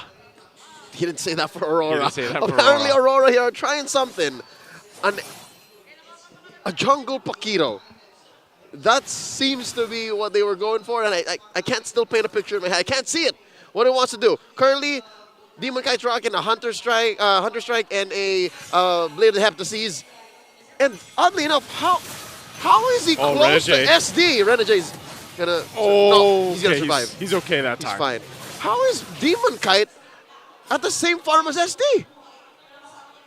I mean, he has spent a lot of time just cutting farming, through, cutting through the jungle. I guess all of those small camps went to him. Yeah. Like, he's doing that, and so, you know, going back to the whole do I need just to be patient thing if you're sitting here rooting for Aurora, maybe that's the case. Maybe this lineup will really shine once they get to more so the late game than anything, because even, again, the roamer Renegade has had a hell of a start. Like, he hasn't been able to do much at all. He just picked up, I believe, the Flask of the Oasis just about a minute ago, so he's got that. Now trying to defend this mid lane. Look at the damage burst already on UA. Gets taken out. The full barrage dropped down already. Will clear out his Eternal Guard. And still eyes set on the mid turret, but down a member. Are they going to go for the Lord? Mid lane is still going for it. Going to knock them up. Demon Kite can't even withstand it either. And Domeng tries to run away, but it's just too much as it's a triple for Kozin and TNC. Full force right now in the mid lane. TNC are in full control. Not a single kill conceded over by TNC. A single turret scored, yes, but nothing much past that. TNC up by 6,000 gold as they take the Lord. Here's an instant replay brought to us by Infinix. Look at this, the perfect position. Look at this. Look at it. Ooh. Oh. That was with love from hatred. J-Lord just channeling everything that happened in game 1 like into that one EG. And I guess that's been the story every single time, and that's why you mentioned this back in the game when the game started. Like, you see them try to set something up like that, and then even Demon Kite, like, they just get stopped in their tracks where they can't even move. Like, they can't actually control their characters, and then they just get zoned in. Like, whether that's a full barrage or not, what do you do against that? Look at this. Conceal again. Escalera going for the pull, going to fight it under the turret. Takes a run of the damage himself, and now full barrage dropped down once again. RORA on the defense, still has to work through the Lord, holding on to the mid turret. They drop down their own Eternal Guard, and now facing for Heads. They'll force them back. One wheel, not enough though, as Heads gets away with his life. Oh, look at this, the man-to-man. SD and Demon Kite. I don't think this is a fight SD wants to take, man. Again, oh, there's the main difference. Joseph, there's the main difference. What is it? 2 levels. 2 levels. Say what you will about the farm. Look at the gold difference. All right. Something tells me that was a little bit of a little oopsie earlier. Or just suddenly, because of the Lord take and because of that push, the true net worth reveals itself. 7,500 and about 2,000 between SD and DK. That's believable. Now that makes sense. All across the board, TNC are just far ahead. And I'm trying to think here, TNC with this kind of lead, with this massive lead, there's no way. Oh, hold on. They go to Escalera. Renegade just picked off really quickly again, time and time. And TNC now looking to maybe do a little bit more damage, maybe even initiate again. Escalera don't have enough time for your explanations. He doesn't have enough. I was going to say, what, with this kind of lead, at this point, with this lineup, this is unlosable. Knock up, full barrage right there. Again, Yue goes down and now fighting under the mid turret. They'll find another plus the turret. Demon Kite and Domang trying to hold it off together, but Demon Kite's already out of the picture. Domang as well, and Renegade is back. Another triple for Kozin, looking to cap out one more. Crystal's gonna be worked out. He gets the Maniac, and we go to a game 3. The fire still burns. Despite their fate being sealed, TNC plays with heart and take us to game 3. There we go. 2-3 game series going 3 games. You know what? We're just catching up. We're catching up. We're making up time for what happened in the previous weeks. This is gonna be a treat. Let's see what Renmar and Brigada think of that jungle Paquito. Let's throw over to the Infinix game tambayan. I'm looking at Renmar and seeing what his facial expression is to respond to what do we think of the Paquito jungle? Could have been something else. I mean, okay, understand. If they ended up with a Bane, yes, conceptually, yes, but they might have been lacking on the early to mid damage. Yes, I you bring in agree. the Paquito to potentially bring the early to mid damage, but then again, you're up against the Phoveus. You already had a lot of sources of dashes. You gave your last pick as another great source for the Phoveus. And TNC Pro Team, I'm just going to say, I'm glad y'all didn't mess that up. Yes, look at Escalera. You went into that game with a winning draft. And I think TNC Pro Team, during that game, it just felt like they really had that common goal whenever they were looking for the engages, whenever they were looking out for targets. And for the first few minutes, definitely it was Doming that they wanted to shut down, that they were always on the lookout for. Doming reached a 0-2 standing, and right off the bat, our MVP highlights are starting with Doming as the first to fall here for Aurora MLBB. Yeah, and they almost, it wasn't a complete, they almost egged Aurora. They almost egged Aurora. A team that is very close to reaching a playoff slot, who has taken down some of the biggest teams this season. Yeah. So for TNC Pro Team, it's like, again, this is like the most frustrating thing about someone who casts their game, or if you're a fan of TNC Pro Team, where it's like, you know they can do it. Majority of the time they go into games with really great drafts. Yeah. But see, common goal, as you mentioned, that's a great point. And if you don't hesitate, you just commit the play, just, you know what, just go for it. Yeah. Why is it this is always like this with TNC Pro Team? I'm sure in the back of the heads they know they're out of playoffs contention. Suddenly they play like gods. And it's been the recurring storyline for TNC. It's been like that since season 11. I mean, why did it have to? Excuse Are me. you see? It got to the point where y'all made Brigada breathless. Why did it reach this point? Why? Like, it could have like came in a lot earlier, and we've seen them almost doing it, entering the second half, changing their jerseys, never wearing their black and orange jerseys again. Yeah, and again, you gotta consider Aurora ended up with a signature Matilda for Renegade. Yeah. A really great one of the signature picks of Edward this season, which is the Edith. A signature Valentino pickup. And you left them with just 2 deaths. So TNC, they do have the potential. Most of the time, they do actually win the drafts. I'm not mad. I'm not even disappointed. I'm just like, it's understandable. It's valid. I feel the same. And it was also during this game wherein I felt like they really put in a majority of their attention to ensuring the winning lanes, particularly their gold lane this time. Like Kozin getting 2 triple kills, even a Maniac towards the end. It just speaks volumes about how TNC Pro Team, they were able to focus and narrow down like who they really wanted to activate in this particular game. And I think this brings us back to, if not week 4, if not week 5, week 4, the way or the time wherein they introduced the entire Matilda Paramis combo, and that was a different mid jungler that they even used at the time. But then now we're seeing it a very similar playstyle for this lineup or this version of TNC Pro Team still working. And beating Aurora MLBB in this manner, a 16-2 kill score. yeah, it's incredibly commendable. which makes everything get a little bit more frustrating. You know what? If TNC Pro Team can end up with an extra pick again, just go ahead. Some of the best performances that Kozen has shown off has been with that Matilda. And the one winning game that they had, they also won a game with the Nathan. So that might be one of the things there for TNC Pro Team. Have a gold laner that doesn't necessarily need to dive in the front, but is strong with staying in the back, has a strong crowd control space creation ability, or can damage from a really good range. It didn't feel like the usual Aurora, really. Yeah, they were shut down by really good rotations and gameplay from Escalera and Hatred. Gotta give credit where credit is due. Even SDZYZ, they were patient with the turtles and then they were aggressive at the right times. That's the main thing with TNC Pro Team.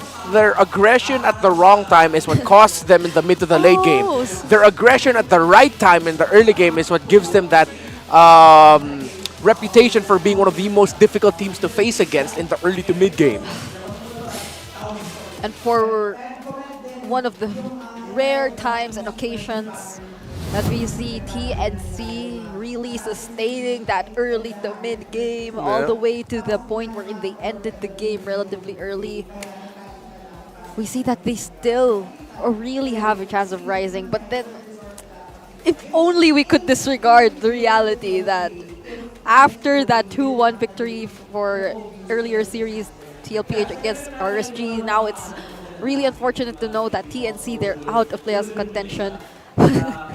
So we just circle back to the idea that it is really frustrating to see everything happen at this point. I'm a frustrated TNC Pro Team supporter, man. Like a lot of people are in the comment section. You know what I realize about you guys in the comment section? When TNC Pro Team are winning, man, you guys analyze the hell out of them. This is so much praise. And then I get why you guys can get so, let's just say, aggressive when they're losing. Because it's not anger, it's disappointment. But we gotta give credit where credit is due. Escalera played a really great game on that Ruby. He was very on sync with Hatred and SDZYZ. Again, but we circle back. Why can't we get more of that? Why can't we get that consistently? Not just in the early to mid, but even in the mid to the late game. And you know, he did vote for TNC in the predictions earlier. He voted for TNC. I voted for Aurora. So that could have been his 6th Panda here in the bias board, and he's currently leading. He's currently leading the bias board. Ta-da! This is the English stream bias board. Look at that. It's updated, at least for me and Renmar. Oh, let me just raw cards here, right here. There we go. See? Look at all those pandas, y'all. That's him.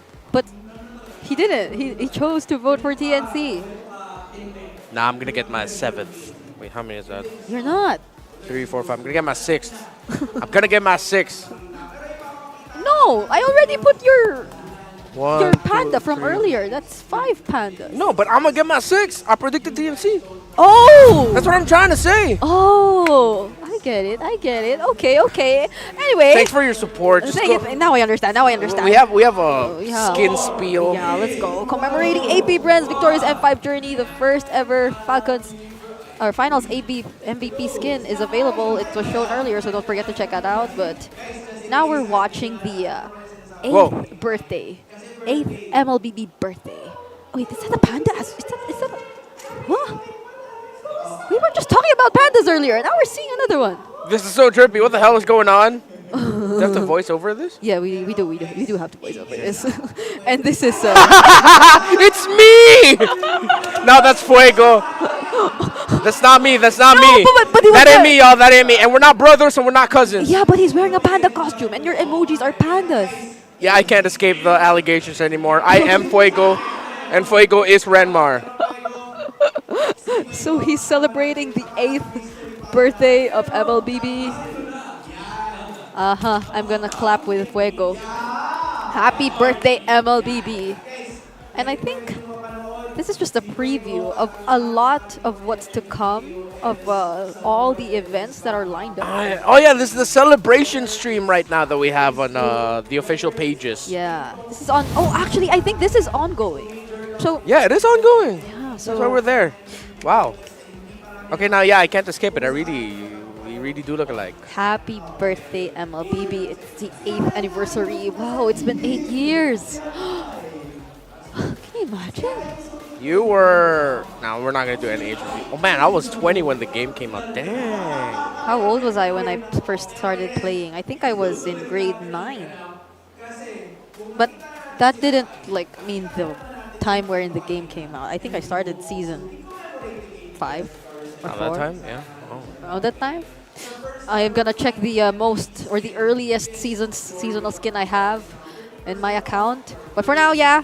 Don't forget to check out AB Brand's victorious M5 journey, the first ever finals MVP skin. Fist of Glory Paquito is now 30% off for first week direct sale purchase. Unlock the AP Brand Champion souvenir card to obtain Brody AP Brand Battle Emote, Elimination, Spawn, Recall Effect, and more. Now available in-game. Come and experience them in Mobile Legends Bang Bang. It's the first time we're ever having a finals MVP skin, 2 championship skins, so I really hope you do not let this pass. That's the Brody Super Marco previously cosplayed, and the Paquito that Flap didn't cosplay because according to Coach Ducky, he didn't have abs. All right, yeah, he said that in the panel. Yeah, we asked him, why didn't you get the Flap TZ to cosplay Paquito? It's because Flap TZ doesn't have abs. That is straight from Coach Ducky's mouth, y'all. Look for the interview from last week. Yeah, that was from last that week. was last week. That was all from Coach Ducky. By the way, who I'm looking forward to see what pants he'll be wearing for their next game, because last time he was wearing cargo pants, and a lot of us know he always uses denim jeans. Yeah, cargo pants. He was Oh, you're talking about Coach Ducky's pants? Yeah. I was thinking about the next game, and I was like, this game team, like, wait, why are you looking forward to seeing who wears what kind of pants? Steel leg blades or what? No. You're talking about Coach Ducky. All right, okay. all right. And now we can finally go back to the game. Game number 3. What a trip, Brigada. What a trip. Between Aurora MLBB and TNC Pro Team. Okay, finally, I can see Midnight rejoicing all the way from the Filipino panel, and it probably because Khalid is banned out here. For this last game, we're not seeing any Khalids. Yeah, and a good ban here by the TNC Pro Team, respecting the Harith of Domeng. Is it the Phobias again? Oh, it's the Phobias again. Ruh-roh. And there's no Mathilda, by the way. So, unless You know, TNC Pro Team. I'm going to say now, they can go carry. Wait, what? Oh, or even what? Ninja. Or, you know what? That was fast. Pick Melissa. Yeah. I'm going to say now, pick Melissa, cousin. Yeah. Pick Melissa. Would they want to Do not pick Melissa. Do not pick Melissa. No. That was fast. That was so fast. Okay. I feel like what's open here for? The Firemas is still open, even. Yeah, that's the thing. They pick Firemas here. They have to ban Valentina later. Then they're going to have to take out another... are they okay with picking the Firemas into the Hayabusa? I'm not entirely sure about that. Yeah, because pro players do say that the Hayabusa is one of the counters to the Firemas, because if you just time it right, you can force the Nether Realm out early. Yes, that's But true. we have seen players, this season especially, not care about that. But So of course, maybe not now. Yeah, actually, when you're going up against a Phobius, it's almost a necessity that you go pick a carry. Something with really great true damage. Maybe even a Lunox to really burn That's that true. dude down. And since there isn't any Harith anyway, or there's a Moskov, so there won't be any chances of either an Alice or another tanky matchup here, so they will be just going for the carry instead. And interesting, taking out the Lolita even after its nerfs. I'm going to say this now. I think TNC need to steal away the Cho. Actually, I think so too. It's a great answer to the Hayabusa, though it will make the Phobius happy somehow. But it's nothing new. Like, a lot of teams just pick heroes that would lessen the cooldown here for Phobius passive anyway. Oh, okay. So wait, what's that? Good ban What's of the that? Eve. Good ban, because we saw how carry gold laners will struggle up against the Eve. 80%? 80. Wait, am I seeing this right? Yeah, you are. It is 80%. What? I have to check out the specific numbers for that. He has played 4 out of 5 games. He has won. That's terrifying. What? Not gonna lie. Only lost once. So I would understand if TNC are, if not the Cho, they might be stuck with picking up a Ruby for Escalera first. Oh, yeah. But I do really... It's tough. Do you steal away the Cho from Renegade? Do you take the Ruby so you can safely counter the Haya? Hatred's gonna be stuck with an Aurora. Oh, that's a Tigreal. Oh, Tigreal. Okay, that's so good. That's so good. I was thinking of it. If not the Cho, if not like a single target hero, yeah, the Tigreal would work Cho Lilia. well.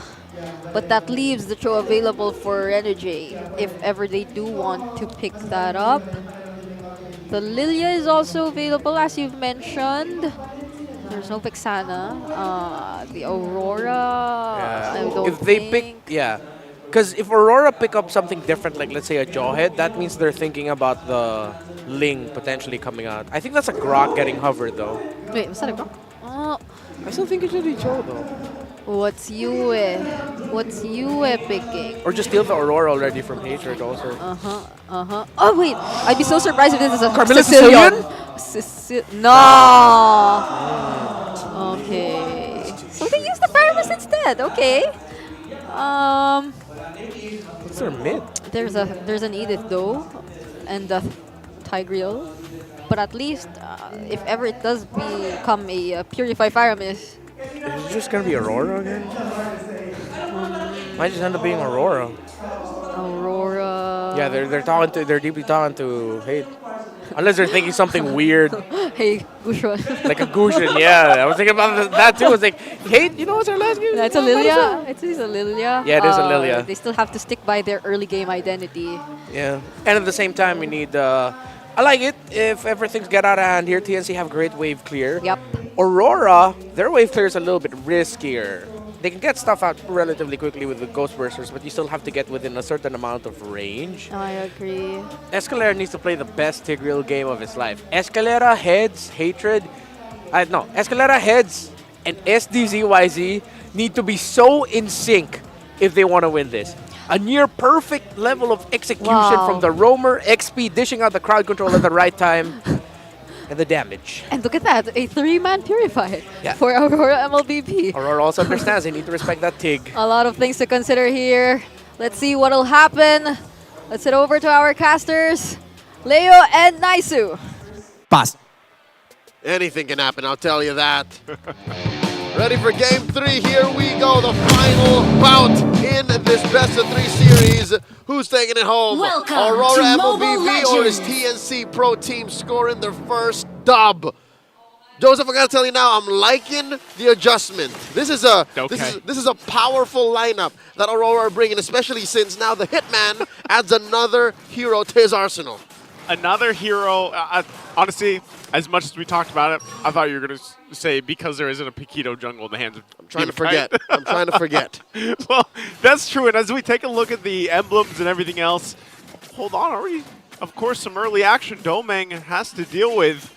The rest of the team is going to kind of give him some support here with this 2 versus 1 right now. Renegade, speaking of the Carmilla, how is this going to work with the lineup that they brought for this game 3? I mean, the only other time I remember Carmilla showing up in the roam here was in the hands of Smart Omega. Chaknu used it in a victory. So with that said, Aurora are playing with a lot of AoE, right? You have Edward, you have Yue, and Domeng, I think just to take care of stragglers. But as it is, without that full combo, without these large-scale engagements, they can only hope that DK does this? What?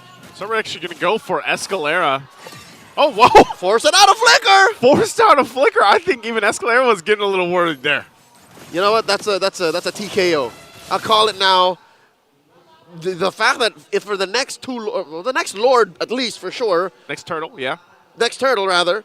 Escalera doesn't have a Flicker. He doesn't have a Flicker, and so they can at least play around that fact. And you know, I think it was Renmar that mentioned. You know, Escalera's gonna have to play the best Tigreal game of his life so far. If they want to go ahead and get to this first match victory. And it's not just because of the overload on the Purify, which plays a part, for sure. Turtle started up here by Renegade SDZYZ. It adds to the fact that the Carmilla, the way her ult works, is she wants everyone clumped up. Yeah. And how do you respond to an implosion, right? It's all clumping up, it's all following through. And if RSG presses the Purify, answers back, which he did just now, then definitely already Aurora has a built-in clapback to Yeah, TNC. because only difference is right now he doesn't have the Christian Blood. He doesn't have the ultimate, right? He's yet. not level 4 just yet. So they can kind of delay things that they want. That's exactly why also this turtle is taking a little bit longer to be secured right now. TNC knows this, and they're going to try to go ahead and secure this right away. Jimenkai making his way up there too, but he might be a little bit too late for this as they already go. SD will get the turtle. Curse of Blood already dropped down too. Now they're going to have to force the fight. There's the implosion we were talking about. They pull off the Nether Realm as well. Hatred already goes down, and now they're looking for more as Escalera falls as well. Heads still has that Primal Wrath form, so he is fine. So they trade Turtle for the 2 kills for RORA. That little creep saved Head's life. If there was no minion, if there was no jungle creep over there, all those shadow kills would have gone on Heads. But as it is, Aurora happy with the 2 kills. They were willing to trade the turtle for sure. And now SD making up for some lost times. Going to Little Wanderer, stealing away that small camp. And we just saw but a preview of what an amazing COB might look like from the Hitman.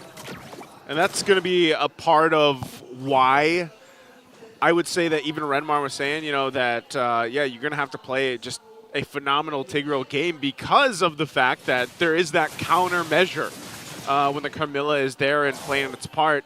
And that's the thing, just like we've seen for the entirety of the season, Domang is just going to go stay in the lane, hold on. Once again, there's the implosion, they catch out Renegade. So even Demonkai and UA just kind of watching that happen. They can't even respond. Nothing. And because the Carmilla isn't really even that chunky of a tank. Yeah. She's more of a support. So, yeah, say what you will about Escalera having to overload on CC and then try to finesse where he uses his skills. But as long as Aurora does not have Renegade ready and the COB don't land, that's GG. Like it won't even look close. Whoa. So they use the Curse of Blood there. They go try to make a play. Not going to happen. I guess earlier, too, Renegade even used, he even purified. So it's all part of, like, TNC's layering. Like, as long as they layer their utility that they have for this lineup, then they can solve the Renegade problem. And there's 2 layers to watch out for. Number 1, or 3 technically, the COB, Curse of Blood, and the Purify. And then as well, the Netherrealm. Let's see how the turtle goes! They're going to go right here for Demonkai. Escalera finds the mark. Netherrealm goes down as well. Spirit Destruction to join the fight. SD will get the turtle. Infernal Pursuit's going to be able to find SD. And now the fight breaking down. Into the jungle they go. Still, the Infernal Pursuit off. The target goes in trouble as well. Double for Yue. Was looking for more from Heads and Hatred. But right now, they're just going to cut off the minions and focus on this tier 1 turret in the mid lane. I don't know about you, but that looks like deja vu. It's the same turtle trade for a collapse. And this value exponentially goes up for Aurora. And they didn't even need to wait for Renegade. Again, I guess I have to eat my words now. It doesn't always just have to come from Renegade. Sometimes Aurora will time out TNC skills, and it's not like TNC didn't land any good skills. If anything, they started that. Escalera had the perfect implosion. He isolated Demonkai, gave the turtle over to SD. Yep. But what was the follow-through? What was the long game? Yeah. Aurora, I guess, was looking beyond the horizon and beat him to the punch. Again, the play here for Aurora, utilizing this Curse of Blood like we see here under the turret. Infernal Pursuit again. The whole team now joining the fight on the top side. Oh, SD not going to get the combo he was looking for there. That was a little too much asking across that that wall. That's pretty thick. Oh, well, truth be told, I think he was expecting Yue. Yue did move around there. He did move. So how awesome would it have been to have caught Yue there, force out a Purify. But regardless, TNC down about 2,000 gold, but it's nothing lethal. In my opinion, I think you could still bounce back. And how do you do that? How do you start? Number 1, you work on the lanes. Work on giving Kozen a safe place to farm. Wait, ooh. Okay, here it is. SD once again under fire. Has the rest of the team help him out. They were waiting for him, though, as Demonkai picks up the kill. Still TNC on the retreat. Not sure if they even want to stay here too long. Already down SD. Before all that, I was going to say at least Hatred. Like, I don't know if you saw the gold difference there, but Hatred actually farming up really well. And he could, especially when he gets those, 2 items locked in on this Lilia, could play a part in some of these team fights breaking out right now. But they're just trying to control the bleeding, it looks like, trying not to lose this tier 2 heads. Already brought down to a quarter of the health. They're doing fine. So good so far for a team that has lost every major engagement in this 7.5-minute game. And they eventually got what they were looking for, TNC pushing down bottom. Yep. It was eventually traded out for top, though. Let's look at that situation on Hatred. Ooh, he's still down about 1,000. On his way to his second item, which is looking like Ice Queen Wand. So he already has the book, already has the Enchanted Talisman. But what's that going to do? Best case scenario, that's going to force Renegade to think about his engage. Yeah. He's going to have to. But he's playing pretty upfront. So he's saying, Escalera, grab me right here. Netherrealm's already going to be used. Domang just around the corner, forcing the rest of the team back. Woo! Still looking for more. Good thing for heads. He had the Primal Wrath, all for the purple buff too. Just how much damage and pressure is being put on from RORA. How much? All of it. All of it. I'll tell you now. And because of that engagement, because of how much effort and resources TNC put into taking that purple, they couldn't defend. That puts their tier 2 down 6 feet underground, bottom lane. And that should definitely help in this first Lord take, spawning in the upper quarter in about 40 seconds. Joseph, long lane control out of TNC's hands right now. I'm looking at their lineup. None of them can quickly rotate. So every move they make from here on in, especially since Aurora is snowballing out of control, is a major decision. You're almost forced to just also, like, for the most part, stay together, and that's why you see Kozin even just traveling around with Hatred because, like I said, Hatred, once he gets maybe the 2 items on the Lilia, that'll help if he's going Ice Queen Wand next for the slow, but there it is. It's picked up. SD! SD! Gonna be in trouble. Gets out with the hand sword again. He's fine. So he's finding, he's trying to farm up, man. He's just trying to find what he can. He's struggling. He's down 2 levels. Down 2 levels. So he wants to be in a position to actually dance for the Lord, but I don't think he's going to get there.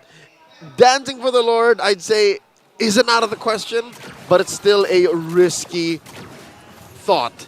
Already started up Doming here, wailing away. Slight advantage to Aurora, 4,000 gold ahead. This is tough. Where's Kozin? Does he have a security detail with him? See if they can do it. Hatred playing his part. This is what I was saying. He's actually a good enough threat. Even has the black shoes to bait out Aurora if he needs to. But right now, they're just kind of staring off at each other. That's right. Because again, even Hatred has to deal with a range situation, right? He overextends a wee bit, he's going to have to be forced to use his flicker. So right now, it looks like Aurora wants to cross the threshold, go into the point of no return. Look at this Lord here, down to a fifth of its health. You're going to bring down? There it is already. The initiation heads in trouble. Primal Wrath flickers out. Renegade's the first to fall, but it's a little bit too late as SD goes down as well. Still going. Edward finally going down. They go in. Domang using the Spear of Destruction to follow up and just zone out the rest of TNC. They lost their jungler. They'll lose the Lord as well. RORA picks that one up. All right. So far, they effectively traded Edward for the Lord. Because Renegade's SD was going to be a long-term trade anyways. Yeah. So eventually, they told Edward, hey, I'm on Jing Jing. Stand your ground, all right? Just force them to pay attention to you. If you die, but we're getting the Lord. And Aurora did get that. But now, looking at what that damage exchange looked like, I'm trying to think maybe TNC can hold out. Wait, what's the? Yeah, you know what? TNC have solid wave clear. I'll tell you now, their wave clear here. Since you have Kozin, you have Hatred, and a little bit of SD, I'd give it like a 4 out of 5. Like, this is okay. We'll see if it is going to be okay. Already Primal Wrath used, trying to clear out this Lord. They should be able to clear it out, trying to hold on to the base turrets. TNC already handles the top. Black Shoes used as well. And also Holy Crystal picked up by SD. So TNC still on the defense, still there, keeps the base turrets up. I told you so, right? A TNC can defend in their base close to all day, right? Probably honestly, the next 2 Lords. Even in the next, all right, pushing it. Okay, 2 Lords next is Lord. pushing Let it. me say next Lord. Next Lord, and because of that, all right, I'm thinking long term now. If they allow for that next Lord to be free, that means they're looking for something elsewhere. That means they can farm up, put some gold on Kozin, put some gold on SD, who is, by the way, I think SD and Hatred need some farm. These boys are they're starving, man. They are bone thin right now. You need Put some meat on those put a little bit bones. of meat on them, then maybe. But here's what's dangerous. As SD and Hatred build up, you get a Radiant Armor and Edward and Renegade just the same. Yeah. You know what? I'll say that maybe even a Rose Gold Meteor and Doming. So it's not as easy to say that the scaling is equivalent and that it's relative. And so if you're TNC, and you know that, all right, we at least have enough time to let's say even the next Lord, we can just scrap as much as we need and get as much gold and meat on our bones that we need to. Without dying. Without dying, hopefully. Because look at that, there's respectable damage there. They go in with the implosion, able to find one. Yue goes down. Now they might be looking for more. Escalera already under the half health point. Infernal Pursuit again. Demon Kite's taken out of the picture. They're turning it around a little bit further. Infernal Pursuit again. But Edward's the problem as he picks up some himself. And Domeng already using the Spear of Destruction. Yue part of the fight again, joining it because of the passive from the Faramis. So in exchange, the 2 for 2. Heads and Hatred for Edward and Demon Kite. Say what you will about how difficult it was for TNC to actually get that and how they overextended a wee bit and it took a little bit of Aurora's hesitation for the fight to end. I'll say it's a win for TNC. The fact that they were able to step toe-to-toe against an opponent that was 5,000, 6,000 gold ahead. Yeah. So this is what I was talking about, that damage that they're capable of doing, their team fighting prowess, they have it in them. It's just a matter of finding the spot now. We talked about skipping on the Lord. Joseph, I'll tell you now, maybe it's even contestable. I think it looks like it's contestable right now. TNC giving the go signal, going for Renegade. SD will get the Lord. There's the implosion, but Domeng has the Nether Realm to help him out. And now they're going to break out into the jungle. But TNC, that's exactly what they wanted to do. So they buy themselves a little more time. Denying the enhanced Lord, saving themselves the wrath of these enhanced minions, and of course getting, I guess, time. They traded SD and Escalera for time. Yeah. But, like, is it enough of the time that they need here? They can still clear things out pretty well, but look at this. You know what? I get how you can't replace time, but... Oh, Hatred. Wait, what? Already Black Shoes, too. He's in trouble. Yue will pick up the kill. The Shadow Kill used as well, and they push in as the Lord goes down. So RORA, they didn't want to deal with any of that. And I was just about to say, time is only as good as what you use it for. I'm not so sure if TNC accounted for the fact that they would lose Hatred along the way. And I don't know what caused Hatred to not be able to flicker out of that situation. Maybe it was just where they were. Yeah. Black Shoes didn't help him any because he did press it down. Yeah. So I think that's a wash. I think that Lord didn't really do what I think TNC wanted it to do. It didn't do too much, but what it did do is it keeps them in the game a little bit longer. It's not a plus for TNC. It's like a... Wasn't a minus for Aurora either. Oh, what? This is, though, Nether Realm right here. Going to force them back into the fight. They get the couple flickers out, too. And Escalera's in trouble. Domeng unleashing on the team as TNC will fall apart. A big pickup here. Triple for Domeng. And now it's Grim. SD all alone here against the force of RORA. They take out the top turret and set their eyes on the base. And SD will do what he can to try to keep it into the game. Clears the minions out before he's finally taken out in exchange. And that's going to be it as RORA takes the series 2-1. The Northern Lights shine bright on this Friday night. Ladies and gentlemen, Aurora take the series 2-1. Is that playoffs? I think it's playoffs. They got that point. They needed 7. I know we'll get that confirmation, but hey, I'm pretty sure that's the point that they needed, man. And you know what? What a story it is. We got playoffs while playing Jungle Paquito. That's You hide it behind the fact that you lost that game, but still. You know what? Respectable. Demon Kite, hey, you wanted to try it? I'm sure you probably asked Coach.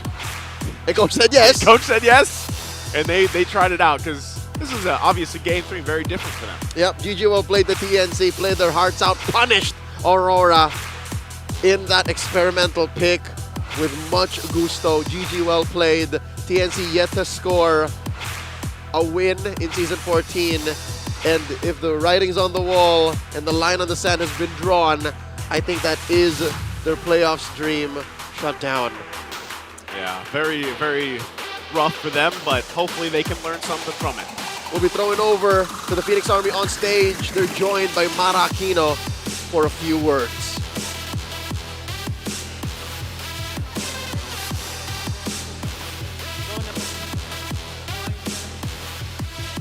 TNC, dahil sa pagkatalo today, they will not be entering the playoffs. Coach Wolf? Wolf, it's been such a tough season. Pero regardless what the results are, nandito ang Phoenix Army supporting TNC Pro Team, cheering for your name, and always there behind your back, supporting you all the way. Anong gusto mong sabihin sa lahat ng mga fans nyo at sumusuporta sa inyo? First of all, thank you. Sobrang laki po ng effect nyo sa amin, lalo na pag mga sobrang down na down na kami, kayo po yung nagbibigay sa amin ng strength. And to me personally, kung hindi man namin ako ngayon season 14, 15 sure yan, all the way. Buong taon next year sa amin yan. Sa atin yan. Thank you, Wolf. It's such a tough first season for you. We're wishing for your success. We believe in you and TNC Pro Team. Heads up, face the world straight in the eye. Because no matter what, we are still proud of you and we will wish for your success in the future. Everybody, when I say TNC, you say always rise. TNC! Always rise! You may now take your bow.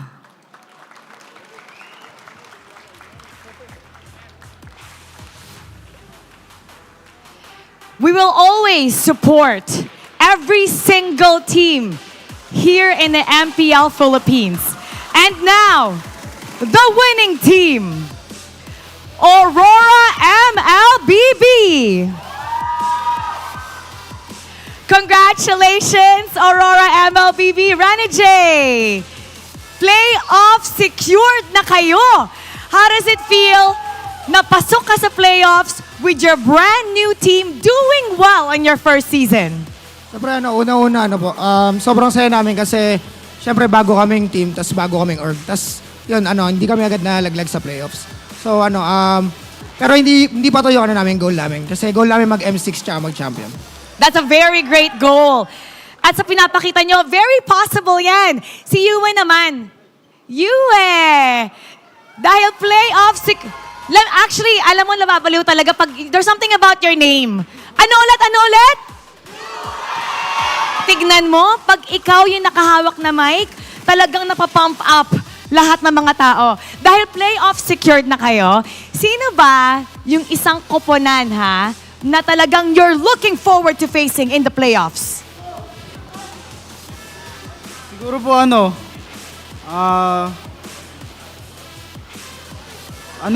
sa tingin ko dalawa kasi nasa Dalawa? Sige, dalawa! Feeling ko Bren tsaka F-Nop po.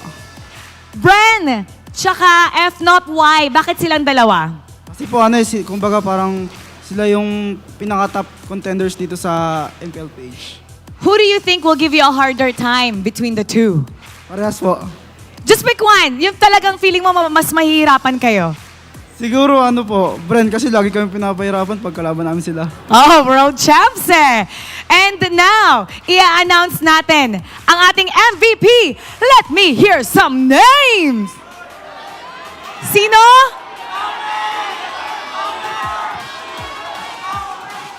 Narinig ko. Let's take a look at the screen. Our MVP, isigaw nyo! Yue, explain mo, express mo kung gaano ka kasaya na you guys have entered the playoff as the Aurora MLBB. Uy, feelings mo to, hindi feelings ng iba. Nagko-call a friend tayo. May shot caller dito. Tinutulungan na siya ni Edward. Tignan natin kung ano mga masasabi ni Yue. Nagkakaroon pa siya ng maraming information dito at malapit na siya sumagot. Ano po feeling ko? Ano po, masarap sa feeling kasi kumbaga ito yung ito po yung first playoffs ng Team Auroras na magkakasama kami. Ayun po. Tsaka ayun masaya. Tsaka salamat sa mga sumusuporta na sa amin. Tsaka not guys so much party at supportan nyo kami sa mga sa yung MDL namin. Tsaka yung MDL po namin. Ayan! Naggaling talaga ng suporta ng kanyang mga teammates. Kahit sa pagsasalita at sa pagsagot, nandun ang kanyang teammates all the way. And now, it's time to announce our lucky fan na mananalo ng 3,000 diamonds and tickets to Day 1 Match 1 of the playoffs. Come on up! Hello! Ang cute mo naman. What's your name? Caleb. Caleb! Caleb, first time mo ba manood ng MPL? Opo. First time? Sinong kasama mo dito? Si Mami po, dinala niya po kasi ako dahil po birthday ko po ngayon. Oh, happy birthday! Happy birthday! Today your birthday? Nung Wednesday pa po. So, ito yung birthday present mo. Opo, birthday present ko po ngayon. Caleb, anong birthday wish mo? Wish ko po na gumanda po yung grades ko at ma-meet po yung idol ko. Saktong-sakto. Maybe we could make that come true today. Sino ang idol mo? Si Edward po. Edward! Okay, tabi tayo kay Edward. Eto na, katapat mo na yung idol mo. Bakit, first of all, bakit si Edward? Kasi po, pogi po siya. Oo nga naman. Agree! Pogi nga. Anong gusto mong sabihin sa idol mong poging Edward? Paano po maging katulad niyo? Ayun! Ayun, okay, Edward. Gusto niyang maging katulad mo. Ano ang payo mo? 11 ka? 11? Opo. Ano ang payo mo sa 11-year-old Caleb para maging katulad mo? Paano nga ba? Mag-aral ka mabuti para makamit mo yung mga pangarap mo. Magiging pogi ka nun sa maraming tao. Pag nakagraduate ka. Ayun, mag-aral ka ng mabuti. Congratulations! Nanalo ka ng 3,000 diamonds, ticket para sa Day 1, Match 1 ng ating playoffs. At ngayon, katabi mo na ang iyong idol na napaka-pogi naman talaga na si Edward. Now, you're gonna take a bow with them. Are you nervous? Malamig po. Malamig. Okay. Edward, okay lang ba you hold his hand and you guide him all the way out? Happy birthday. Wait, when I say Caleb, sabihin natin lahat, happy birthday. Caleb! Happy birthday, Caleb! Aurora MLBB, you may now take your bow and take your walk of victory. Congratulations! There's something about Edward na talagang nakakahanga. At agree naman ang lahat na siya ay super pogi. At sa kanyang advice, mag-aral nga ng mabuti para ma-meet ang inyong mga dreams. And you know what? Aurora MLBB is one step closer to meeting their dreams. We're gonna break down that game for you, so we're gonna go back to our panel. Pasok! Happy birthday, Caleb! And congratulations to Aurora MLBB for making it to the playoffs. We now have 4 teams who already made it to the playoffs. Now we're just missing 2. But let's break down that previous game. Before anything else, it's Yue on the Faramis, who we initially mentioned could be a pick for TNC, but now it's Aurora MLBB who picked it up and apparently is the MVP.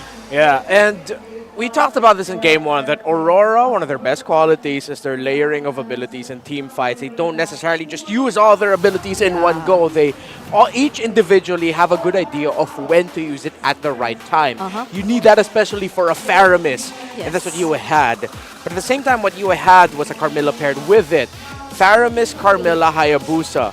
The damage amplification that is provided by the Curse of Blood links that will amplify the damage of the Ghost Bursters, the Hayabusa's ultimate, in terms of sharing it to other targets in a team fight, it was just a big help.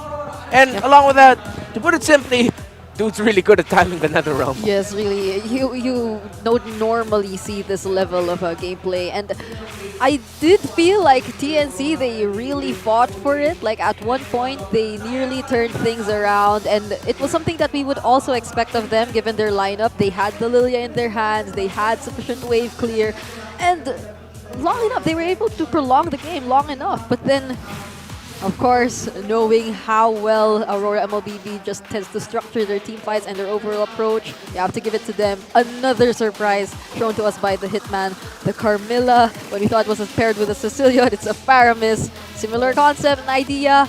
And that game went by so quickly for Aurora MLBB as they secured their match point. When you said similar concept and idea, I was thinking, yeah, they're both dead anyway. But no, I get you in terms of how fast you can quickly deal damage with that skill too. And it's tough, honestly, to get into a right area of team fighting, especially for the Julian, which is why I understood why SDZYZ, it really looked like he was so careful. And during the times he'd finally enter a fight, he'll be like, hey, I'm here. Hey, I'm gone. What happened to my health? And Kozen really had to be careful in terms of where he's going to be positioning, because the Curse of Blood, the area of effect of that is deceptively large. Yeah. So it can't fault TNC. It's more of just like, it's a great pick. You know, if I was sitting beside the man who decided to pick that right now, I'd be praising. I'd tell him, you know what? You're great.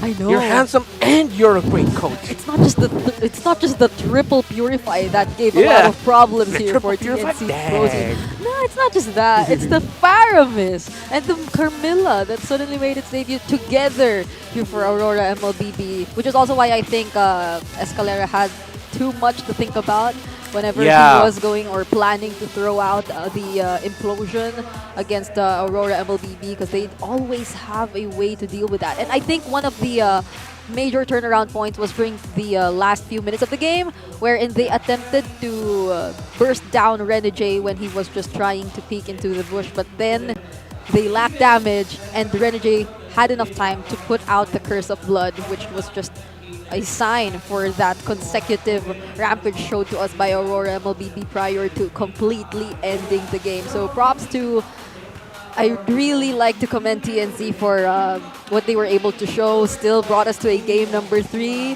But then Aurora, now that they're officially in the playoffs, they just added to the list of teams that you really have to watch out for.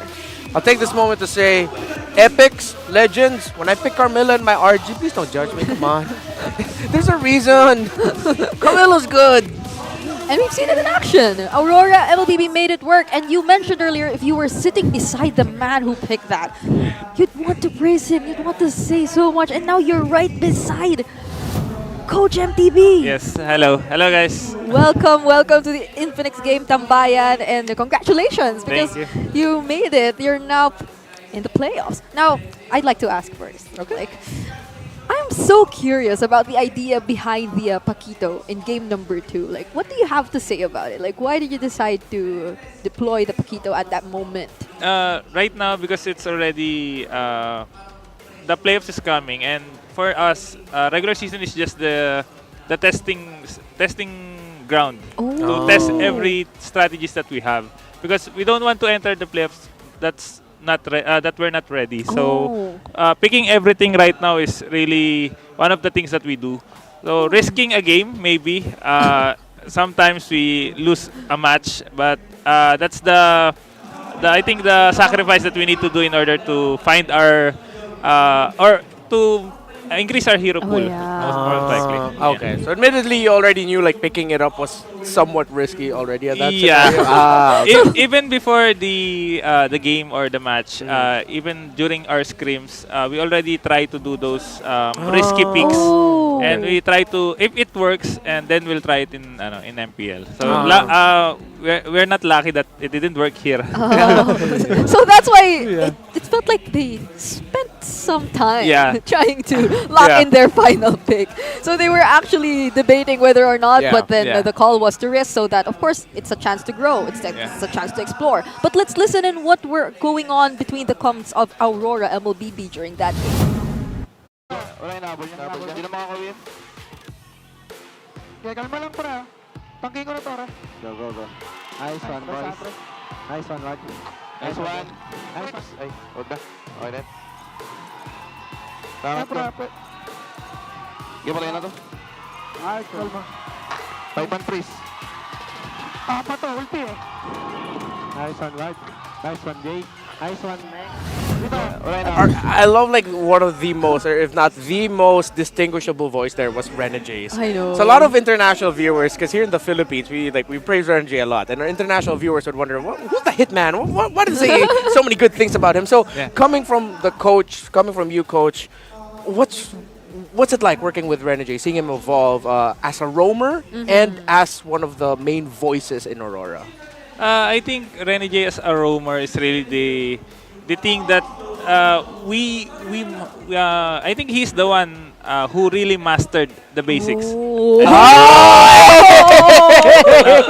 From the time that I asked Renegade if he wanted to play as a roam, I think that was during MSC last year. I asked him if he wanted to play roam because I've seen him play. Yeah. Then from that time, I've been working with him to really understand how a roam works, or from the hero pools, from the shot calling, from everything. I think I already taught him the basics, and he was really the one who mastered it all. Oh, that sounds so reassuring for Aurora MLBB to be led by a person who mastered the basics himself, dubs as the one who mastered the basics. And I'm curious, I mean, you've had history of being able to work with Oh My Venus. Yeah. So was there a lot of Oh My Venus influence in terms of like how you taught Renegade?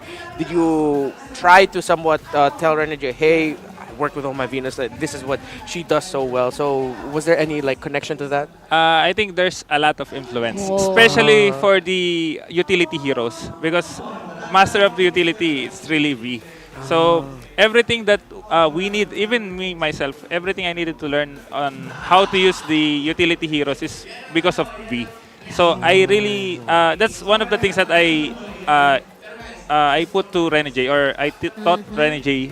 So that's why he was able to master both roam types. Yeah. I think it's really few players who can really do those things that Renegade is doing.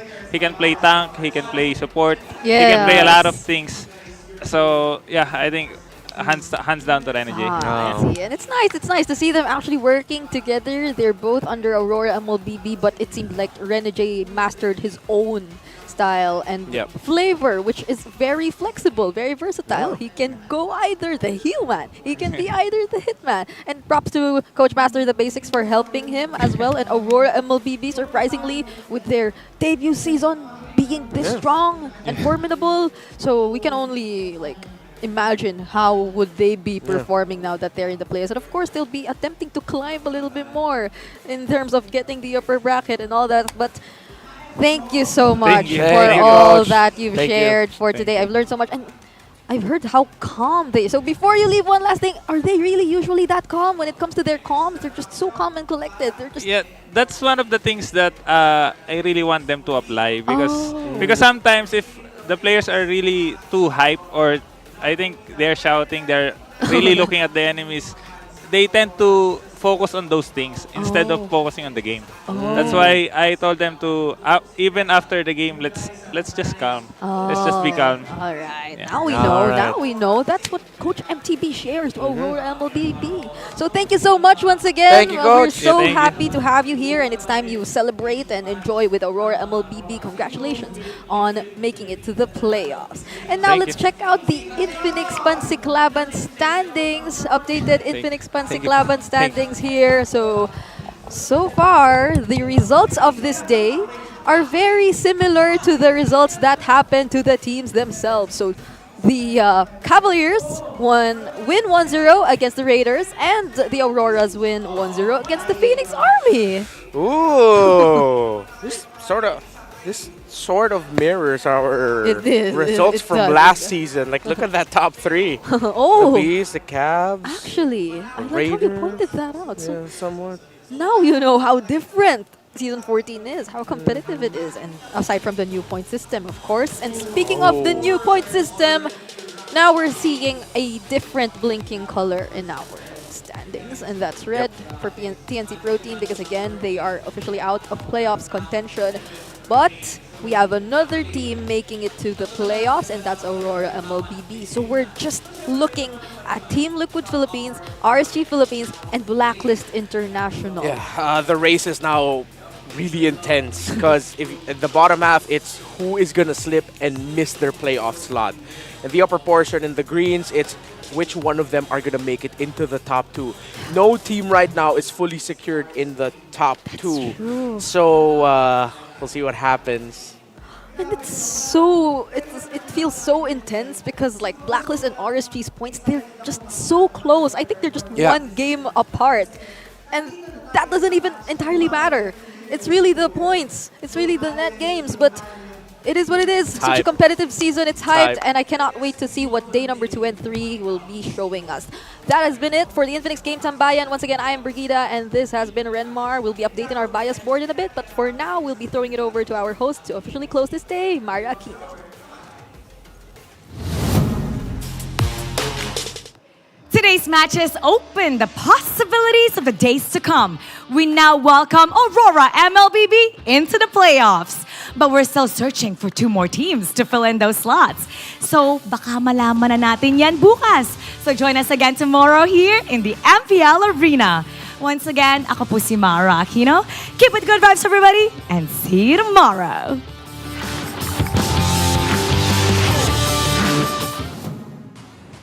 The 14th season of MPL Philippines is brought to you by the following sponsors.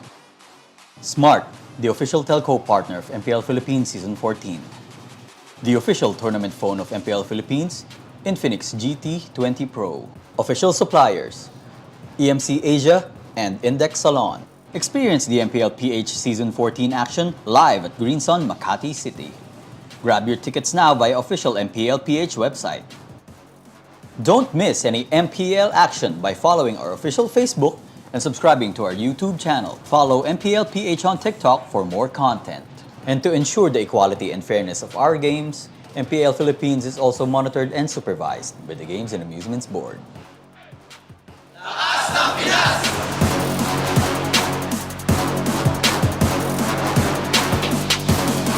Lakas ng Pinas!